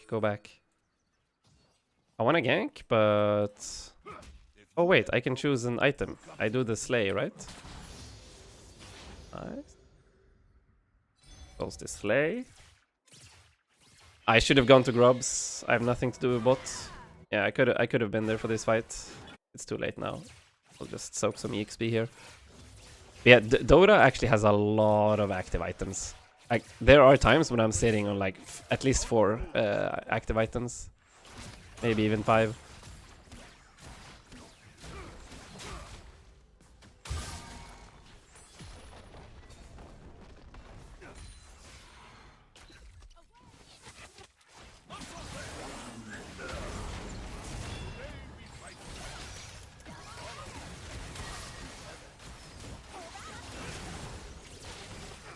Nice! We're popping off! Double kill! So good.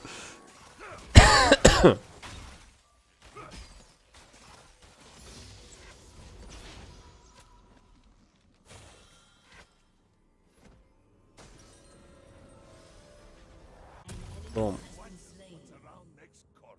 I didn't use any of my biscuits. I don't know. I probably could have used them as healing in some fight in the early game.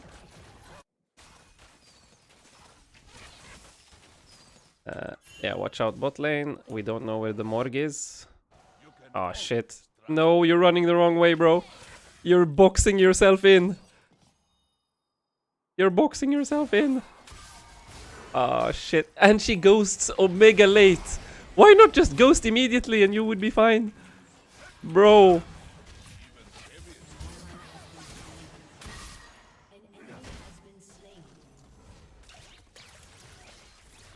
No, bro, back.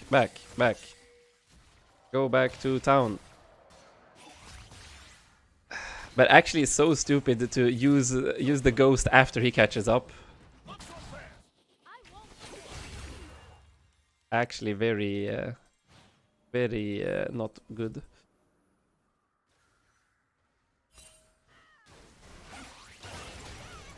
Nice, bye. Come on, let me jump to you.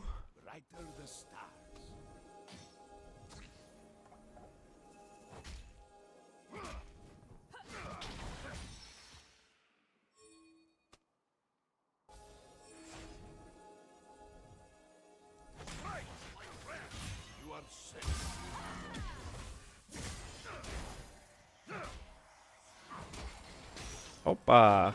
Can I... hello? Can I jump to you?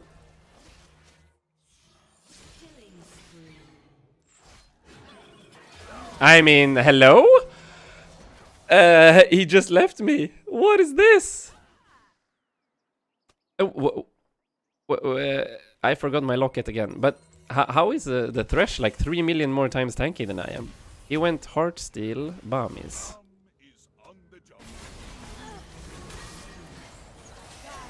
Ashe is gonna pop off here.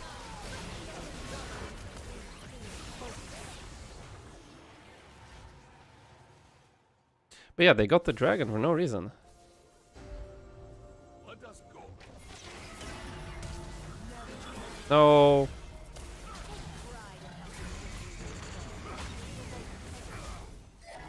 Come on, man.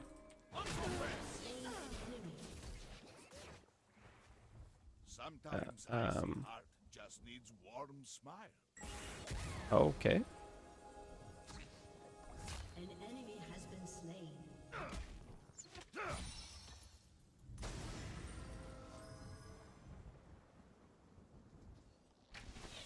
We have red buff. Life is good, no? Okay, so what can happen now? Morgana just respawn, so she's probably gonna run.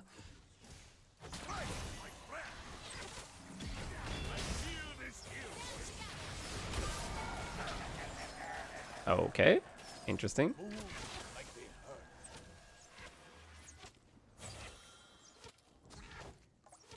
Oh, I warded nothing. Oops.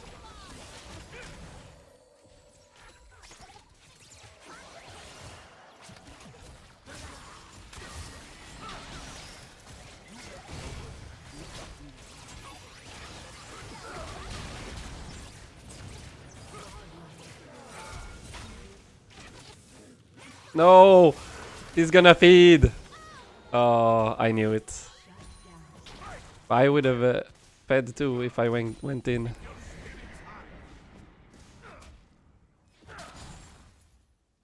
Okay, we go back here. Oh, I forgot Locket! I forgot Locket again! I haven't used Locket a single time, there's no way. Come on, man.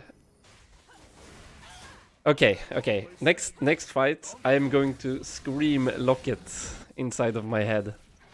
I'm not gonna scream to ruin your guys' ear, but Jesus Christ, I could have dived. Oh, I am not playing well. Okay, Vi could jump in, and I jump to the Vi, and then we go. Oh, never mind.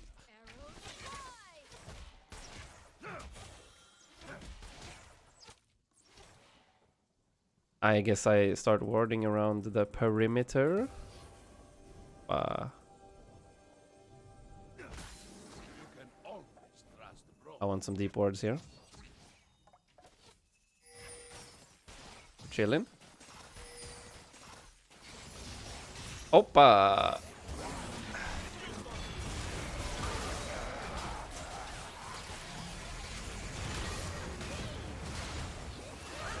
No! We didn't need to fight. I was just warding. Yeah, I probably baited the shit out of him though. I should have just pinged the... I forgot Locket again! There's no way. Oh, there's no way.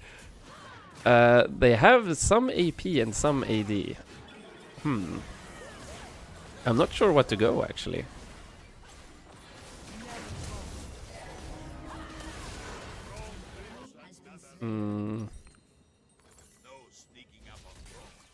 Do I go Kanik Rookern? AP, AP, AP.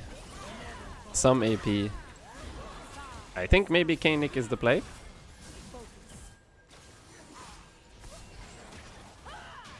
I come. No.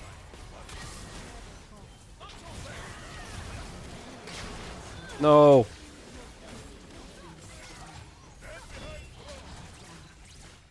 I forgot Locket again.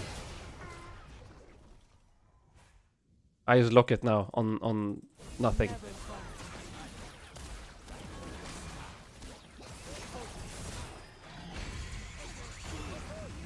Oh, good dodge.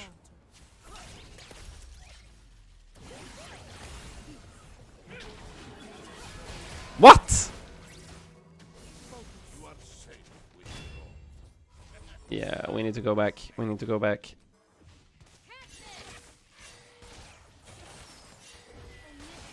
Yeah, he's dead. Rip. You can stop that ult with shield. Wait, you can stop Mom? Is Mom a projectile? Oh? I did not know this. Brom is on the job. I haven't put my Knight's Vow on Ashe either. Oh no. I have so many active items. Help.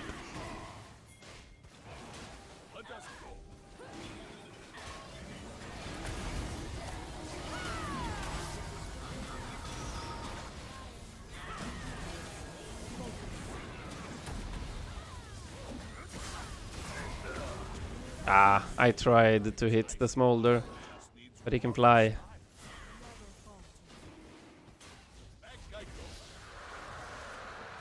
I guess I just go back.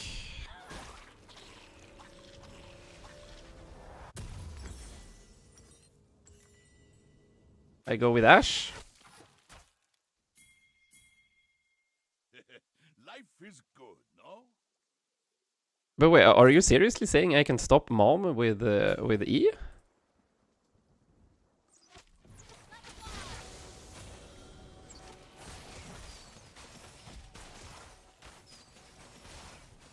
Move like they heard.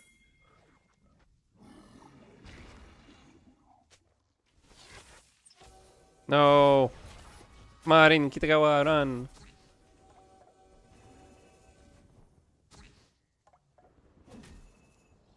If you have problems, you come to me.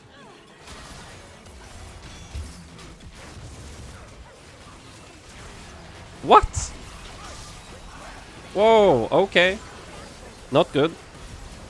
Oh, wait. Wait, our karma's going insane. And the Nasus, oh my god, they're going in. Jesus H. Mother flippin' Christ. That was insane. Holy. This almost feels like kind of a high level game. I forgot to lock it again. It's not high level.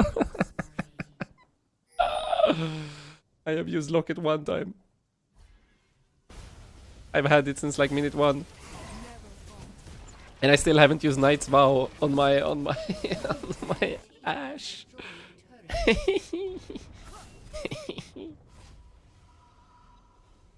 Oh no. We have some insane wards on this guy. Oh.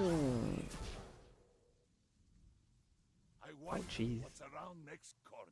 What do I do as a support now when everyone needs to go back?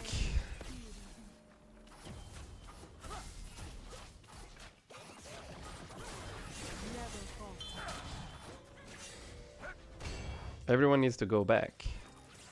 You can always trust Brom. Oh, I'm coming.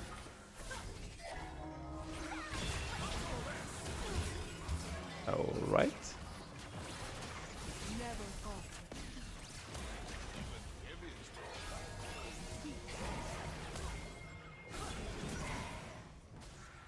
Nice. Somehow they deleted fucking all of my shit. Oh.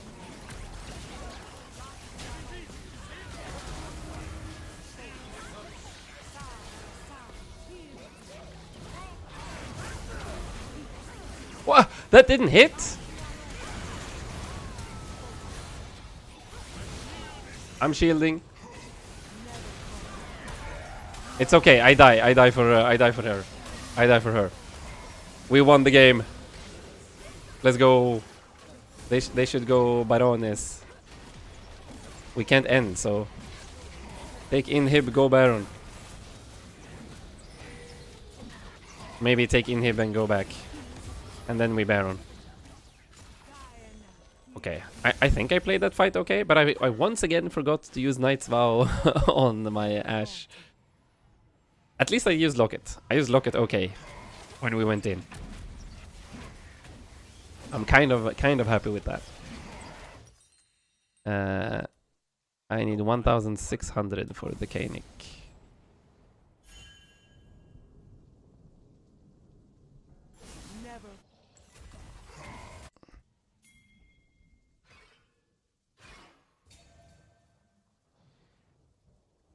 Yep, I have wards.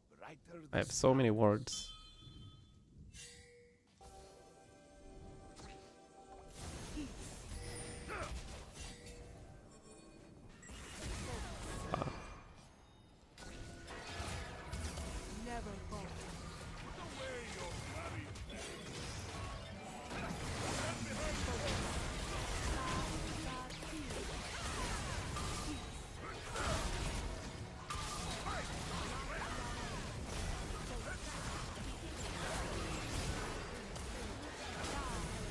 Oh, the shield. Insane. Care. Ash, please. Go back.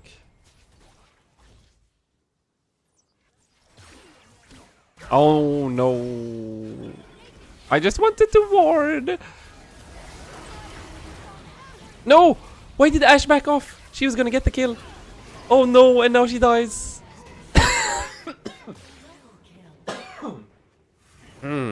I'm very sorry for coughing into the mic like that. But I think I have some problems with my throat.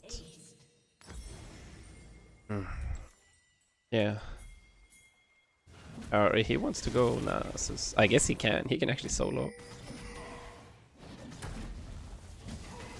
He's actually gonna solo it.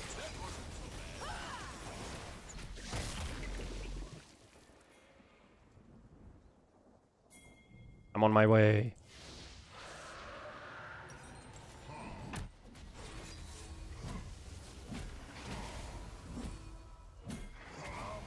Come on, Vi.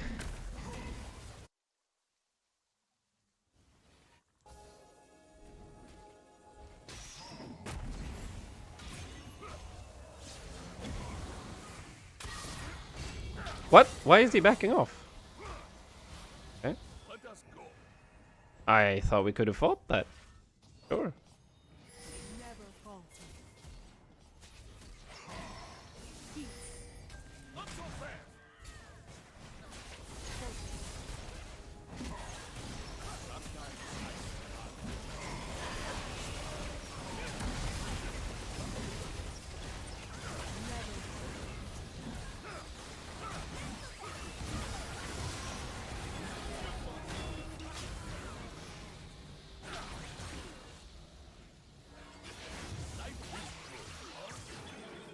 Okay, we're doing okay. Smolder is getting the side wave, so we need to back. We need to back.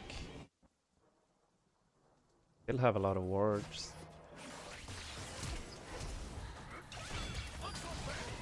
Ah.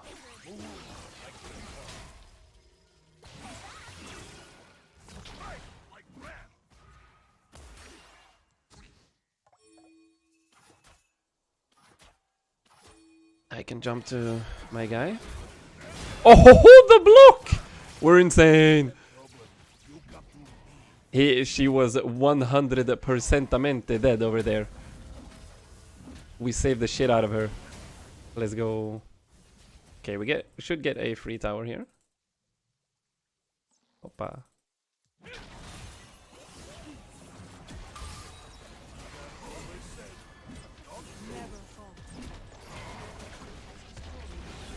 Opa, that's good. Nice, that was a good ult. And maybe I could have flashed to kill her.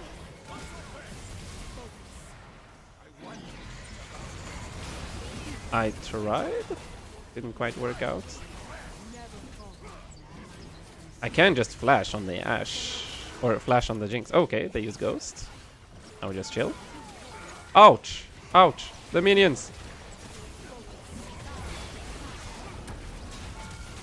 Okay. I jumped to Nasus and got deleted. Wow. I did not expect.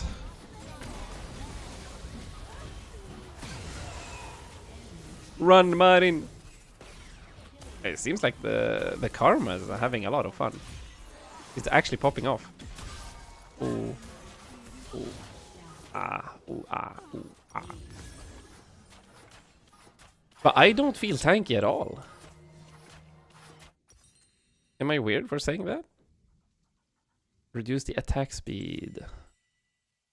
Attack speed. I mean, they're mostly abilities, right? I don't think Frozen Heart feels that good. Maybe Force of Nature? Yeah, I think Force of Nature. Okay, now. Oh, I forgot. I forgot. 10% of the damage they receive and heal? Oh no. I would have gotten so much heal from that. Jesus Christ. And I forgot to use Locket last fight too. Oh no, no, no, no.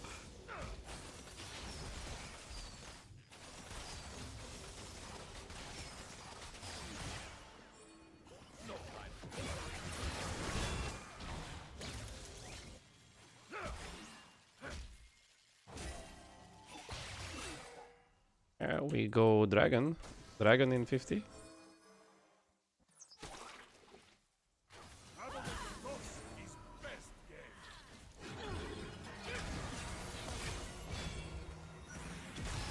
Ow.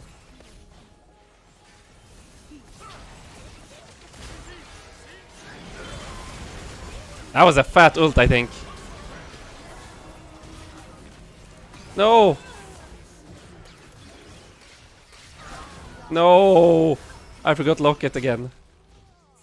I need Nasus. Hmm.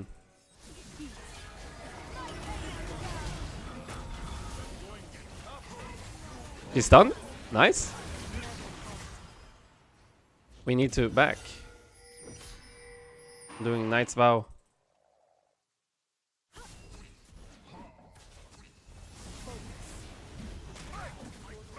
I blocked Mom, right? Yeah. I understand what you said.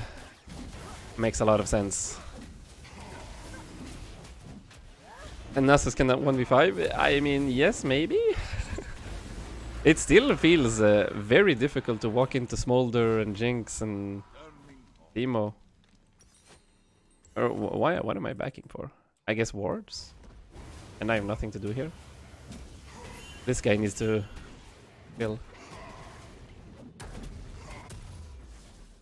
You are safe with Brom. I changed my thing to Karma mid-fight as well. I'm starting to remember. I'm starting to remember to use my items. I like it. Now I'm gonna put it on Ashe. We're gonna remember to use Locket next fight. So who do I need to go for? Like, Smolder seems to be the most dangerous now. I'm coming, Karma. No, Karma's AFK! No!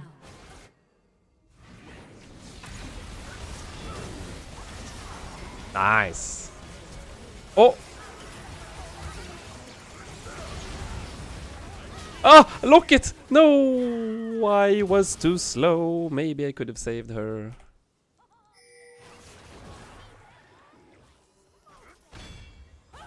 Sometimes icy heart just needs a warm smile. I'm coming. Kill it.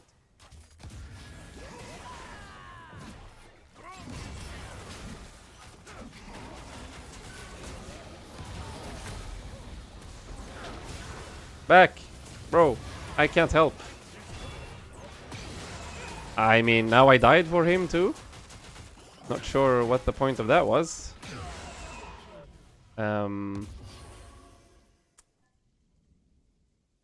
Yeah, we actually can't do much if Ashe is dead.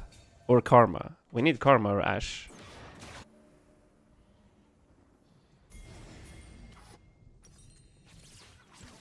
They're actually gonna get Baron now. We can't get there in time. I should have just left.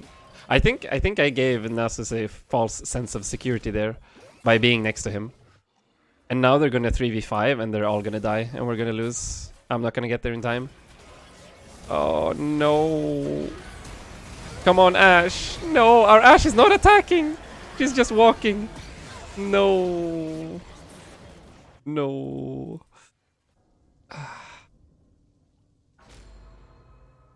We have all of the money on the Ashe. She's not performing. Kind of how I feel every time I play ADC. Do I get EXP if I chill next to someone while they farm? I don't, right?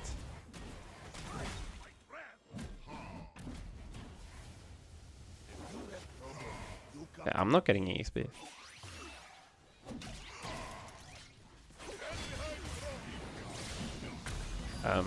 Excuse me? Okay.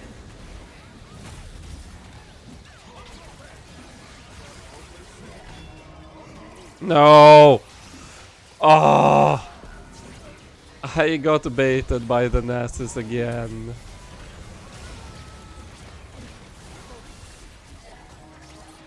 Yeah, maybe Karma can... Oh, I feel so bad.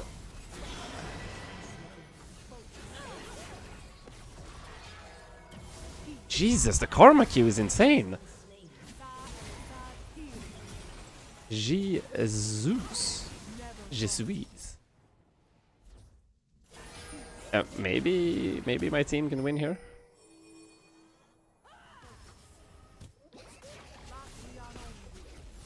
Out of all the supports that I've played so far, I think I like this one the most. He has like a very fun interactive kit. You can jump around. You can really protect people. Oh wait, we won. Oh, okay, maybe not. Maybe not. Oh, wait. We won. GG. Oh. Oh, that was so close. Ooh. Well, I mean, that was nice. That was very nice. And now it is 10 o'clock. And I need to get something to eat. I haven't eaten in quite a while. So I need to chill. I need to chill.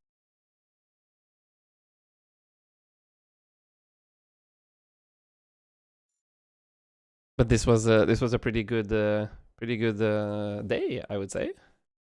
We had some really fun lore, really fun champions to play. I really liked both of these. We can actually give Braum a rating already. So what did you guys feel about Braum? You like him? PogChomp? Because I think his lore backstory, that's a solid 4. Maybe even a 5. I really liked the lore. Looks, I mean he's wielding a fucking enchanted unbreakable door as a weapon. I mean, and he's just omega buff. Like that, I think that's a 4 too. His Giga Ultra Zeta Iota Shad. All of the alpha beta letters. Jesus Christ. The voice lines, the quotes. I mean, he had a nice accent. He had a very like warm voice. Is that how you say it? Can I even say it like that? It felt warm, welcoming. Just a very cutie patootie Giga Chad. He's actually the stereotype. He's the stereotype of the gym bro.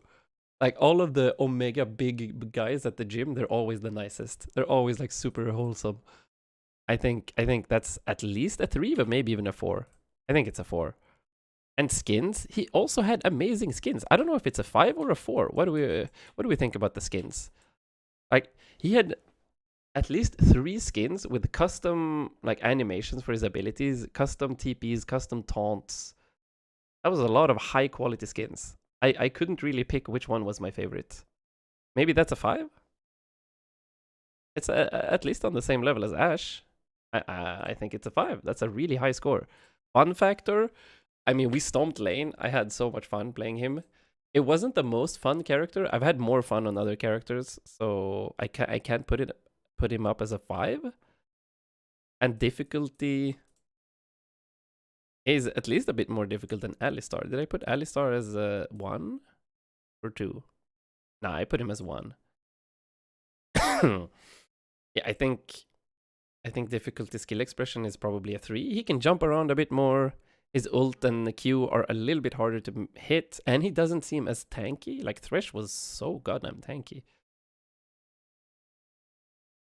I think something like this. A 4.1, that's a really high score. Kind of the same as Aurelion. I had more fun on Aurelion though.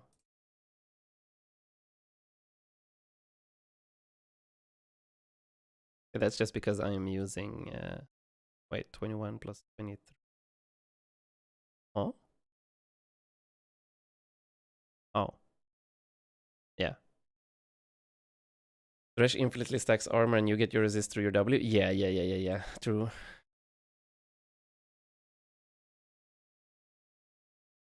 Yeah. That's it for today. After that, let's see. What do we have after? Briar, right? Briar is the last character on the letter B. Or what do you guys think? Should I do Briar now? Do we want to do Briar now? I'm actually down to play him a little bit more. Or do I go to sleep and I kind of feel like I want to finish the letter B.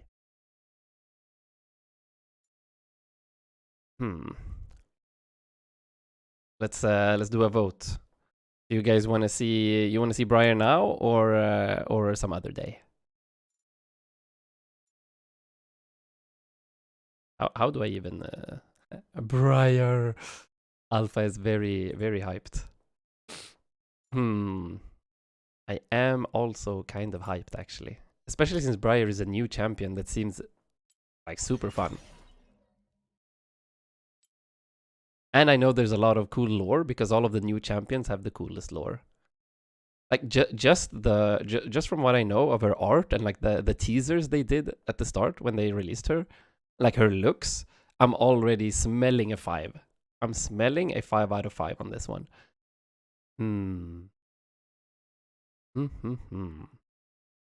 Okay, you know what? Let's finish the letter B. Let's go. Briar lore. Briar voice lines. And Briar skins. So who is Briar? I've already seen this one. 10-minute video. Briar's voice lines explains. That's exactly what we want. Breeding Frenzy, the Briar cinematic. We definitely want to watch that. The Champion Spotlight. Maybe we can watch that instead of checking the abilities. And the Briar skins. Are there even Briar skins? There's one. Street Demon Briar. Looks ugly as fuck. Oh shit. So that's probably a 1 on the skins.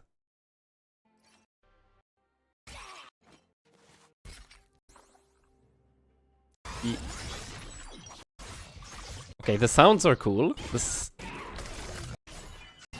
But I don't like the skin at all. Why is the quality ass? Hello? It's kind of cool that you can get different skins or different colors on the skin, the chromas. So this is a very costly skin. Damn. Okay, let's look at who is a Briar. Let's go. There it is! Another few months went by, and League of Legends got a new story we can talk about. And surprisingly, despite the turmoil all the leagues stirred, and despite the fact that many people had many different expectations when it comes to her character, overall, I have to say, her story is pretty good. As you'll see, it is very simple and very easy to understand. And that's good. I'm pretty sure this is not supposed to be a complex character. What I like about this is that, as you'll see, all the teasers and cinematics are part of her story. However, there will also be some mentions of historical events, so just for the sake of context, for those of you who don't know much about League's lore, here is a super TLDR version of all you need to know. All of this is happening in God damn, her tongue. Empire that is all about conquering everything around them. For many years, Noxus was ruled by a tyrant called Boren Darkwill, who was secretly manipulated by LeBlanc, one of the leaders of the Black Rose. With the Black Rose basically being a secret organization that is dealing with dark magic. With her whispers in his ear, Darkwill started making mad decisions. You know, invading surrounding nations, kidnapping children, dealing with black magic, all that sort of things. And of course, he also started the invasion of Ionia. During those events, he essentially sent Swain to the front lines to die, because he was strong enough to threaten his authority. So when he returned from Ionia, he killed Darkwill, he took over Noxus, and established new leadership. All of this will be referenced in Briar's story. And in fact, it begins while Darkwill is still the leader of Noxus. So now— Wait, is Swain actually an Omega Giga Shad too? He got sent to the front lines to die because he was too powerful. He goes to the front line, comes back, kills the Emperor, and takes over. Wait, what? Okay, I am very interested in learning more about Swain. Without further ado, let's jump into Briar's story. Let's read it word for word because it's honestly not that long. So, here we go. Grand General Boren Darkwill entrusted the Black Rose and its many Hemomancer with creating a new kind of living weapon. Unlike their previous experiments on the deceased, this would be a being born from and fueled by blood, one driven to hunt down targets without requiring the sustenance of food and water. And so, Briar was born. Her creators wanted an assassin, but all she His lore is tied with Fiddlesticks, and Fiddlesticks has crazy good lore. Oh, okay, okay. he wanted was to eat, eat, and eat. When her first mission ended in a frenzied, gory failure, the Black Rose decided that Briar was too dangerous to use, but too powerful to be destroyed. In order to control her, they devised a special pillory, locked by a Hemelith gemstone, to restrain her and focus her mind. Once shackled with the pillory, Briar, along with the rest of the Black Rose's living weapons, was quickly deployed during Jericho Swain's coup against Darkwill. She was given a handler to direct her, but when released from her pillory, Briar immediately devoured him and everyone near her. Everyone but her target, Swain, who escaped while the living weapon fed upon friend and foe. After an arduous capture, Swain's guards managed to trigger Briar's pillory and restore her restraint, enabling them to transfer her to their holding facility. Alone in her cell, Briar could focus on nothing except her hunger. Though she couldn't die from starvation, the absence of blood weakened her day by day. At first, she thought the chorus of crazy wails echoing throughout her room were her own starving thoughts, until she realized the sounds were drifting from unseen neighbors. Did Swain's forces manage to capture other living weapons during the coup? Was she locked up with them now, each having failed their mission, their purpose? The voices cried out for blood, a sentiment Briar could relate to. But what she couldn't understand wasn't how often they did it, nor how loud they were, but it was all they talked about. Their unrelenting hemomania was the most boring thing she had ever experienced. As hungry as Briar was, and she was hungry, her thoughts stayed focused on the pitiful sound of others. What if she managed to break out of the pillory? Would her frenzy make her even more unhinged than her neighbors? Would she become as single-minded and boring as them? The idea was too horrifying to dwell on, so she instead resigned herself to listless solitude. Years passed, and the time alone allowed Briar to reflect on herself and consider the possibilities of the world outside her cell. Entertainment consisted of eavesdropping on the guards' conversations, devising new ways to pester them from raw meat, and agonizing over whether she should raise her pet spiders or eat them. By chance, while she was toying with her pillory one day, she inadvertently loosened the Hemelith, which settled into a position just short of unlocking the restraint. Briar froze as thoughts of her hemomaniacal neighbors filled her head. Is that what she had become? But then she realized something. Being under control was just as dangerous as being out of control. She wanted to strike the balance. Having discovered the Hemelith's mechanism, Briar devised a plan. By this point, the guards were so used to her calls for attention that when she learned one of them close to her cell, nobody noticed he was missing until it was too late. The guard's blood surged within her, lighting a fire that had been waiting to spread. Now the living weapon gleefully roams the streets of Noxus, pillory locked back in place, until she wants to unlock it. As she climbs to the world outside, with the Black Rose monitoring an unexpected development, Briar eagerly learns all she can, making new friends and discoveries in a world she is starving to experience. And there you have it, Briar's lore. Honestly, it is pretty simple, just like the past few stories that we've been getting. I assume this is a result of Riot restructuring everything they are doing, and they really need to start planning things ahead. But since they are not really moving forward yet, unless they are actually planning things for their other games, it wouldn't make Yeah, that was kind of chill. Kind of chill lore. She's just created by the Noxians as a superhuman weapon. She's too powerful. Her hunger is too strong. They lock her in.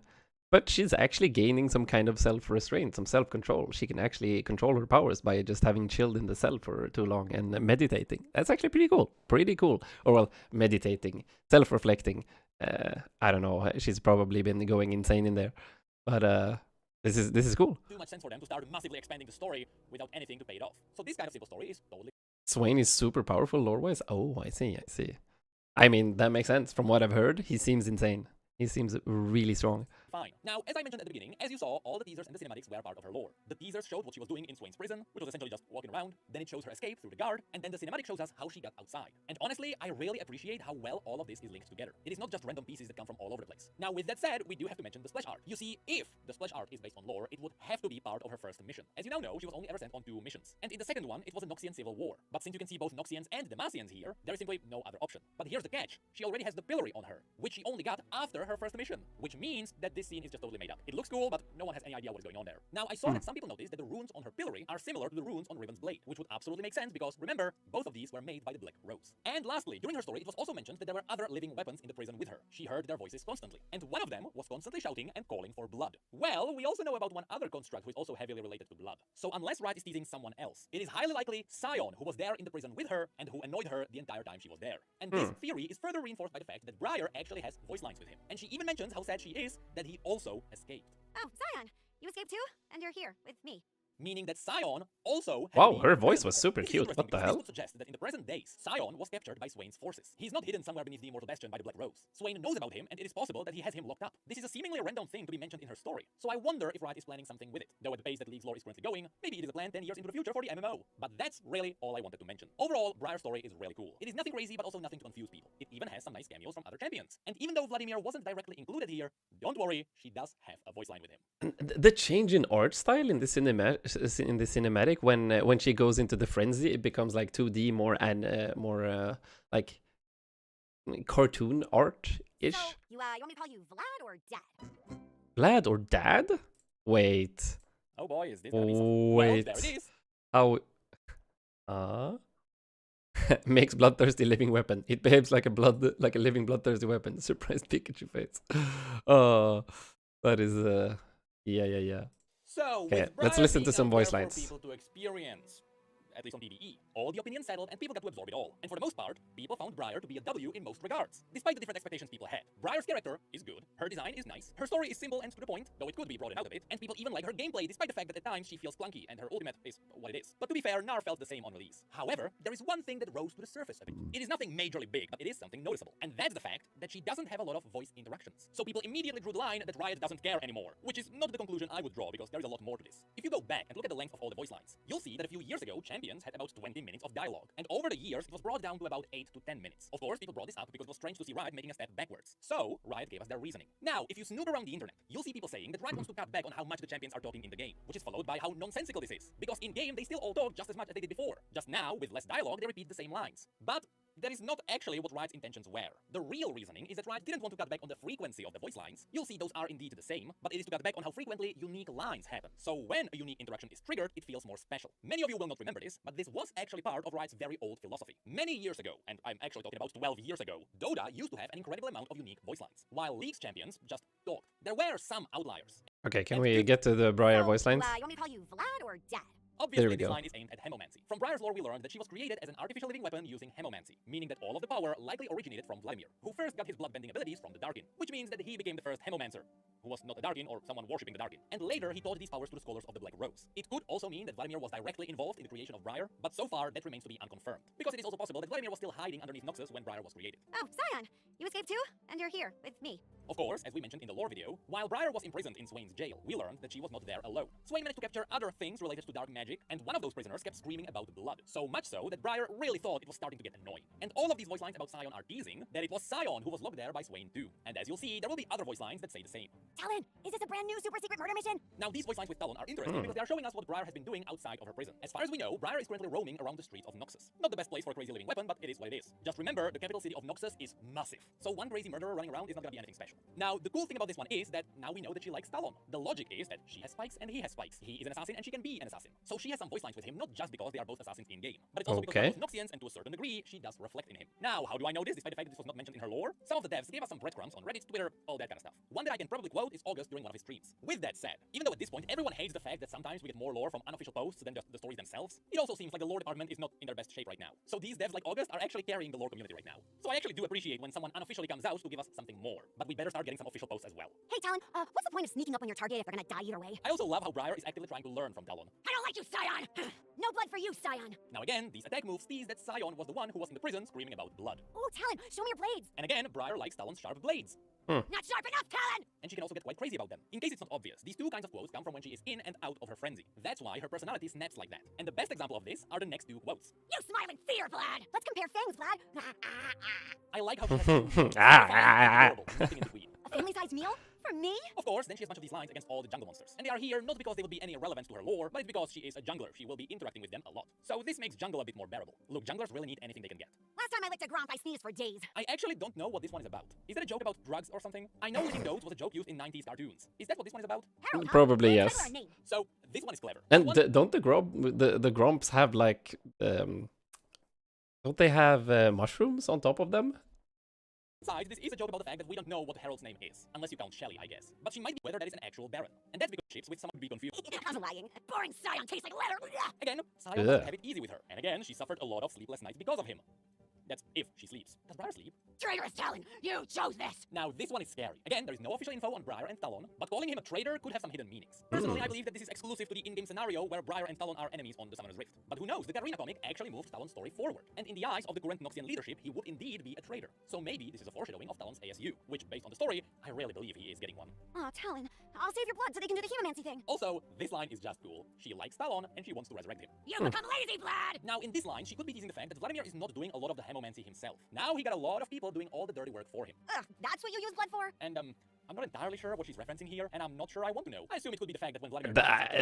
Okay, All the blood is mine! Also, Jesus the lie, the Venom Christ. scream is so good. You're nervous. Is it the pillory? I can take it off. And also, I don't want to be stopping at literally every line, but at times, whoever wrote these lines is getting clever. Like, this line alone sells her character so well. Also, you don't want her to take it off. See these wax seals on my belt? Yeah, I earned all of them. That's right, in case you didn't notice, she does have some wax seals on her. I assume all of those are tied to rituals, because as she was going crazy, they wanted to suppress her powers more and more, and that's why she earned more seals. And it is totally not a reference to Warhammer. Blood! Now after this, Okay, this is easily a 5 out of 5 on the voice lines. They have really made her like normal, or normal, I say normal, I mean her kind of sane, cute voice with the blood-curdling, screaming, insane voice. This is a amazing. lot of unique quotes when she's just killing enemies. We can safely skip these, but just know that escaped her prison and how she started roaming around Noxus. Remember, you can Okay. I think that's enough. Jesus Christ. This is just a solid background. I really like this. This is on the same level as Braum for sure. Just simple story, background. You know what this character is about. She just wants to eat, but she also kind of wants to learn. She's like a curious child out to explore the world and learn how to control her powers and not just be an insane maniac. But she is an insane maniac, so it's gonna be hard. This is how she comes out.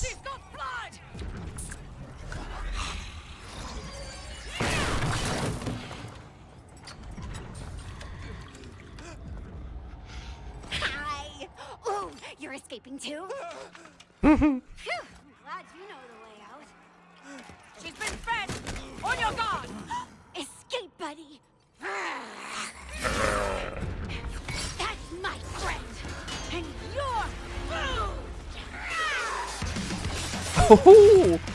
With the punk rock music, let's go.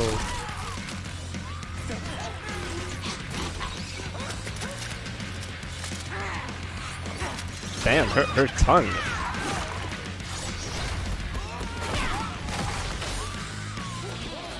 I love this art style.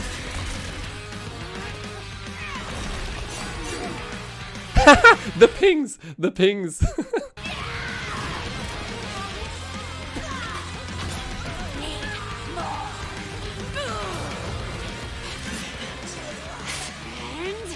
Friend?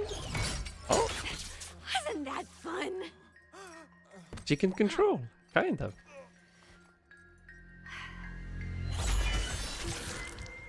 Yeah, Riot really knows what the fuck they're doing with these videos. Okay, let's take a look at her abilities here. I am very excited to play her because every time I've had her on the enemy team or on my team, she's been like an unkillable 1v9 demon monster. And she's just like, you take her down to 20% HP, she does something and she's full HP. I don't know. The only thing I think sucks with her kit is her ult. Her ult, I think, makes no sense. I really don't understand the global thing that makes you jump all over the map. I understand that she's supposed to be like a bloodhound that can track a target from miles away with her like blood powers. But it feels really janky the way she just jumps all over the map. It doesn't feel for her good. next bloody meal. But after many years under lock and key, she learned to control her hunger and choose when to fully unleash. Now she's free and learning who's friend and who's food. As a jungler, Briar wants to eat camps until she sees a tasty pick or counter gank on the menu. When it's time to feast, she dives teeth first into the fight and loves every second of it. Hope you came hungry, because we're serving up the facts about this insatiable jungler. Welcome to the Briar Champion. Thank you, let's go. Passive is Crimson Passive. Curse. She doesn't have any base health regen, and her abilities cost current health. She can still heal with potions and whatnot, but what she really wants is blood. Her attacks and abilities apply a stacking bleed that heals her based on the damage dealt. The lower her health, the hungrier she gets, and the greater her healing. This means Briar wants to run into a fight, not away from it. Her increased healing at low health makes her tough to kill, so she can bait enemies into becoming tasty treats. Food doesn't have to be blood? Huh. Before sampling the rest of her abilities, let's take a look at the main course of Briar's kit, Blood Frenzy. Her W sheds the pillory that restrains her and sends her leaping into frenzy mode for several seconds. She self-taunts to the nearest meal in range, prioritizing enemy champions wherever possible. This means she loses control of her movement and attacks, but can still cast. So like getting self-taunted, that feels so weird. I'm not gonna be able to control her. So I do a little dash, and then I am taunted to the nearest guy. And then she just runs in a straight line. The only way to cancel it is with the E, right? That's how I have understood it. cast abilities, use summoner spells, and activate items. I'll fight you and your kids! While frenzied, she gains attack and move speed, and her attacks deal damage in an area. Briar can also recast W to empower her next attack with Snack Attack. Snack It deals attack. extra damage based on the target's missing health, and heals her for a good chunk too. Briar is at her strongest when she's in Blood Frenzy, because she can clear camps faster and devour enemies. But she's also out of your control. Choose your timing and targets wisely so you don't bite off more than you can chew. Yeah, that's... I'm not full yet. I'm not With full Head yet. Rush, Briar leaps to a target, stuns them, Oh, that's and the shreds stun. their armor so they're Okay. easier to chew. She can also target an ally to leap to their location. You can cast its ability while Briar is in frenzy mode to help her nom the right target, like a delicious ADC instead of a yucky tank. But be careful. If Briar targets a minion or monster with Q during her frenzy, she will no longer prioritize enemy champions and start hitting whatever's closest. Okay. Briar's E That is is very Chilling good to Scream. know. She stops in place and charges up, gaining damage reduction and restoring health during the channel. On release, she lets loose a blood-curdling scream that damages and slows enemies in its path. With a full charge, the scream knocks enemies back, stunning them if they hit a wall and dealing tons of damage. Briar can cast its ability while she's in frenzy mode to snap out of it. In fact, it's the only way to end Blood Frenzy early, so don't waste that cooldown. Use it to heal up and disengage after you've gotten your fill of fighting, or slam your next target into a wall for seconds. We don't have to fight. You could just share your butt. Okay. Nowhere is safe from Briar when she's And now's hungry, the ult. and that's all the time. For her ult, Certain Death, Briar kicks a hemolith across the map. It travels over a huge range and marks the first enemy champ it hits as her prey. Then she flies to their location like a bat out of hell. On landing, Boom. she damages everything nearby and makes other enemies flee in terror. Then it's dinner time. Briar enters an empowered Blood Frenzy with extra resists, lifesteal, and move speed. Unlike her normal frenzy, Briar's ult makes her prioritize her prey and doesn't end until she's killed them or dies trying. Oh, But okay. that doesn't mean you have to run it down. You can still use her Q to stun, W to reposition and bite, or E to end the chase early if it means living to eat another day. Okay. Certain Death makes Briar a constant threat, especially as a follow-up to her teammates' crowd control. Use it to join a juicy fight from across the map, or to back up your friends with a counter gank. There won't be any leftovers. Ooh, that was fun. Let's go again. All right, okay. I think we're ready to play. One more junglele. One more junglele. And now we need to Lolalytics Briar. So I think you can go like a lethality assassin build or a bruiser build, right? So it seems like the most common right now is going some kind of bruiser with Titanic Hydra and Sunder the Sky. What is this? Titanic Hydra. Oh, this is you can click on it to do a cleave, and this is the heal. It's like 150% crit and a heal. Okay. And then Sterox for the tenacity and the shield. And then Lord Doms for okay. This one is not going Lord Doms, right? This is Black Cleaver. Okay, so some kind of armor shred, either Lord Doms or armor reduction. All right. And it is Hail of Blades. Briare.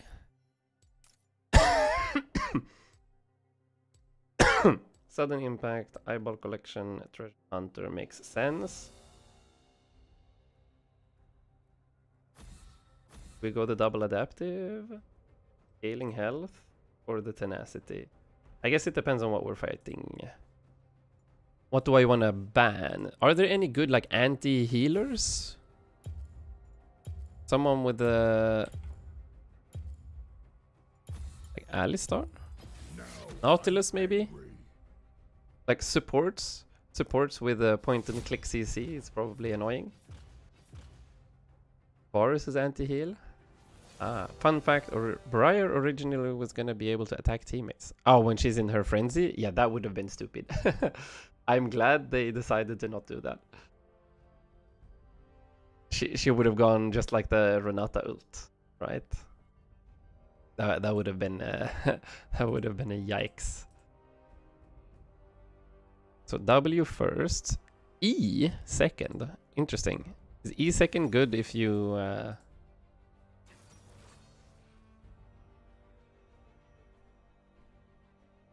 second. If you kill another camp. Q only if you go gank. Wait, what? In Master Plus? In Master Plus, it's the lethality build that is popping off. Huh. But in Diamond Plus, it is a bruiser build. What should I go?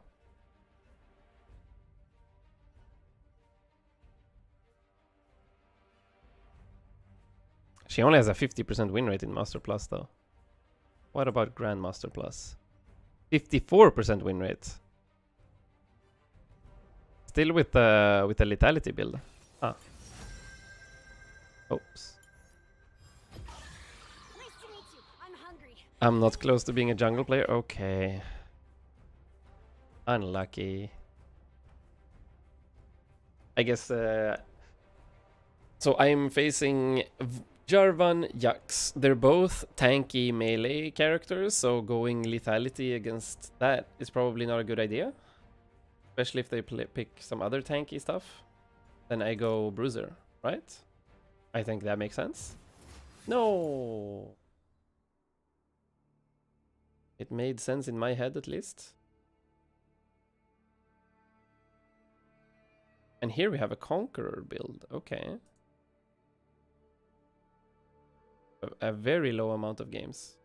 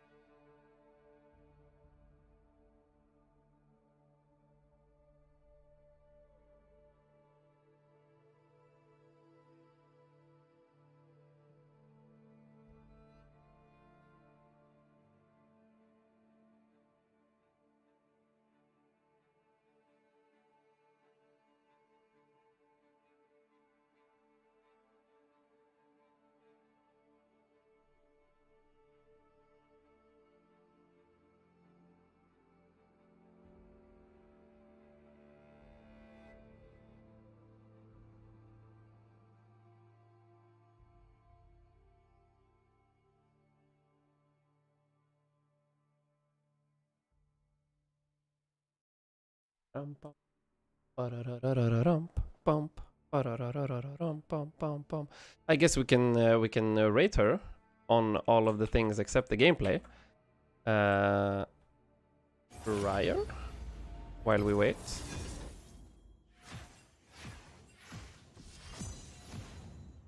I think lore backstory, it's not the most interesting. So 4. It's still really good. It's solid. It's a 4. Her looks are a 5, I think. Skins, that's a 1 for sure. No, wait, skins, that's a 1. And the voice, that's a 5. Yeah, skins 1, voice, quotes, looks 5. I think she looks awesome. That's decent. Now we just need to figure out what she thinks of the fun factor skill expression part. Opa.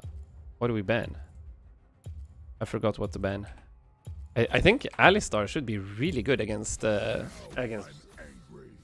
Briar, right? She jumps in, you just knock her away while she's frenzied. She's gonna be useless.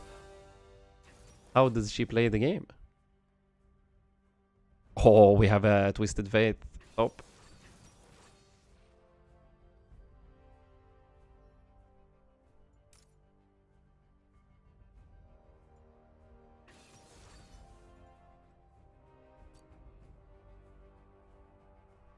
So I think I gotta be a bit creative with this hero in how you engage, because you have a lot of like engage tools and disengage tools. With the jump, you can jump over terrain, and also ultis. You probably want to fight people 1v1 and not get into like team fights. He seems pretty ass in team fights, unless you're super ahead. You can just tank everything. I think playing a bruiser build is probably going to be easier for a beginner. Nice to meet you. I'm hungry. Briar. Nice to meet you. I'm hungry. Take note, people can hear when you ult and will move out of the way. Yeah. I've noticed that. I've noticed that when I played against against Briar. That's the thing.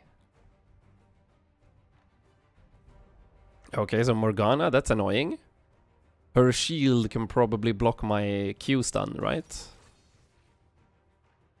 But Evelyn should be easy 1v1. Yasuo should be easy 1v1 because I have a point and click stun. So I can stop him from doing shenanigans.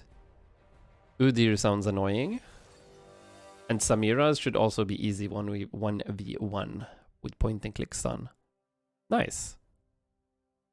Do I even need to go lethality? Like squishy, squishy, squishy, squishy, a little bit tanky. I can go bruiser and just be tanky. I think that's the way to go, right? Yeah. I think so.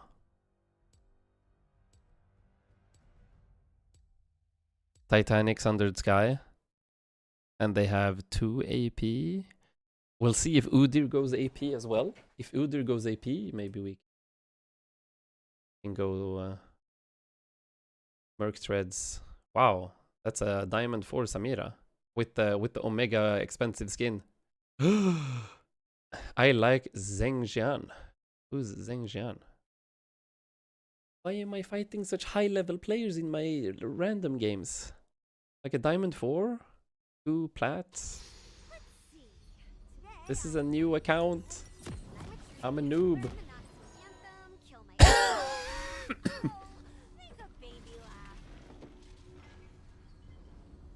Okay. The question is, where do I start? Do I gank top? So TF should be having a good time against Udyr, right? Wait. Yeah, Evelyn is jungle. Udyr is top. 30 seconds until minions spawn. Oh, so Draven. I should probably path for the Draven lane, right? I start topside? I think so. I want to gank bot for sure. Like TF should be fine against Udyr, right? Ranged versus a melee top matchup. I think we play for bot. If Draven can get a cash out, we should be Gucci, right?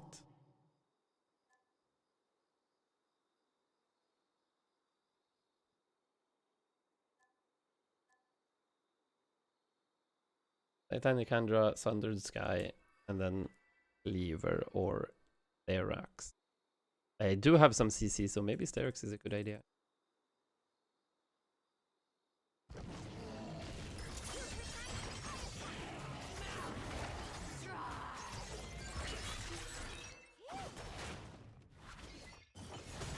Wow. Why does it feel like I do 0 damage?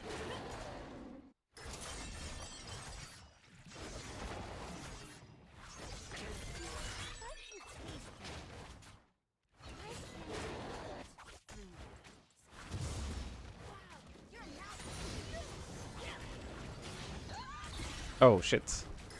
I should have held that a bit more.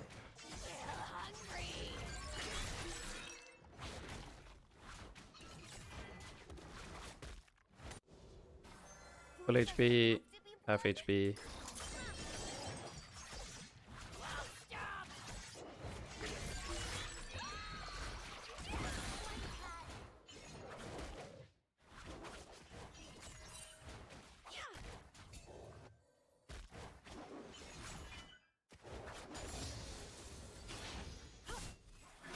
Full HP, half.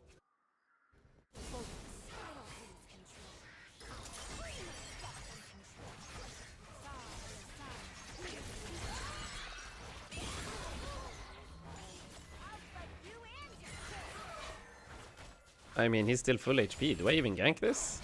I don't think we can do anything here. Probably a bad idea.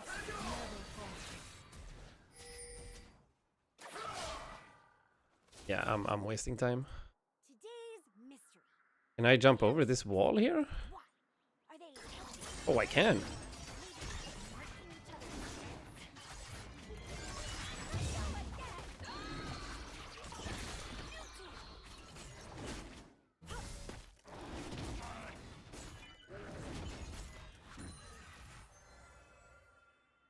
Can I dive this? Doesn't look like it. Oh shit.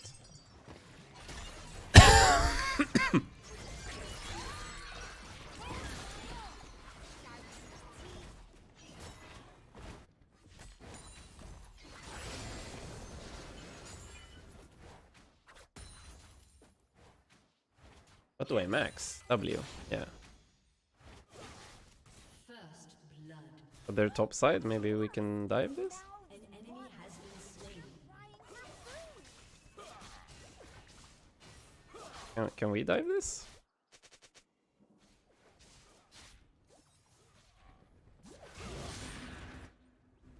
I try?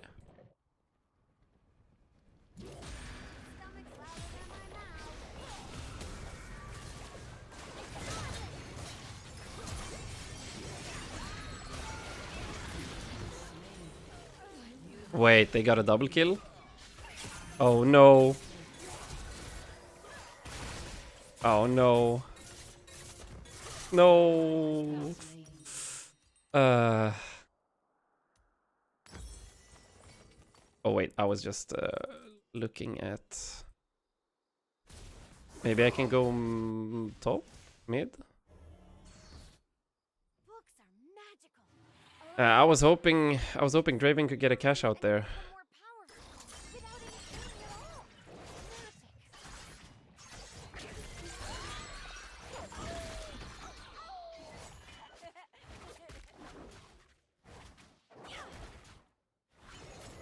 And now I can jump over this wall here.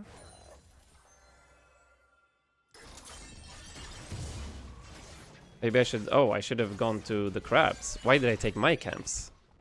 I should have gone to crab and to grubs.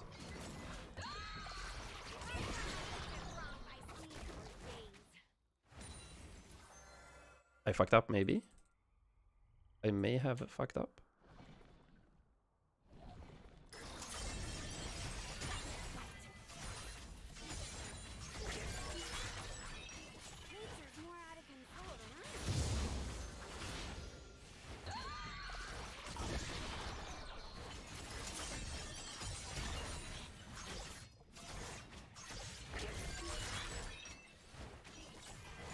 Oh yeah, I forgot to use this. Okay, so we got the grubbies.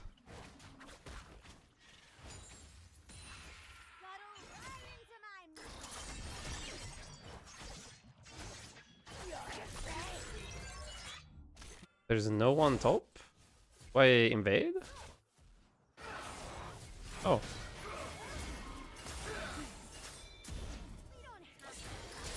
No. Excuse me? We got his flash, that's good enough. Maybe I can even go dragon. They're half. This could be good. I might be a weapon,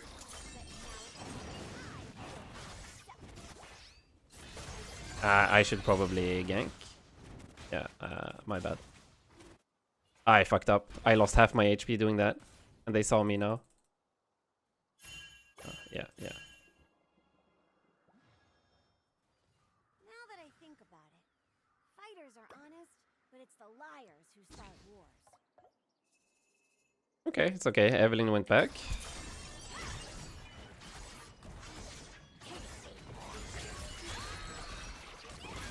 Oh, that didn't hit? Okay.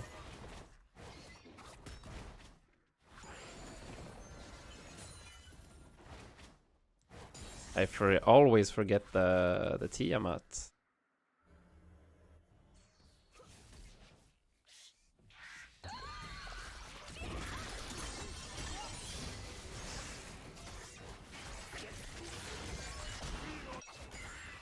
Maybe I can ult top? Or ult mid? Gonna try?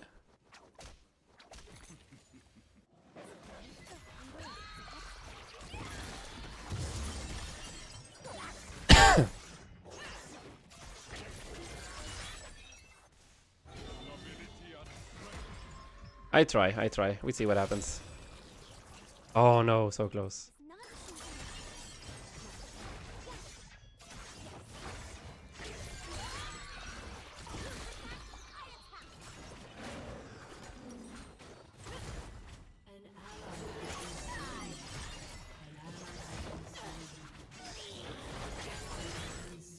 Okay.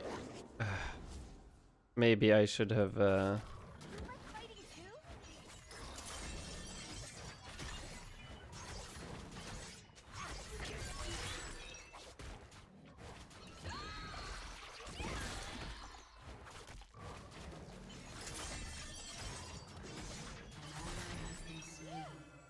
Wait, who is he talking about? Someone else?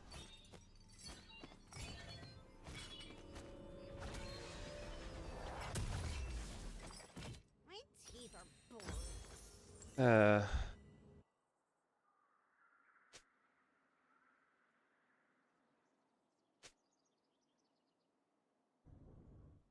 I got...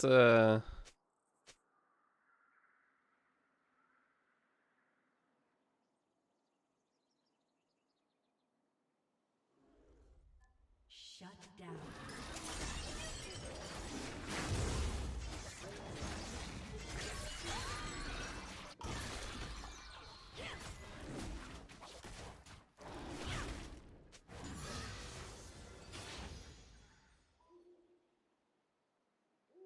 Everyone's got a pillory of their own. Mine's just on the outside.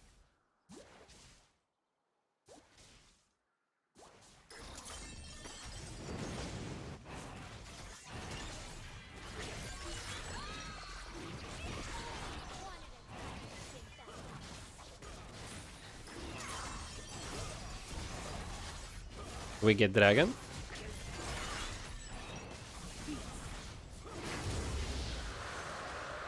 I think things are going okay still.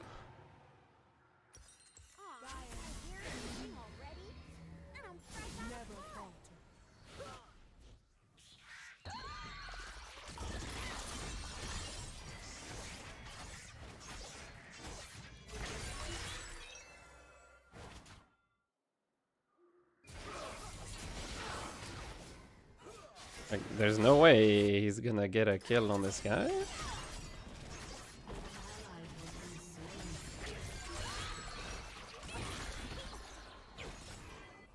I could try going bots here, probably.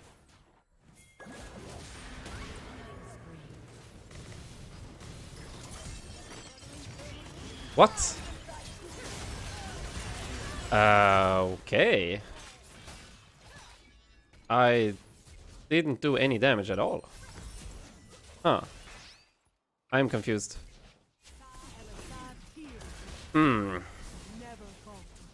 So I W'd towards the Samira, but somehow my thing got stuck.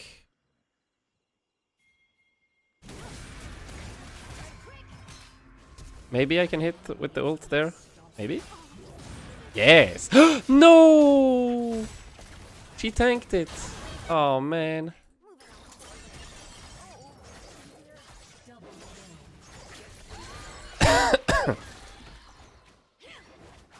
Oh shit, I have 2 minutes to get 6 grubbies. No, Evelyn got the grubbies. Fuck. Fuck. No.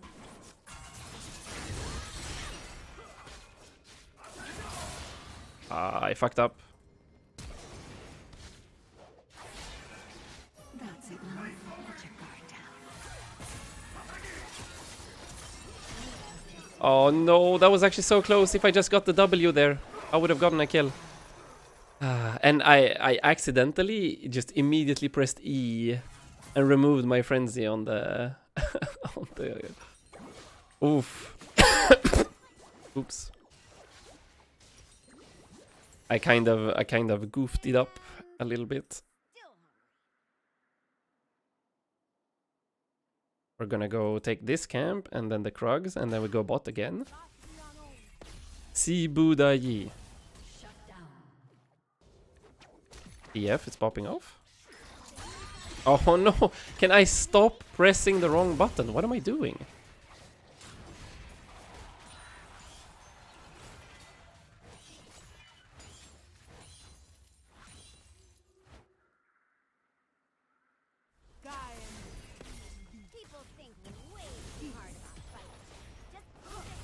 Maybe I should wait for Lulu here.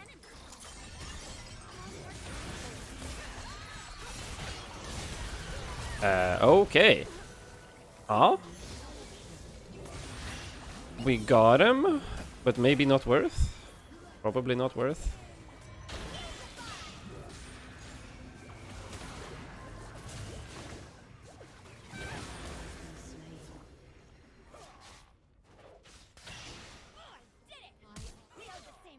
How am I doing 0 damage? That's what I want to know. Maybe I can go top to... I probably should be playing more in Evelyn's phase and like taking Evelyn's camps. Because I don't think Evelyn can actually kill me.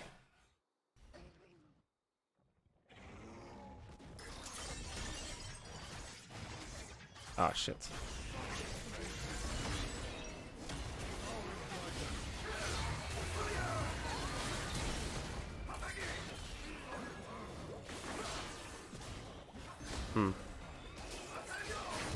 Oops. Nice.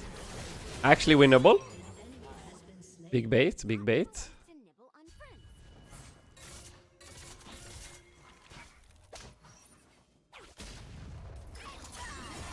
Ooh.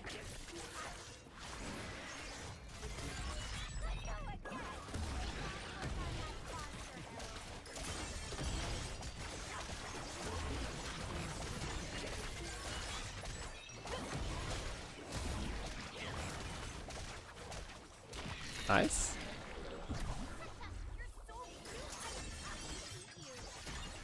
Yeah, I am like laser focused onto like playing this character correctly. Probably should have stolen her camps now that she recalled instead of going to take my Gromp that's gonna be here anyway.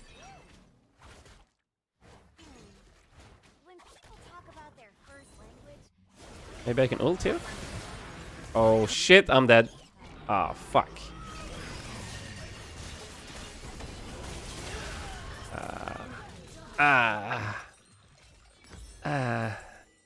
Things are going slightly not well. 9-2 Samira. Why not FF? Yeah, so this champ definitely has a lot of like very small things that make it hard. Oh, it still has an active. Ah. Okay, I thought the active was removed. And now they got the dragon. Shit. Yeah, I've been fucking up the jungle. Coming. Oh, that's a feeding Yasuo. Nice.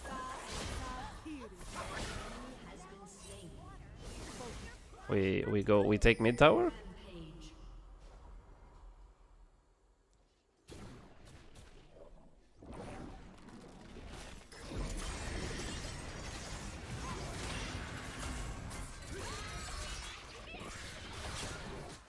Nice. That worked. Yeah, so like the Evelyn can't do shit against me.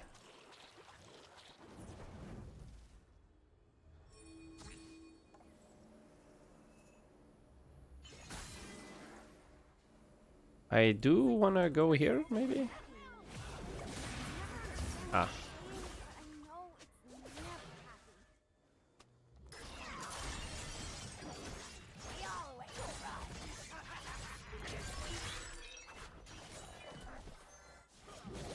I can ult this, maybe? Oh shit, never mind. Ears have a nice mouthfeel. Very chewy.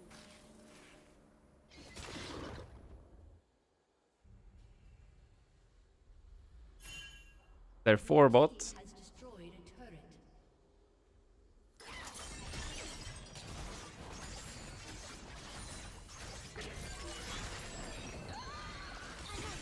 What? Whoa, whoa, whoa, whoa, whoa.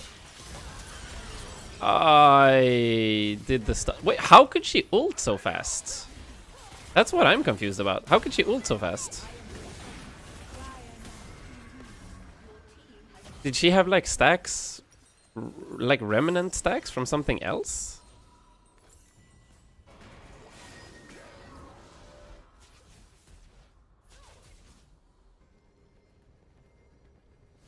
And yeah, okay, I understand why you go lethality, because holy shit, I am not tanky at all, even though I am tanky.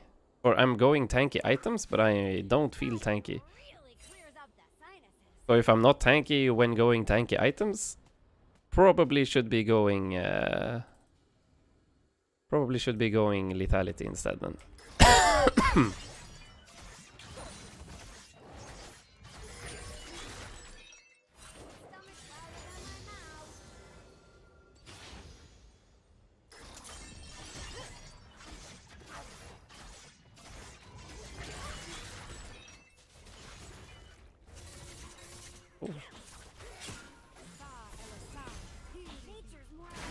I mean, okay.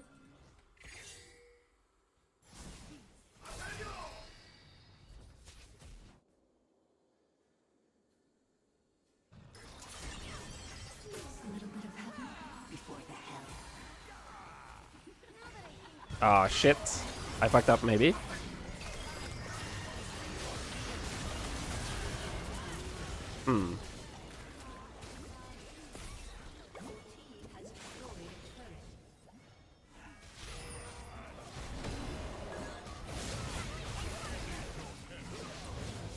Win able. And our TF is getting the split push.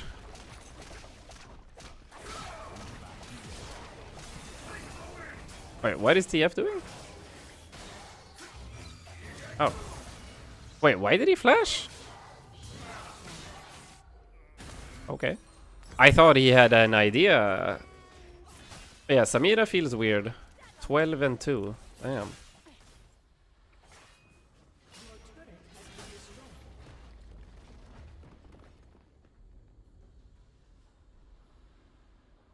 Damn. Is not choosing a choice? No. Yes.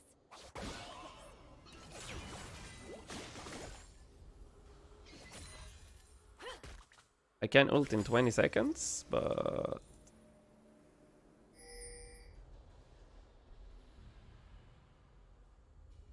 My teeth are bored. Yeah, if he has that guy...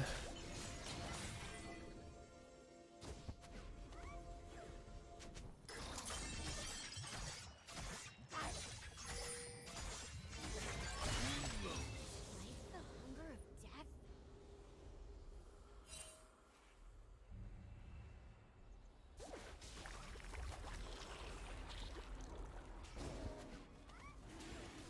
Can we even fight? I have no clue how we're supposed to fight this.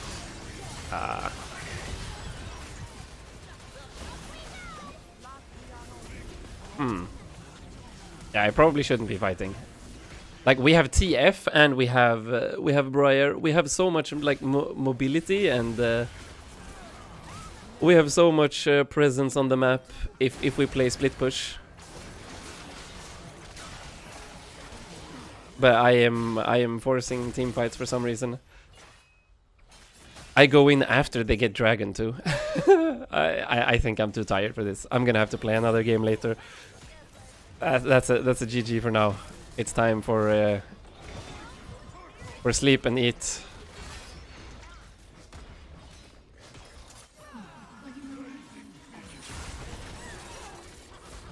Why is our surrender not going? Isn't 4 out of 5 good enough?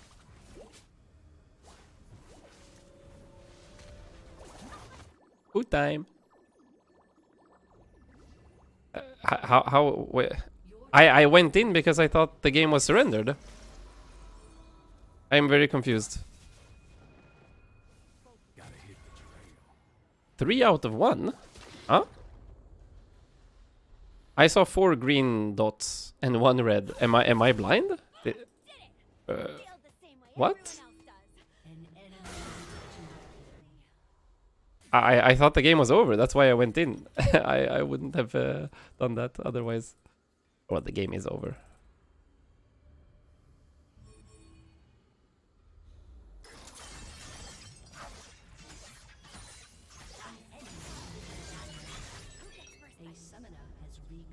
Oh, he left. Maybe he left so his thing didn't count? Is that how it works? Did his yes vote not count because he left? That might be it. Moving on four limbs was so much easier. Mm. Mm.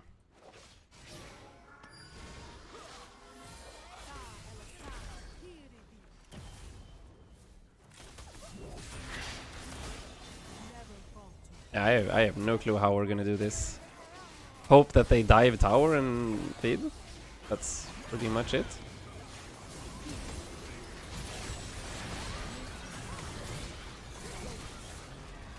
Oh shit! Okay, they ate it.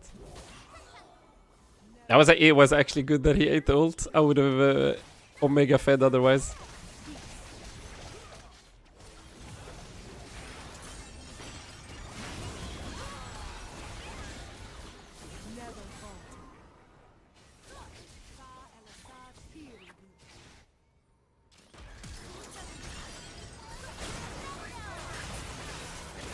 I'm healing! Come on, he's not dying. How's he not dying? Oh no. Is it an automatic flight? No, if the ult hits, it has to go. I can't stop it. If the ult hits.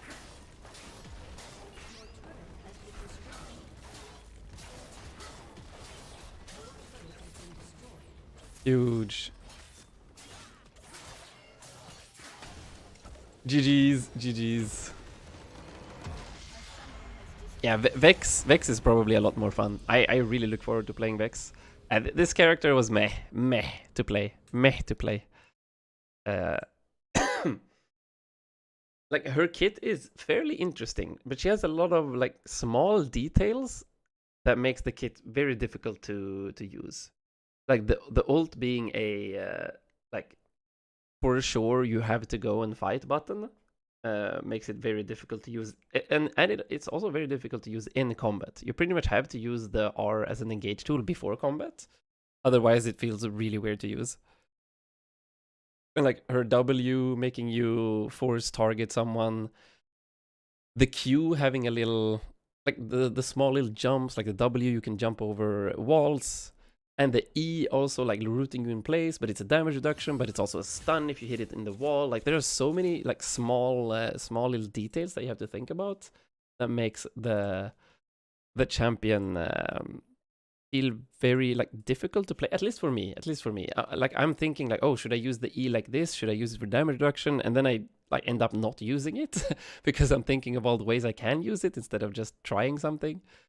So that was kind of difficult. It's also a melee champion, but maybe not a 4, maybe a 3. Still have a lot of self-healing.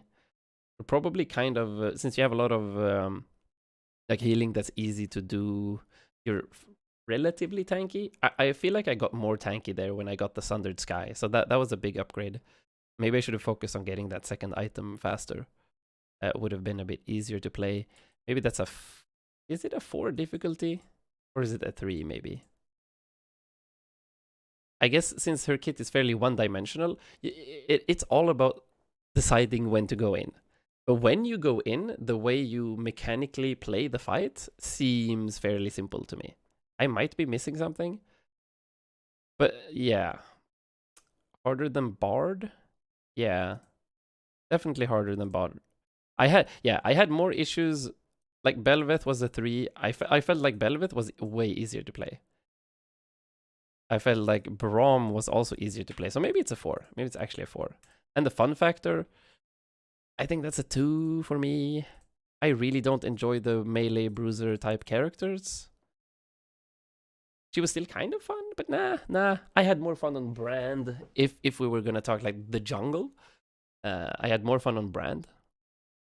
That I played in the jungle recently, so that's probably a 3. Yeah. Okay. We're done with the letter B. Let's go. Now, the letter C. But for now, we turn off the game, we turn off the stream, and we go to bed. GG's, good night, and I'll see you in the next one. Bye. Well, the letter C, it's Caitlyn is next, Alpha. Caitlyn is next. And then Camille. And then I don't know, something.